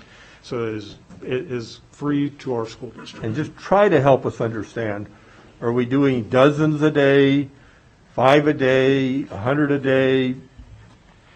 I hesitate to say, but of those three numbers you provided, it is 100 a day or probably more. But I will try and get some of that data and send it out to the Board of Trustees in the superintendent highlights. Does that answer that question for you, Trustee Church? Okay, thank you. I'm going to turn it over to Pete Etchart. Good evening, Pete Etchart, Chief Operating Officer. So vaccination opportunities. We are continuing to provide opportunities for our students. Roy Anderson, our emergency manager, has taken over coordinating this program with the Washoe County Health District and the Community Health Alliance. This has been a successful program. I think the Health District and the Community Health Alliance have both been very supportive and very happy with the coordination with the school district. I can tell you I was at Smith Ridge a few weeks ago and we had 272 students there that night, and then they stood in the rain to get into the school. And I know even last Wednesday we had 143 at Risley. So it's continuing to have good numbers. I'm sorry, I'm going to jump because someone asked this question. I want to make sure it's clarified. Students need parental permission. Yes. You can't just roll out. You can't get your friend's mom. You can't get you need parental permission if you're under 18 to get a vaccine. That is absolutely correct. I knew that, but I wanted to say it because I've been asked that. Somebody said that their friend's mom signed for. No, that's not. Okay, thank you. So transportation, I know this has been a big subject lately. So as you know, last Monday, January 3rd, we implemented a hub system model in transportation where many of our middle school and high school students now walk normally to their zoned elementary school or to a nearby park to get on the bus rather than their previous neighborhood bus stop. Now, we recognize the inconvenience of this for many of our families and many of our students, but I think the good news is that everyone who was eligible for transportation before this change is still eligible for transportation, and we have a bus available for them. Now, there was also, I want to make sure everybody's clear, there was no change to elementary school transportation or to special education transportation. There was also no change for a middle school student who lives further than 2.25 miles from that elementary school or park, or a high school student that lives further than 3 miles away. So that's our walk zone distance for middle schools and high schools, and we did not change that for someone who's walking to a hub. So we have 28 hub sites that often service middle school and high school students at different times. And at the sites with numerous buses, we have provided staff supervision both in the morning pickup and the afternoon drop-off. In addition, based on students walking to these elementary school hubs, we requested last week that the local jurisdictions turn on the school zone flashers during the times when students would be walking to schools. I can tell you that Washoe County and Sparks activated theirs on Monday, and Reno, we just got notice they're going to activate theirs tomorrow. So like every major school district that I know of, this change was necessitated because of the ongoing driver shortage. I think I mentioned to you before that we started this year with approximately 42 driver vacancies, and as of last Thursday, we are now at 77 driver vacancies, and that's out of a total of 303 driver allocations. Our situation is obviously now being exacerbated with driver call-outs due to sickness and exclusions. Last Friday, we had 5 call-outs. Yesterday, we had 21. Based on this, we had 18 buses that were scheduled to be over 15 minutes late yesterday afternoon. And I know that has an impact, again, on families. It also has an impact, that kind of ripples through our organization, too, because we have to have staff that stays at the school to supervise the students, and we also have to ask our drivers to work longer hours. And I guess, as you would guess, we are facing a similar situation in nutrition services and custodial. In custodial, yesterday we had 93 sub-requests submitted from schools, and we were only able to fill a very small fraction of those. In nutrition services, it's probably the hardest hit as far as numbers. We currently have 95 open vacancies. That includes our part-time employees.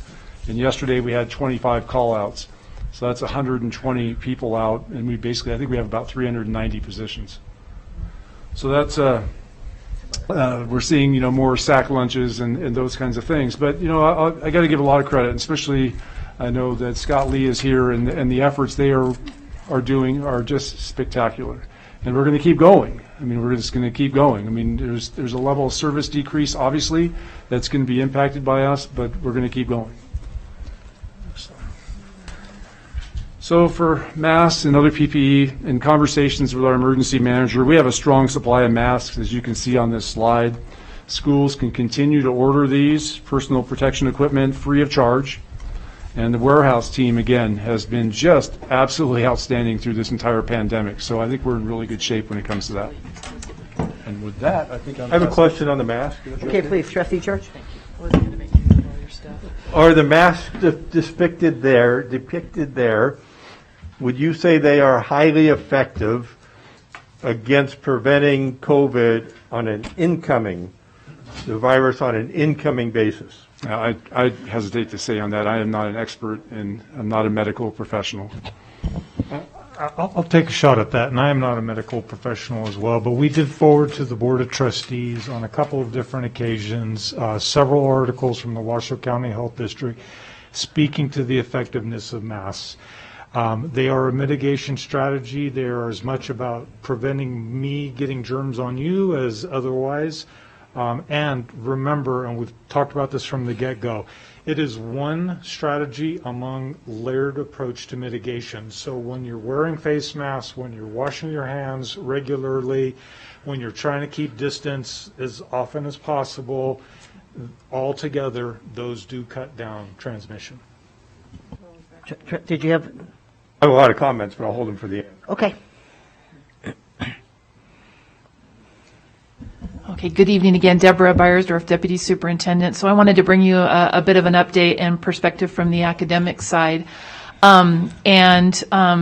McNeil has made it very clear to our entire organization, and we're all very much in support of it as well, that we're doing everything we can to keep our schools open and our kids in classrooms. However, you'll remember from last school year, there were instances where we needed to move schools to temporary distance learning. It could have been for a week, could have been for 3 days, and the reasons mostly were around staffing challenges. We didn't have enough staff to keep the building open and to keep the campus safe. As we've moved into what we're seeing now with community spread and what's happening in nationwide, worldwide, we've gone back and we've brushed off those plans as well, and the system is ramped back up to start preparing to move to distance learning if we need to. So what do we consider when before we make that decision? It's usually brought to me by our area superintendents, who works very, very closely with their principals, with our student health services, other departments as well. So we track the high volume of cases within the community. So some of the information Dr. LaMarca shared with you earlier. The capacity of our teaching staff to sustain in-person learning.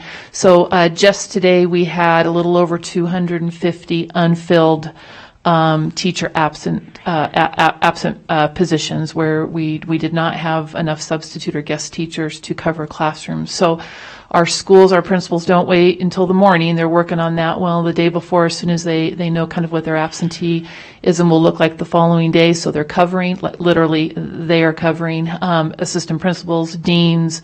I think some of the positions that you heard from Joe Ernst in that presentation.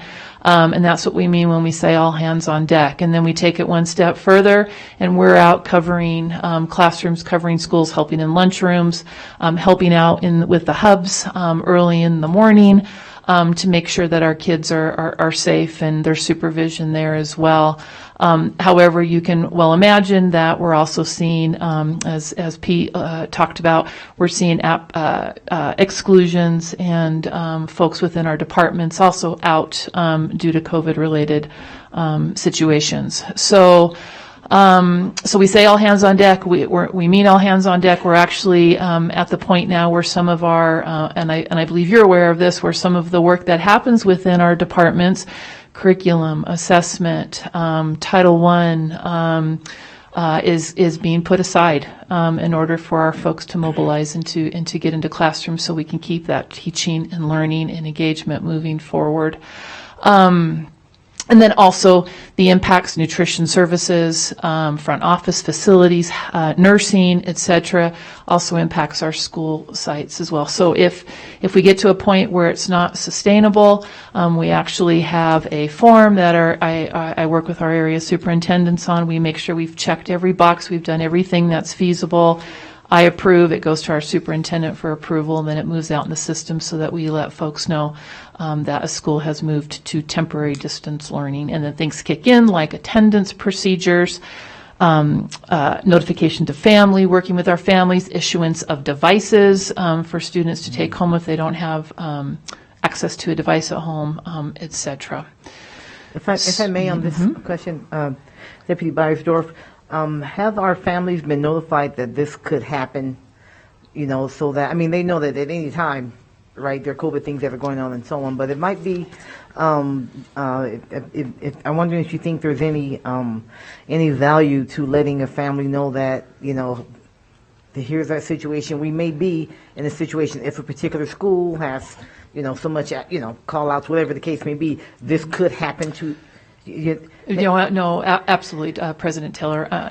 Very much understand that. We sometimes find ourselves walking a little bit balance of not wanting to panic people, but we need to be honest that I this guess we have to be is real. could I mean- we have to be real. So when we came off of the winter break, myself and the area superintendents and others, our communications department, were in contact too of information that we pushed out to our principals that we asked to be shared with families as well. Okay. It was a positive welcome back, and then also layered in there some of the things that Dr. LaMarca talked about.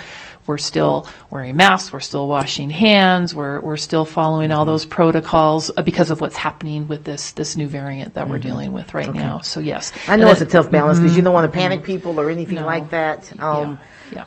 You know, but it's like, how do you let people know that this might happen and you might only have a day or two's notice because we don't have enough teachers. Yeah, absolutely. And then it's, you know, it's not brand new to us. We've certainly learned things from last school year that we've improved upon quite a bit when we've moved a school to temporary distance learning, and we target the least amount of time that we've moved that school to temporary distance learning. What it does allow us, though, is perhaps it's a nutrition service workers at a school that can be deployed someplace else. So we're efficient with moving resources where we can move them as well to help other schools too. Thank you. Of course. So I wanted to talk a little bit, and I know this may look a little familiar to some of you, and this was information that Emily Ellison, our Chief HR Officer, would often bring forward, and I wanted to take this tonight. So again, you'll see there's more guiding principles. Our employees provide essential educational service for our community. Kids are in school. They're safe, they're fed, that's good for the community to allow our parents that work or have other commitments to be able to do that as well. So we know how important our system is to the entire community. If a school goes to temporary distance learning, you might remember this from last year as well, we do expect that our employees report to the school building, and listed there some of the reasons why we think that's important. So they would teach their distance learning from their classroom. They're around their materials, their stuff, where they feel most comfortable.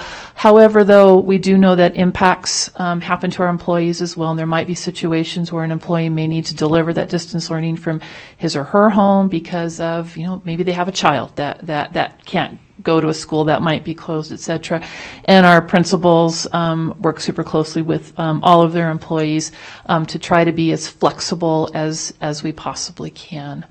And then I think that last point is something we stress: safety, safety, safety. Use common sense, and reach out if you have questions. And there's lots of folks that wrap around our schools to help them.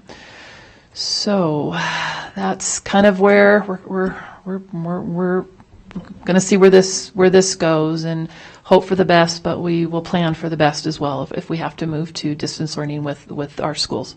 Okay. Okay, thank you. I see you leaning in, Madam Superintendent. Well, our next slide is our recommendation, and depending on the way that the board, and I know you all have some questions, but depending on the direction of the board tonight, we've got a lot of questions out there as far as when does this take effect, and so we've designed a Connect Ed message that would go out tonight that explains in detail what would happen with our students and with our staff as far as who may or may not be excluded at this point in time. But it's important that we would be able to get that information out as soon as possible, because I know our principals are getting questions about that, and so we want to get this information out, depending on, again, on the direction of the board, as soon as possible tonight, so that we could move forward with whatever new direction may happen. Okay. Okay, thank you very much. Why don't we go to public comment first? I know there's someone here. There may be some here live, and I know we've gotten emails as well. Richard Birmingham. Birmingham, welcome, Mr. Birmingham. Yeah, I'm on. But we'll have you right here at the podium, sir. Yeah. I'm about to present something that's going to change all your lives here.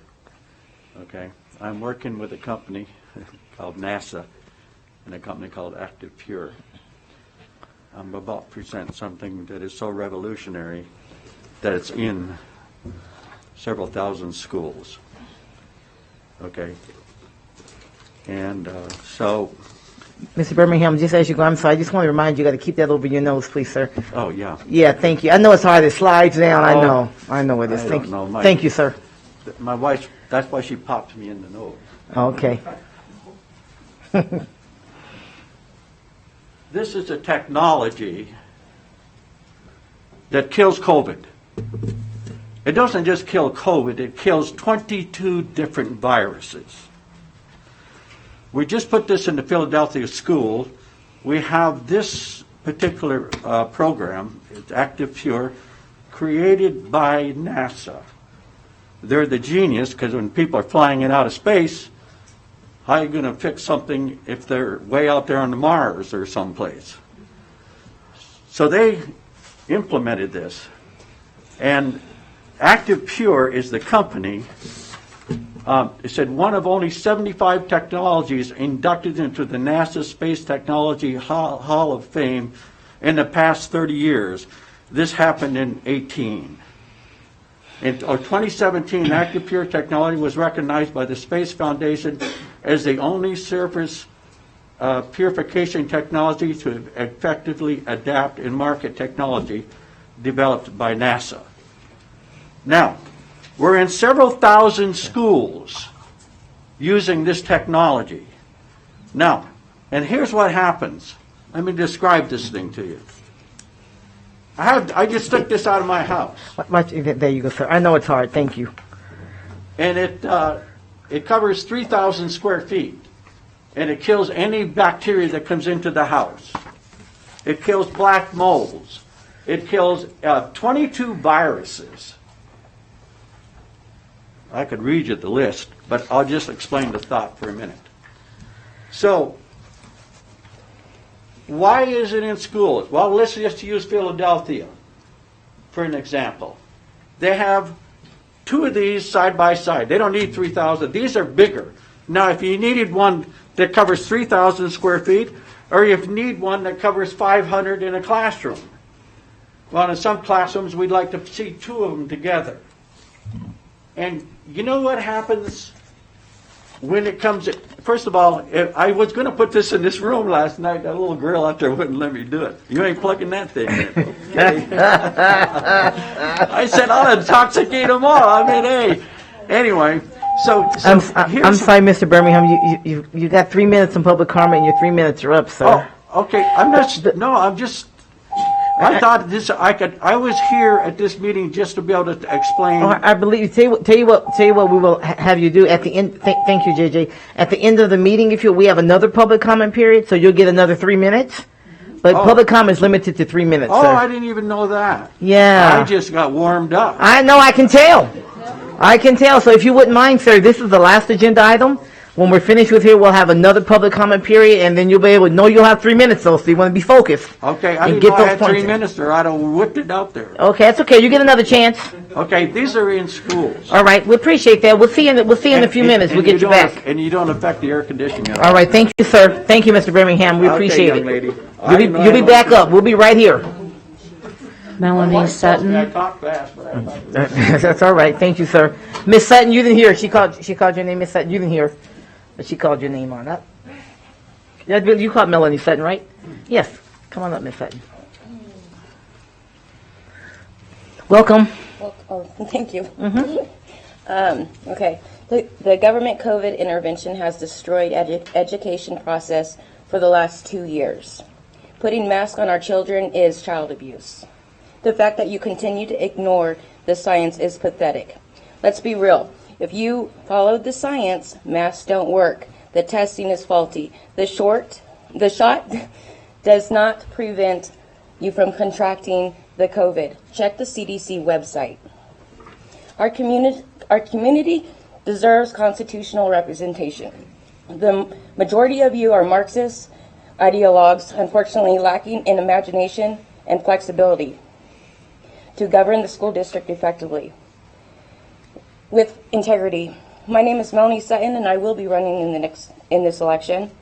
And I will truly represent the wishes of the people, and I will protect the children as if they were my own. Thank you, Ms. Sutton. Casey Thielander. Mr. Thielander, I saw him earlier.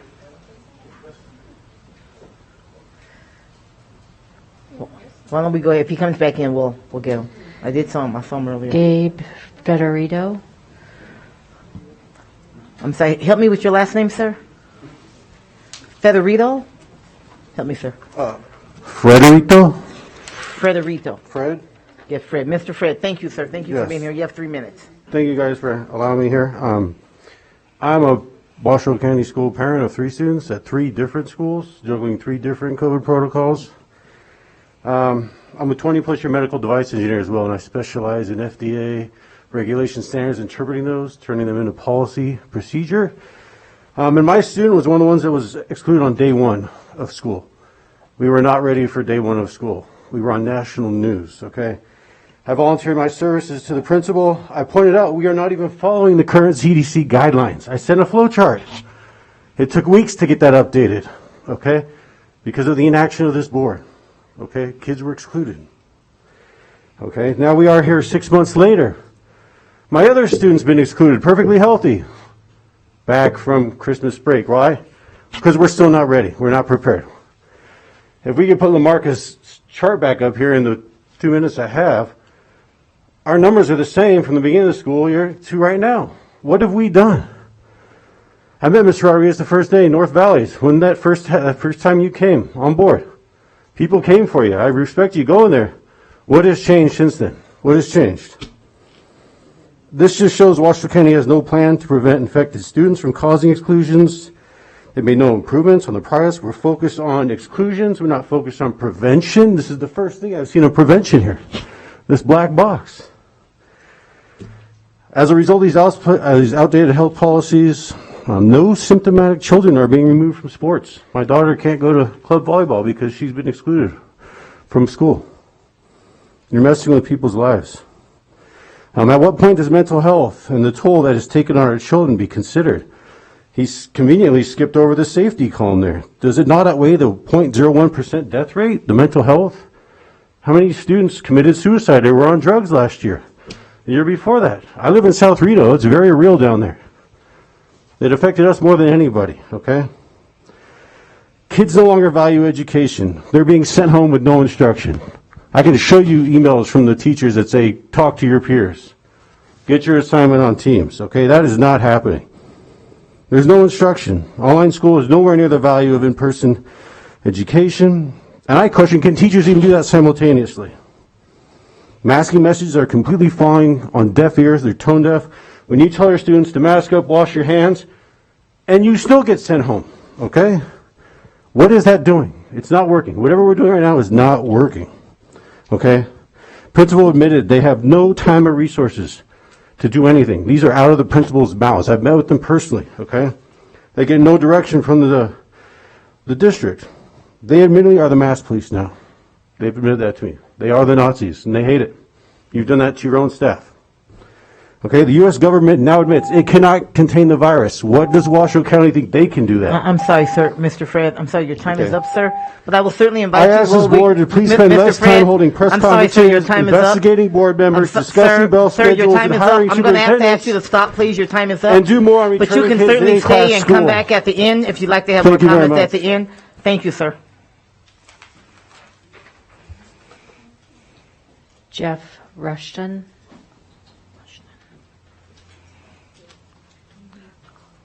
Welcome, Mr. Rushton. You have 3 minutes, sir. Hi, Jeff Rushton. I got 3 students in the district, and I'm here to talk about masks. Now, I know this is going to fall on deaf ears because we're going to follow Governor Directive 048. The masks do not stop the transmission of the virus. Viruses are 0.5 microns. A human hair is 300 times the size of that, 180 microns. The New England Journal of Medical said in an article in March of 2020 that they know that masks do nothing to prevent the spread of disease. We got 70 years worth of studies that showed this exactly. Dr. Fauci correctly advised on TV that there is no, math efficacy and that we can feel good by wearing them. But then he changed his mind, and we're going to say that, he was lying to protect masks for medical professionals. Well, if he lies now, then he lies then. Why not lie now? How do we know that he's being truthful now? The CDC can't cite a study that provides any efficacy of masks.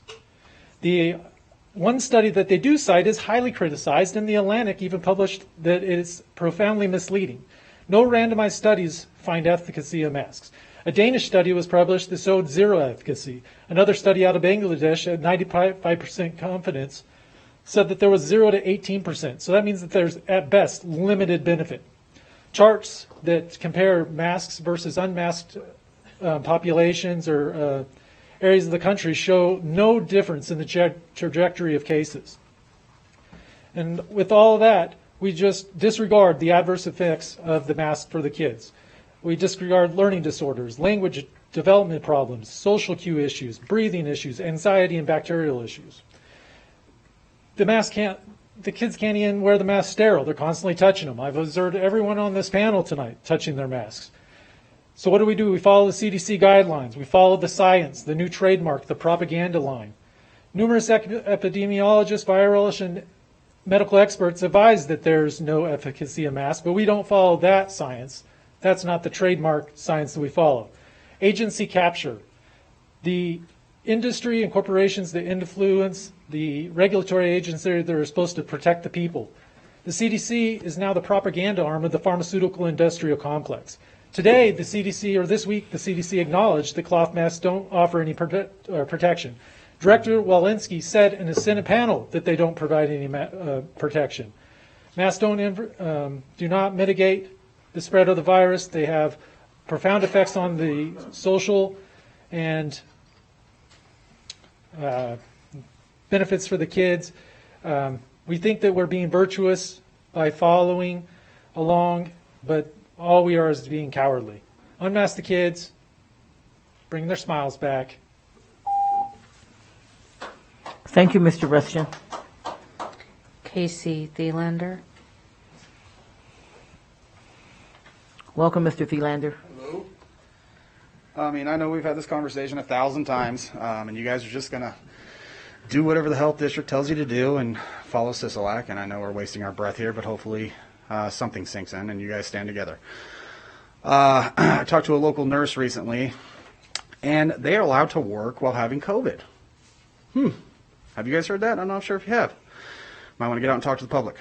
But if they can work with COVID, then why are we doing exclusions? If the nurses can work in the hospitals with COVID, why are we doing exclusions? Doesn't make any sense to me. I mean, geez, where else do I go with this? I mean, there's no transparency as far as like to the parents from the schools. We're just getting told that we can't come on property. I've had this conversation with the principal about what makes me any different from like being a volunteer and being in the classroom. You know, they say for COVID, what makes me any different than a substitute teacher? Nothing. You don't test the teachers every day. You don't test the substitutes that haven't worked there for a week and then go in the classrooms with the kids. Like, how does that make any sense? Doesn't make any sense at all. None of this makes any sense. And I don't know why we're still doing this. As far as an exclusion goes, we've had this conversation. If this really works, you don't need to do exclusions at all. And I don't understand why we have a state like Florida that is the example, but none of the other states are learning from it. He doesn't require masks. It's up to the parent's choice whether he wants to put masks on the kids or not. And you guys all have read that, I would assume. Why can't we be the same way? I mean, I'm just still to this day just confused with all of it. I don't understand it. I know you guys haven't seen me here in a long time, and it's because I started to receive a lot of backlash through the schools for it. So, and even to my son, so I just stopped. So, but I felt that I should come today and at least just give my opinion on exclusions and that how they're still just nonsense. I mean, I talk to doctors every day. I talk to pharmacists. I talk to people with 10 times the education that I have that completely contradict what the health department says, what everybody says, right? Like if they came out, like he said, with the masks, like the cloth masks don't work, then why are we wasting our time? Like, it's just getting to a point where You only have to have a little bit of common sense to realize it's bogus. This is just bogus. I mean, take the masks off the kids. There's a study there that states that if the kids, they don't transmit to parents because their immune system's doing so good that it just kicks it before they can even transmit it to anybody else as a parent. So look at the numbers from Florida. That's all I ask. Thank you, Mr. Thielander. That's all the cards I have. The board received emails from Brandon Siri, Donna Keith, Amy Piccoloni Ford, Jana Rager, Brian Irbis, Elizabeth Eisenhower, Marcia Harmoning, Sasha Orosio, Anonymous, Chris Brown, Adrian Soretta, Stephanie Harness, and Jason Slatter. Thank you, JJ. Okay, we'll bring it back here to the dais for deliberation and the action the board wants to take. You see the superintendent's recommendation on the screen, so we will open this up for discussion. Making a lot of comments going back and forth, a lot of emails I know during the week, so open up for comments. Trustee Church, I guess you're going first. Wait, you know what? I'm sorry. I'm going to let the student trustee trump you, sir. Thank you, Okay. President. I had one question when it came to the transportation and the busing. Has there been a decrease within students that rode the bus after the changes were made? You know, I'm going to actually ask for our transportation director, Mr. Scott Lee, to come up and ask that, because I know he's been asked that question before. Okay, thank you. You got up on cue. Welcome, Mr. Lee. Thank you. Scott Lee for the record, Director of Transportation. So initially, as with any change, just like when we went to the doubles or something like that, any sort of change that we have in transportation, we will see a decrease in ridership initially. The first day of school is a good example. We see a decrease. And as it goes on, by the second week, we get back up to our regular numbers. And that's what we're seeing now. Thank you. Thank you, Mr. Lee. And I had one more question. Please, Can I ask go one more ahead. question? Okay. Dr. Lamarca, you had said students need to be fully vaccinated, and then there was the under-vaccinated. Does the fully vaccinated mean with the booster shot, or is still okay with the 2 doses? So it is a very good question. Thank you. With the new guidance, and I'm quoting what I read, but I could get it a little bit wrong. You're fully vaccinated if you've had both doses of Moderna or Pfizer within the last 6 months. If you received those more than 6 months ago, you have to have a booster shot in order to be fully vaccinated. With Johnson & Johnson, it's a 2-month time frame. So the point is if you've had both shots, but it's been more than 6 months, then you're what they now call under-vaccinated. Okay, thank you. Thank you. Good question. I was thinking about that and forgot to ask it, so thank you. Thank you very much. Trustee Church. Thank you. Another speech, but not nearly as long. Page number 19 of the presentation, Response to Recovery, last line, says that we should use common sense. We are not following CDC guidelines. I've read them. We are not following Washoe Health guidelines. Those are not mandates. Those are recommendations. We are following the governor's mandate. But we are not following CDC guidelines. The graph that was put up that had us very high COVID dated January 17th. I'm sorry, Trustee Church, I'm sorry, sir. Will you stay close to the mic? Thank you. The graph dated January 17th that had us in the very high range. You can keep that one, but I'll Is this the one you were referring to? No, it's got the actual, and we're over here in the red high. That one? There we are. So I cut and pasted Washoe County COVID risk meter, and the new risk meter today has moved us 1/3 up into the very high.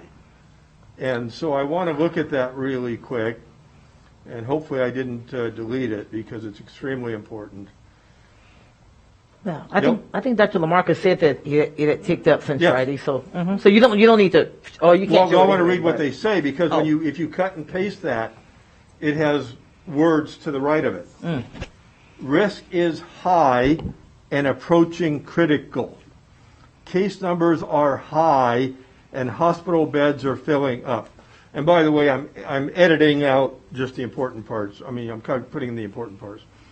Only leave home for essential functions. Stay away from at-risk people. Socially isolate as much as possible. That's from that website. I agree with Ms. Sutton that masks are not highly effective or ineffective. If it was up to me, I would ask the governor for a waiver so the kids could at least wear shields. So we talked tonight about the supply chain, our supply chain. Testing's a problem. Somebody's paying for it. Bus drivers are a problem. Exclusions are a problem. Teachers are a problem. When they call in sick, subs are a problem. As we saw by emails and tonight, literally the kids are showing up. The bus driver works. Everything works. They make it to school, and they're sitting in a classroom with no teacher, no sub. Then if there's no food, any one of those links in the chain is essential. Every single one of them, or we don't function. In Antarctica, a new team was segregated, tested. They went to Antarctica, and 16 of 25 of the people at the site got COVID. They're all vaccinated, tested, they had them in segregation. 16 of 25 got COVID. A Navy ship, fully vaccinated, 25% of the ship, out at sea, got COVID. So, if it was up to me again, I'd say you just can't win. I'm not smart enough to have an answer. I'm a no-masker. If we were using that common sense, we wouldn't be sitting next to each other like this. We wouldn't have these people that don't know each other packed into the room like this. We wouldn't be here tonight, or we'd be at some high school where you could sit 10 feet apart. This is insanity. You guys don't live with each other. You're shoulder to shoulder. So where does that lead us? I'm as conservative as they come, and it's not necessarily because of the COVID threat, although it is. We are, quote, high and approaching critical. If we stop our testing, that makes tests available to the community that needs it. So I only see two options. Again, I'm as conservative. You expect me to go, who cares? No. I'm logical. There's only two options. Effective Thursday, January the 13th, we need to close. We're off the chart compared to even where we were August of 2020. When you look at that spike, if you could go back to that, please, Dr. LaMarca. And when I looked at the new website, that one, it's straight up. An F-16 can't do that. It is straight off the chart. And we can't, I'm sorry, but schools are not the safest place for kids or staff. So again, my two options. We got to close. That's the first part. We either got to close for like 2 weeks, give the superintendent the authority to know when it's safe to reopen. Hopefully we can do distance learning, but even if we just close, we got to do it. The option number two, we got to close. And if you want to send your kids, we just don't have the supply chain to keep schools open. So I suggest that we have regional schools, 1 or 2 high schools, 3 high schools, 6 or 7, 5 middle schools, but a fraction of what we got because we don't have the supply chain to support it.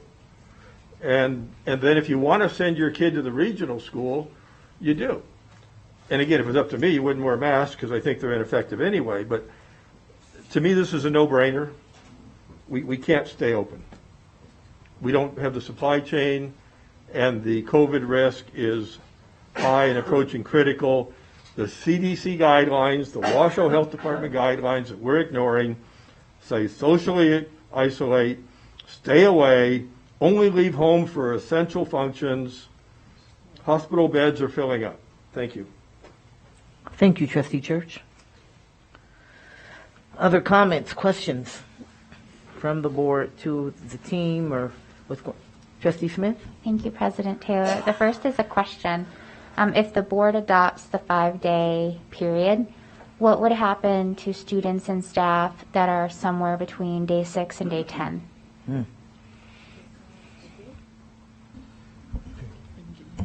Okay. So, thank you for the question, Trustee Smith. Dr. McNeil addressed this a little bit in terms of we've been working on this.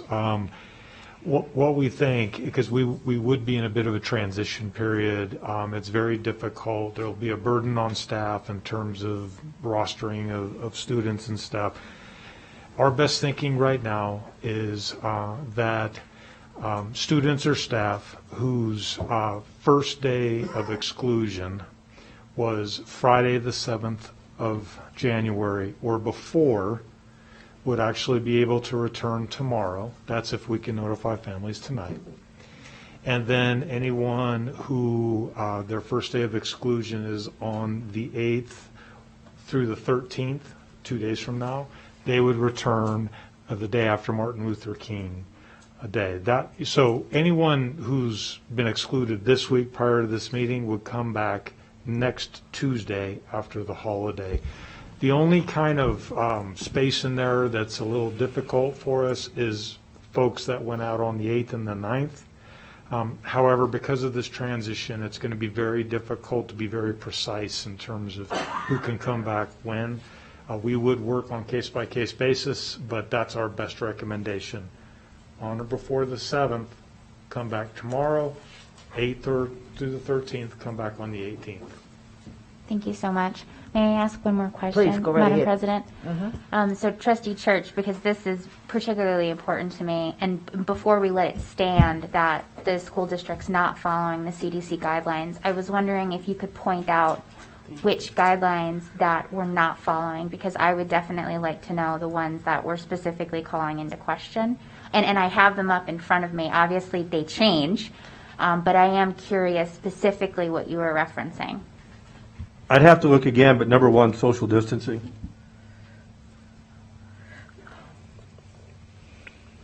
Okay, I mean, it seems like they have different instructions for the K-12 environments.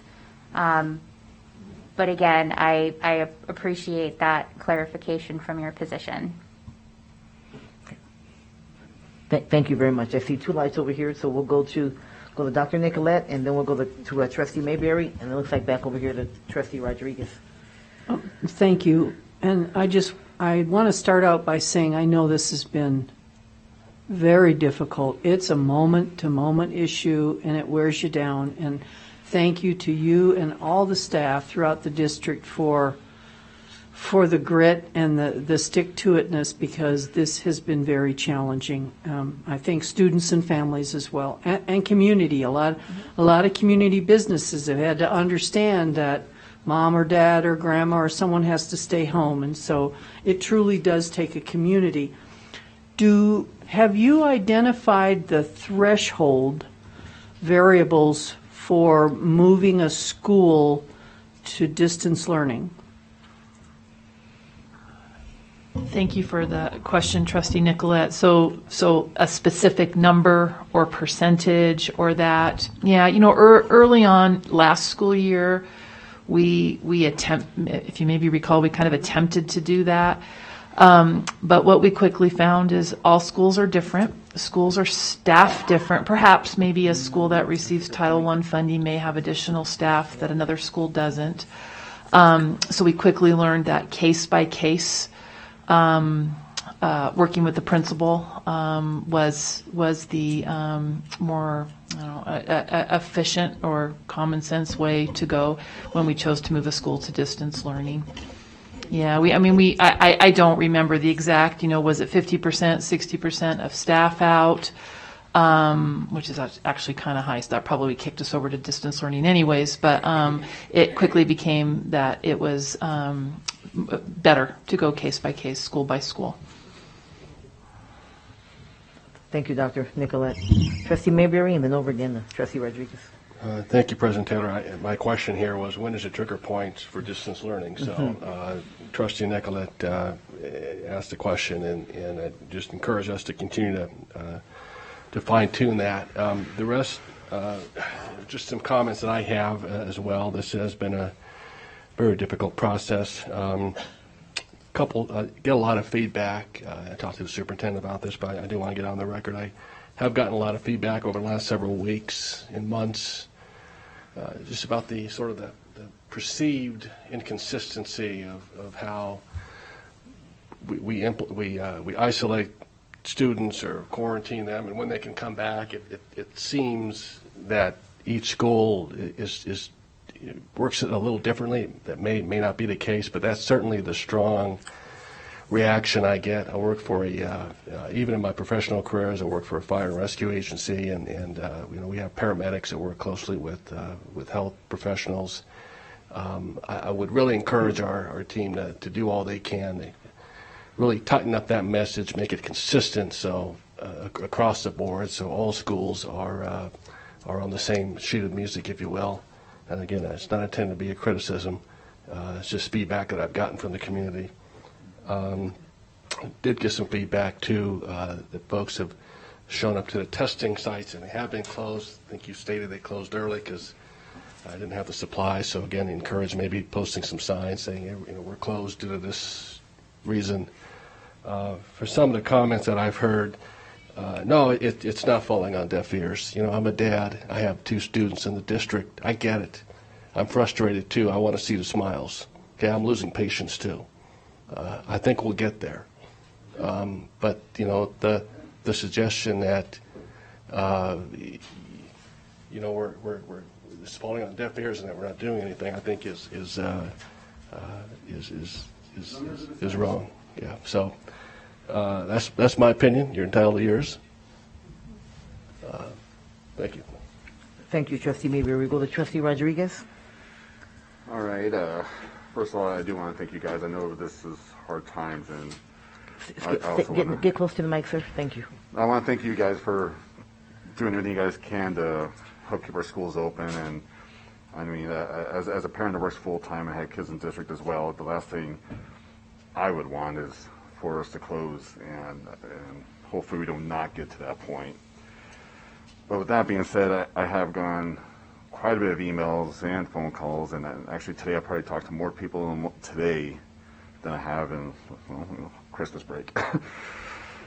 So I do have some questions. As far as the tracing, this is one thing I've been hearing quite a bit about from our staff, and Dr. Lamarck, I know I kind of touched a little bit on it.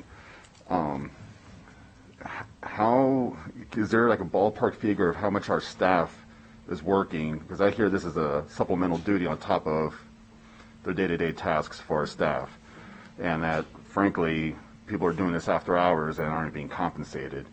So do we have a ballpark figure, or is that something that we have to do, or is that something we could look at not doing? Let me try to answer it this way, Trustee Rodriguez, and thank you for the question. 2 years ago, 2.5 years ago, it's nearly been 2 years, none of our staff were doing contact tracing, except for in very extreme situations. I think we had a diphtheria outbreak. So in very isolated settings, the school nurse and clinical aide might do some of that work. So this is brand new.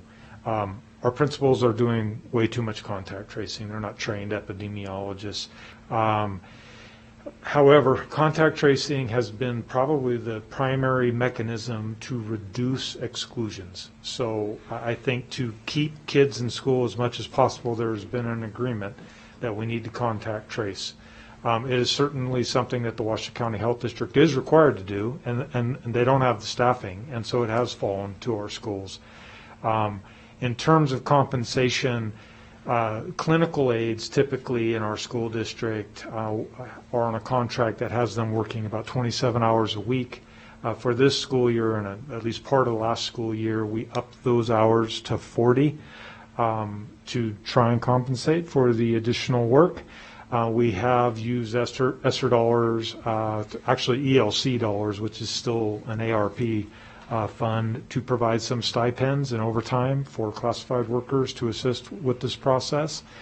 But it is taking a toll. And so I guess generally I would say we're spending a lot of time on that, and it's taking away from other things that we ought to be focusing on. I will tell you that we are at a point of almost no return with contact tracing. It's just not practical. The cases at this moment in time are increasing so rapidly that we have strongly contemplated moving to what we would call a notification system. That would be some sort of a notification to a family that within the building that their child goes to school, there is a positive case. There possibly has been a contact, and these are the recommended actions you might take. And if you choose to keep your child out, then the 5-day quarantine period that we talked about would kick in should you act in that direction.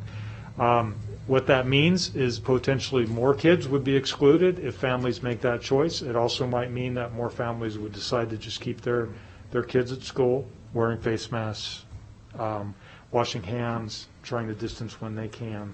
But we're just at a point where we're chasing something that we can't find. And so I mean, I don't want to interrupt you, but I'm actually kind of excited. I don't know if that's the right word to hear that. So this is something we could look at dismissing the contact tracing, so we can allow our staff to focus on their day-to-day, and then we just do a notification that the parents can put that decision on our parents. Is that correct? Is that kind of what I'm hearing? That there is a possible exposure? That is an option that we might have to make, just because it's not possible to contact trace. I can tell you that the Washoe County Health District has indicated to us that they are outstripped in terms of their capacity to contact trace with right now. Now, one thing we know about this particular variant is it seems to be increasing rapidly, and then at least in some other jurisdictions, it has decreased rapidly. So this might be a very short window in which we're unable to contact trace. I don't know. I can't predict that. But it is something that we've contemplated because we can't keep pace. Okay, and I actually have quite a few other questions. Please go right ahead. As a parent, my daughter's been excluded twice this year, and it is frustrating, and I understand that. And so this is something I've also been hearing, that the inconsistencies from different schools, even our charter schools. At what point is a student considered to be excluded and need to go home? Is it 2 coughs an hour, or what is? At what point are our clinical aides or nurses telling parents to pick up kids? So exclusion based on close contact. If in fact there is a positive case that's known in a building, for example, a parent calls a principal and says, "I hate to tell you, but my son Paul tested positive for COVID yesterday. He was at school all week." That kicks into contact tracing, in which we find out where Paul was, who was sitting close to Paul. Any of the people that are close contacts to Paul who are not vaccinated, or now under the new guidance, should you guys take it, not fully vaccinated, would be quarantined for a 5-day period. Now, if a student comes to the school and they demonstrate symptoms, they've got a fever, there are certain symptoms that just one of them, and they would be asked to go home and isolate. There are other symptoms where it takes a couple of them in which they have to go home to isolate. We have that. It's on our self-screener that's issued out to, it's on our web, it's issued to every school. Okay, because I'm hearing this from the community, and to a certain degree experiencing this myself, and I have to share the frustration that, a kid has a cough, gets sent home, and in my case personally, I have to go see about getting a doctor and having my kid tested to see he can get back in. So I would, if we look at doing away with the tracing and putting this into the parents' hands, is there possible that we might alleviate some of these exclusions, including our staff, and let them make the decision whether or not they're sick or not? Yes, but not in the case of a person with symptoms. Okay, Fair so enough. But the close context, yes, that would become a decision of the family and or the staff member. Okay. Let me say something real quick, if you don't mind, because I think this may get to Trustee Mayberry's question. Some of the inconsistency that we've seen, it's not an inconsistency in process, it's an inconsistency in timing. So, for example, I'm sure that some parents have just pulled their hair out when they're told your child is excluded for 3 days. And then, but his kid was excluded for 8 days, but you're telling me only 3 days. That's all about when the contact occurred, when the school found out about it. Our process is when a school finds out about a positive case, that if it's in the AM, that the contact tracing is completed by the end of the day. If it's in the PM, it's done by the end of the following day. So a lot of the inconsistency in terms of the timing of exclusions has to do with when we find out about a case, not about the process itself. Again, I'm a parent too, it's very frustrating for parents. And then just to confirm or reiterate, so the contact tracing is not something that's mandated by the governor's directive, correct? No, it is not mandated by the governor's directive. It is, no. Okay. I think that's all I have for now. Thank you. Thank you, Paul. Thank you, Trustee Rodriguez. We're going to go to Student Trustee Victoria, and then we'll go to Vice President Nicolette. So you leaving in? Thank you, Madam President. In no way do I want to go back to last year or anything like that. But I remember last year, after we came back from winter break, the 2 weeks before winter break, we were on distance learning, and the 2 weeks after, we're on distance learning. Is there do you in any way think that if we were to do that, since we came back from winter break, the cases went up? If we go to distance learning now and come back in a few weeks, will the cases get decrease? It's a very, very good question, Victoria, and one that I wish we knew the answer to, right? But anyways, with that being said, if you'll remember too, as we headed into that winter break last year, we had also had schools that were moving to distance learning, going to distance learning. I think Worcester was on that list too, I remember as well. And I think it was the staffing. I'm going to lean on you guys, right? It was staffing that drove us, our trustees made the decision to move to distance learning. We knew that break was coming up.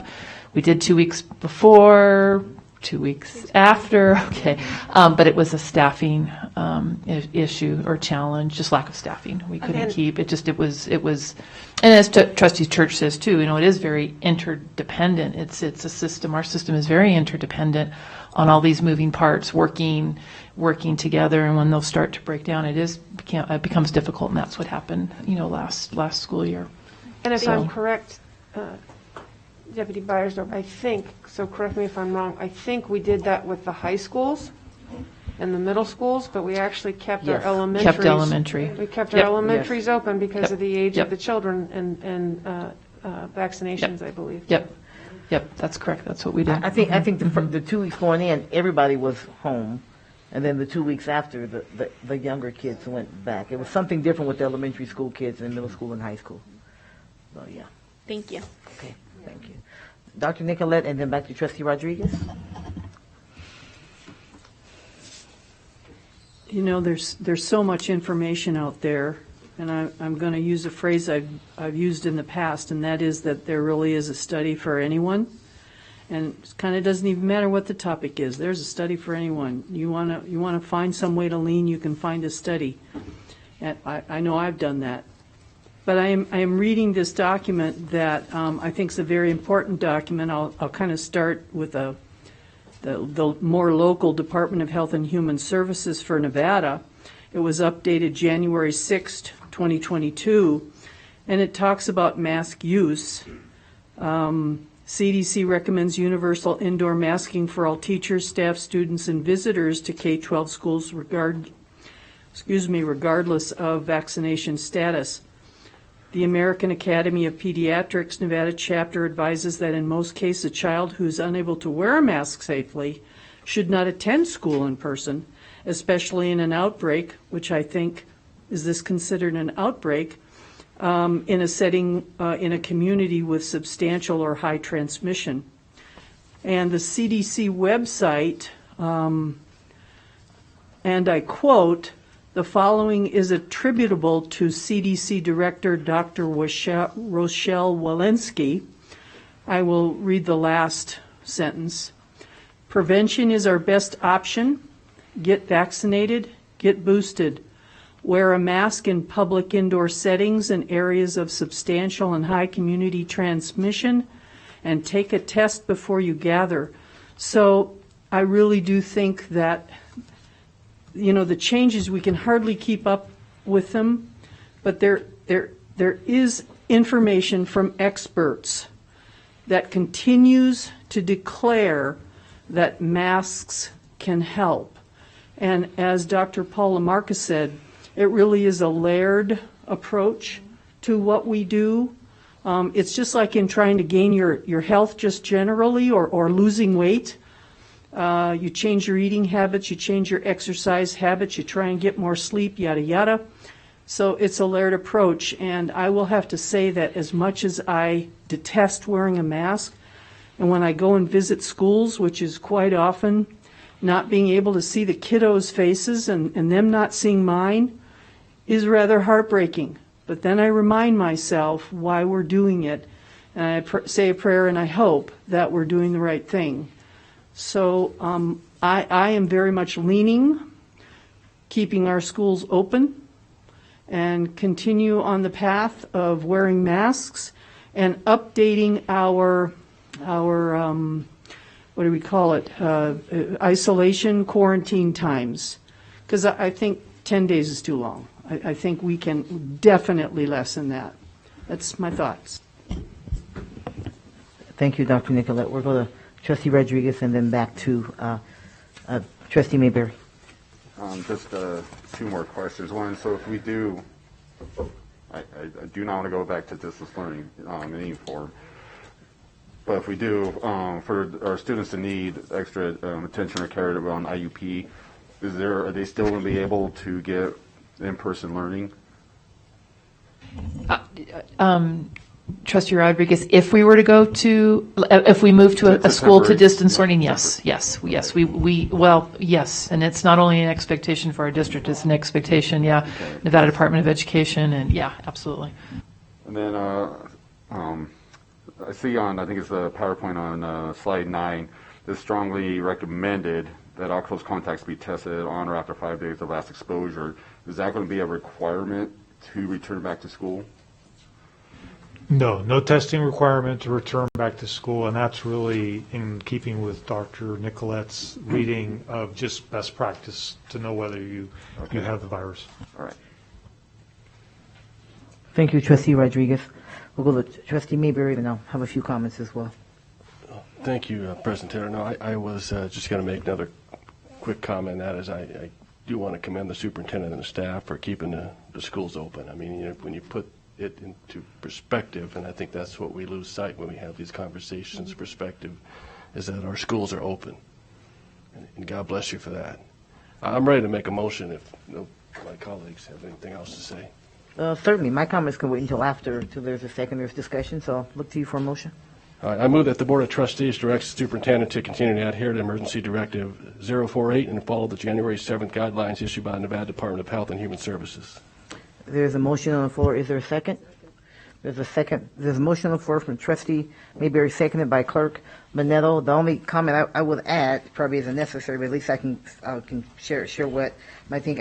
Just a couple of comments based upon public comment, based upon my conversations with people in schools. We all have teachers and principals and specifically, and then the conversation that we've heard here tonight. I think that's important as well. One is, I think, anything that we can do to at least clarify the differences from an exclusion. I think that's just a point of frustration.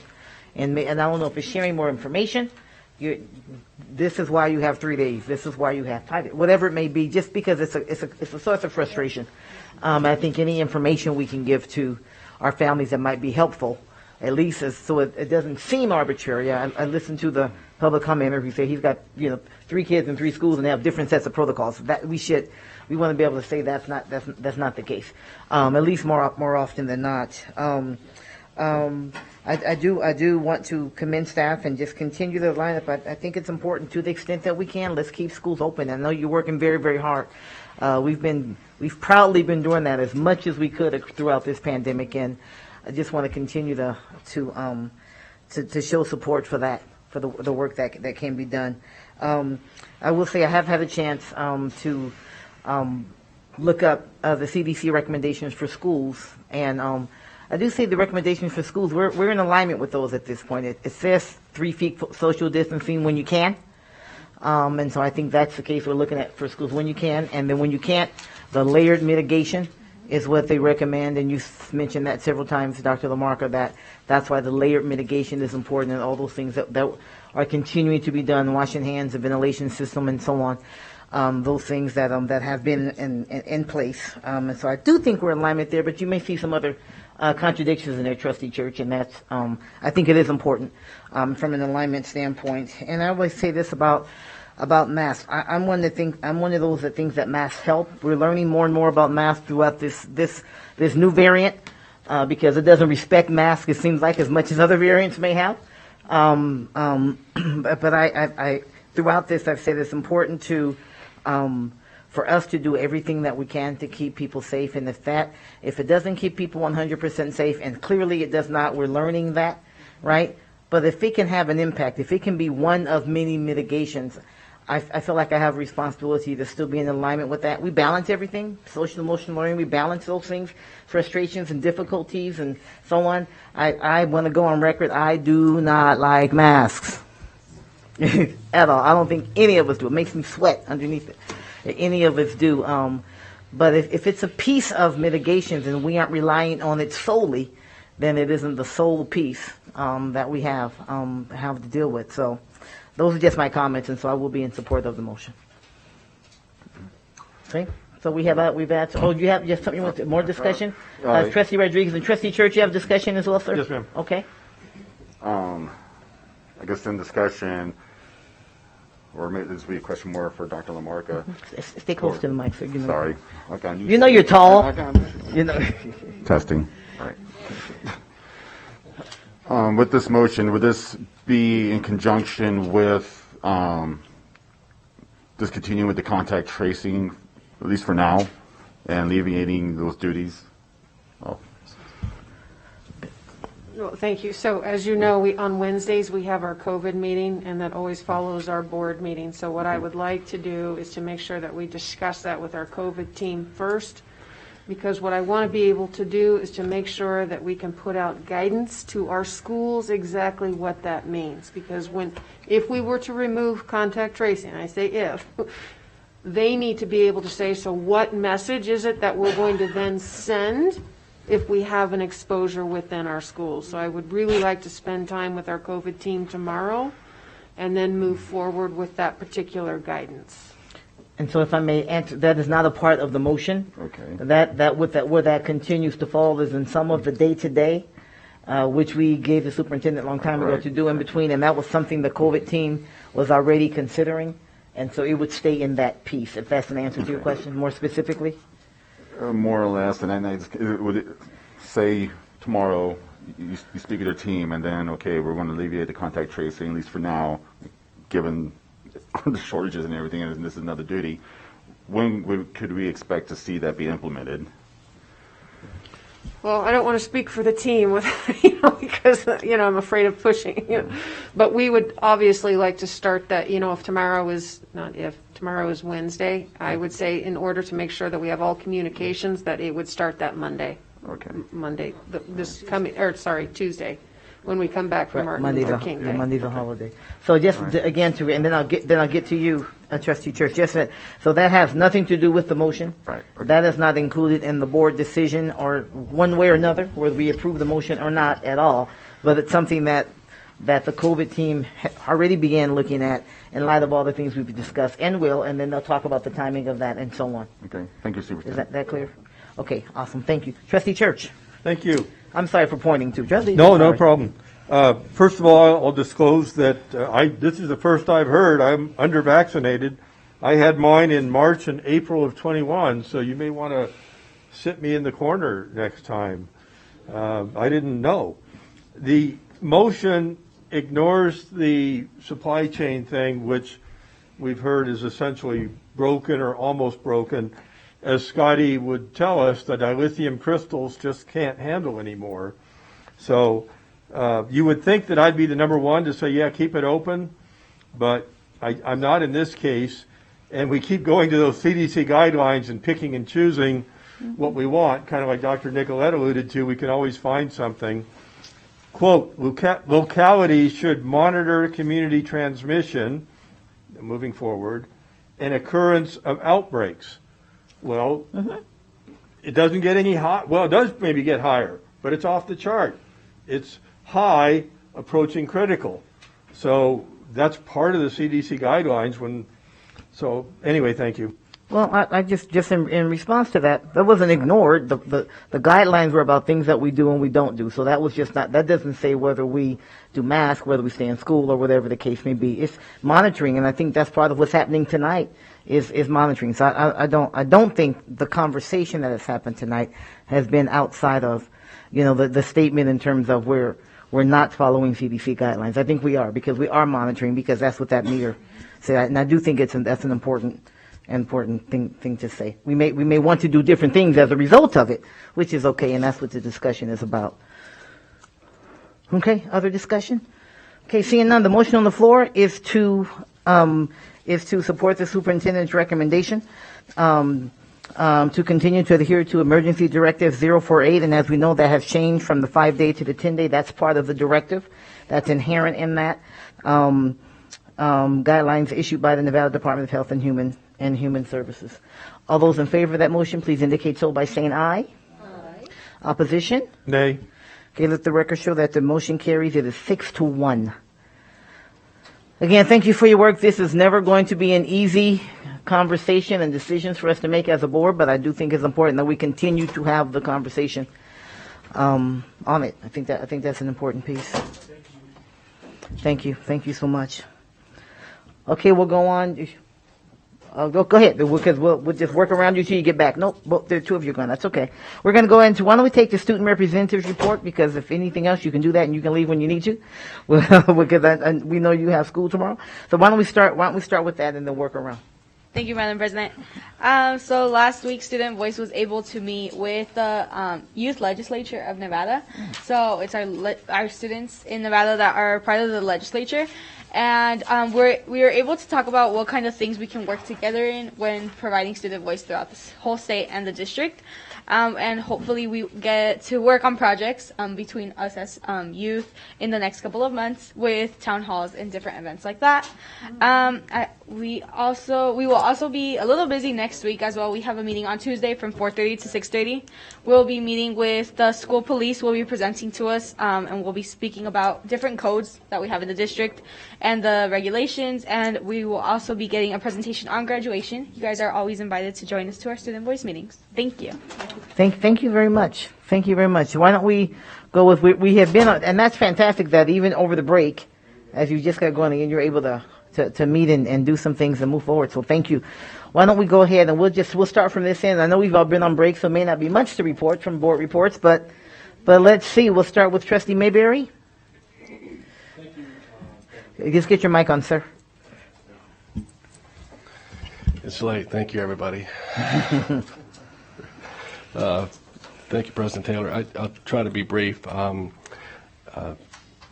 I did have an opportunity, I didn't say this at the last meeting, but I did have an opportunity to tune into a Title VI meeting and learn a lot about how we support our Native American students. That was a really enlightening opportunity.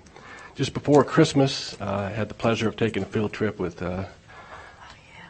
Clerk Minetto to Gerlach, Nevada, along with the superintendent, deputy superintendent, and the area superintendent for a graduation ceremony for two students at the Gerlach School. It was a wonderful experience for me as a native Nevadan. I've never been to Gerlach because I'm not a burner.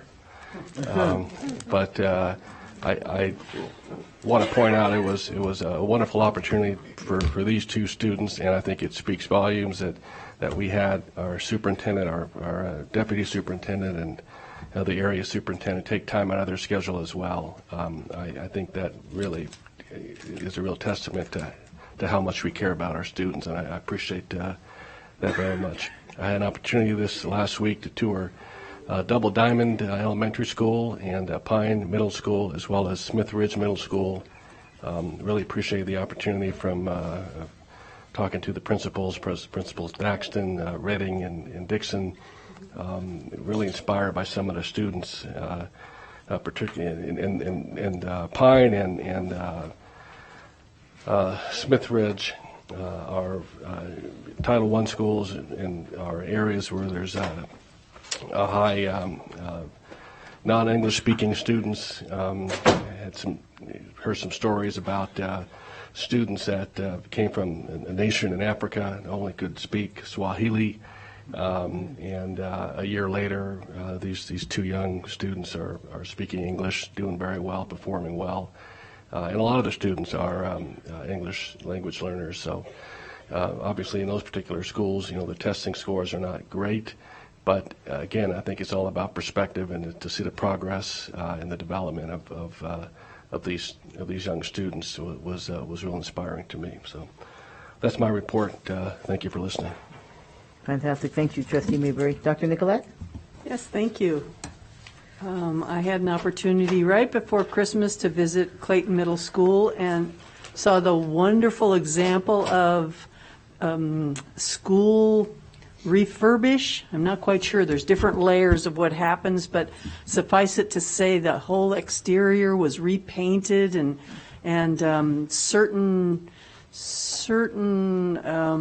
safety features were installed, and it just an absolute exquisite job, and the principal was just so proud, and the kids were so proud, and it was wonderful to see. And then of course visited a lot of classrooms, and that's truly the gift of being a trustee. And I attended my first full time as a representative of the Governor's Early Childhood Advisory Council. I learned a lot. Believe it or not, I didn't say anything. I was just there to learn, and I learned a lot. And there's a lot of exciting work going on. I continue to attend the media briefings, and I will tell you that it's such a wonderful opportunity they happen the Friday before the Board of Trustee meeting.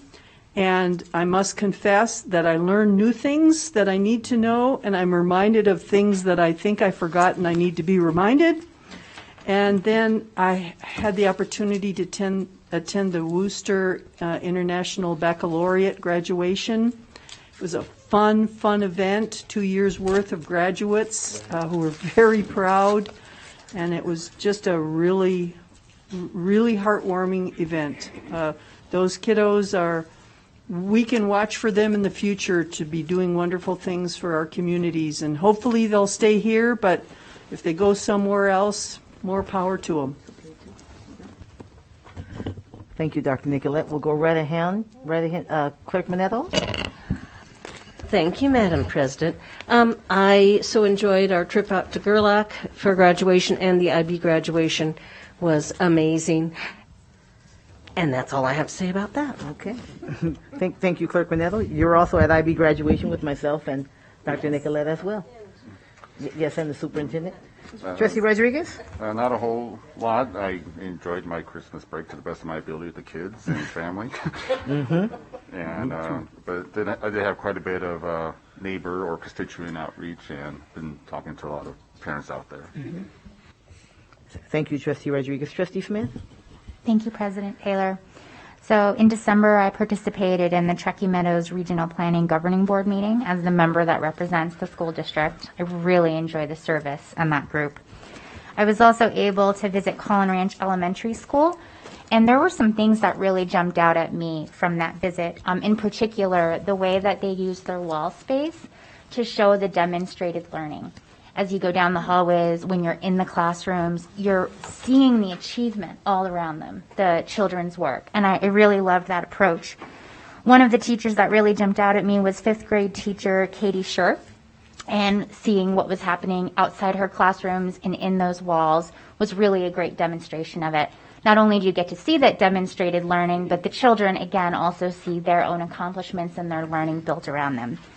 I was also really impressed with Ms. Katie Rossi, who is a pre-K strategies teacher.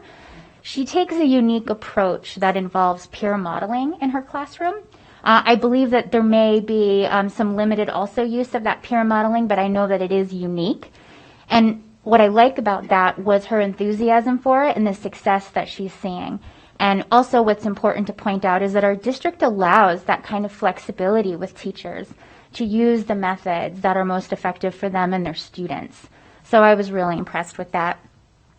I also met and spoke to a lot of district staff, our neighbors, and community members about the superintendent search. I think we're going to hit that 500 application rate probably tomorrow.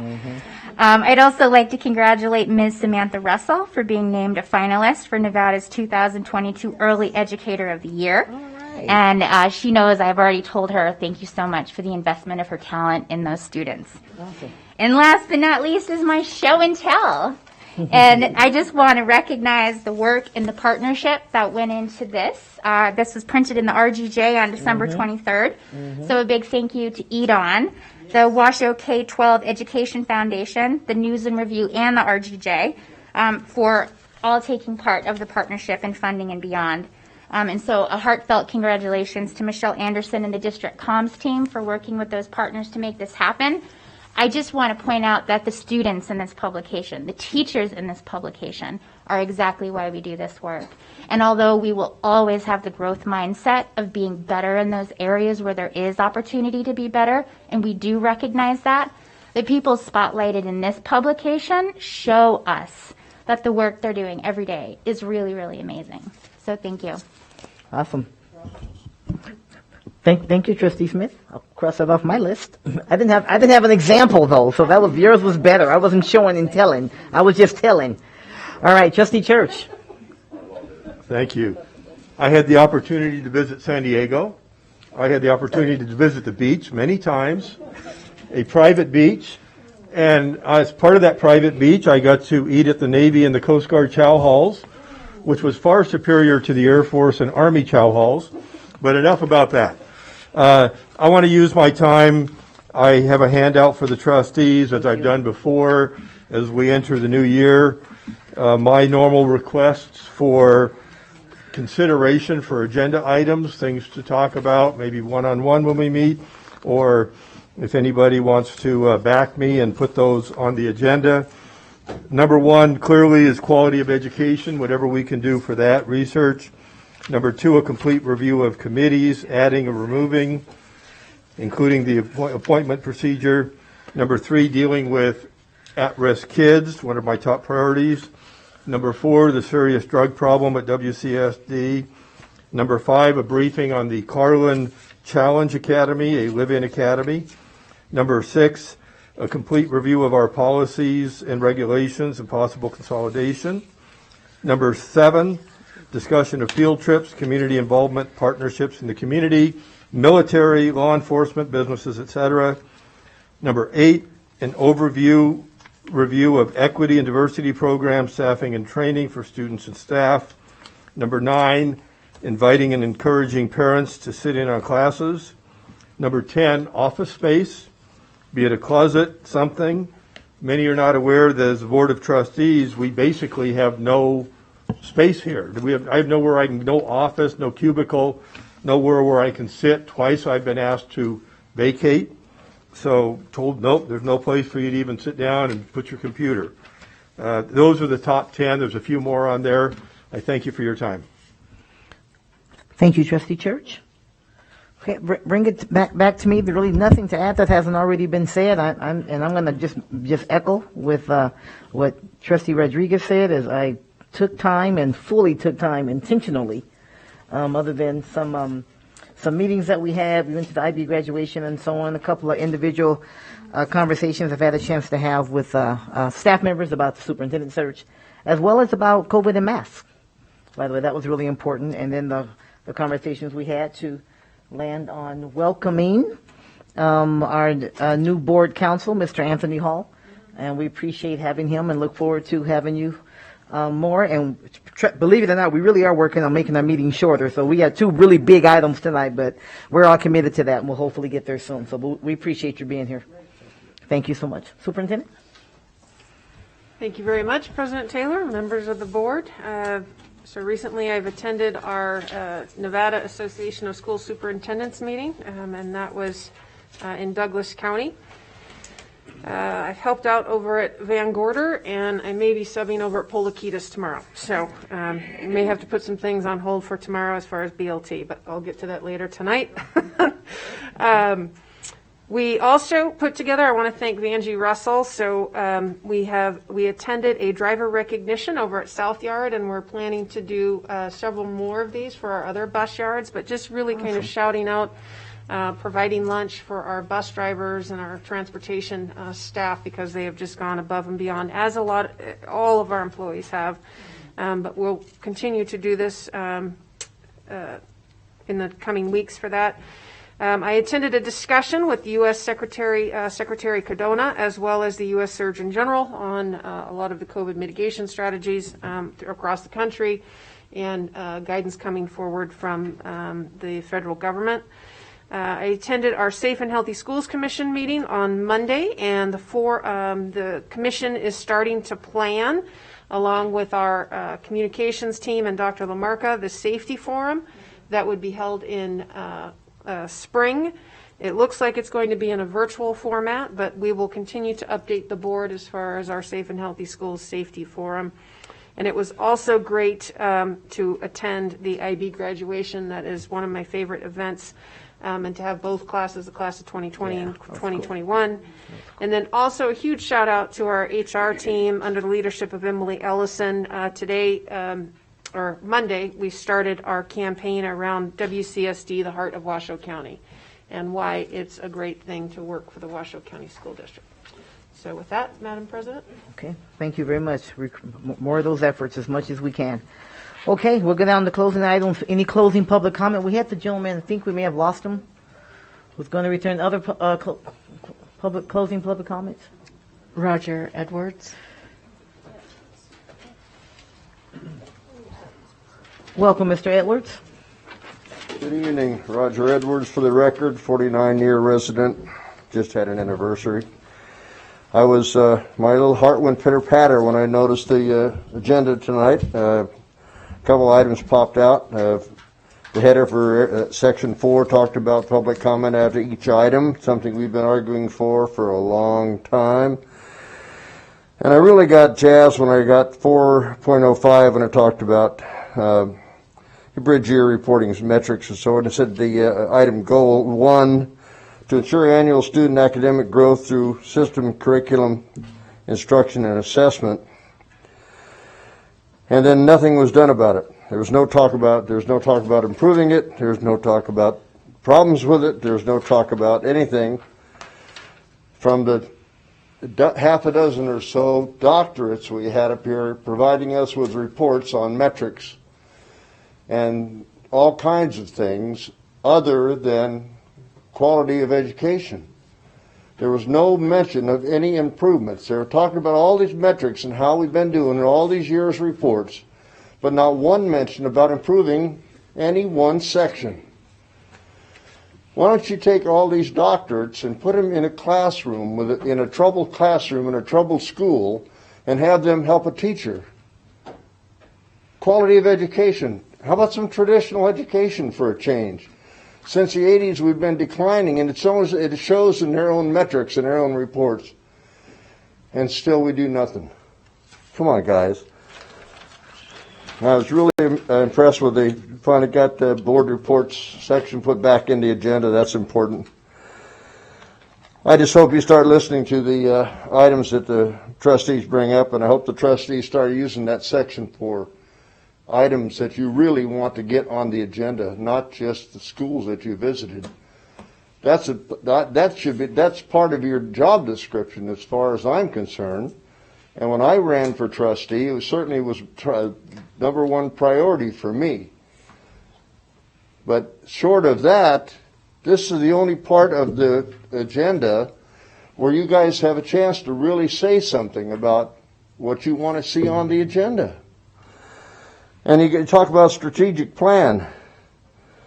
Does this strategic plan include a plan to start back with quality of education? How about response and recovery? And besides COVID, does this cover any, are we going to recover, respond to us going from 49th to 50th in the nation? Come on, how about cultural competency? How about mathematics competency? How about civics competency? How about stuff like that? We're worried about cultural competency and when all these other problems we have. Thank you, Mr. Edwards. Thank you. The board received emails from Patrick and Janice Flanagan, Donald Fossum, Brian Irbis, Will Harper, Dr. Michael Markison, and Alex Gavon. Thank you, JJ, and thank you for all the work that you do. We appreciate you. This concludes our meeting for tonight. Our next meeting is January 25th, right here at 2 p.m. Thank you, everybody. We are adjourned.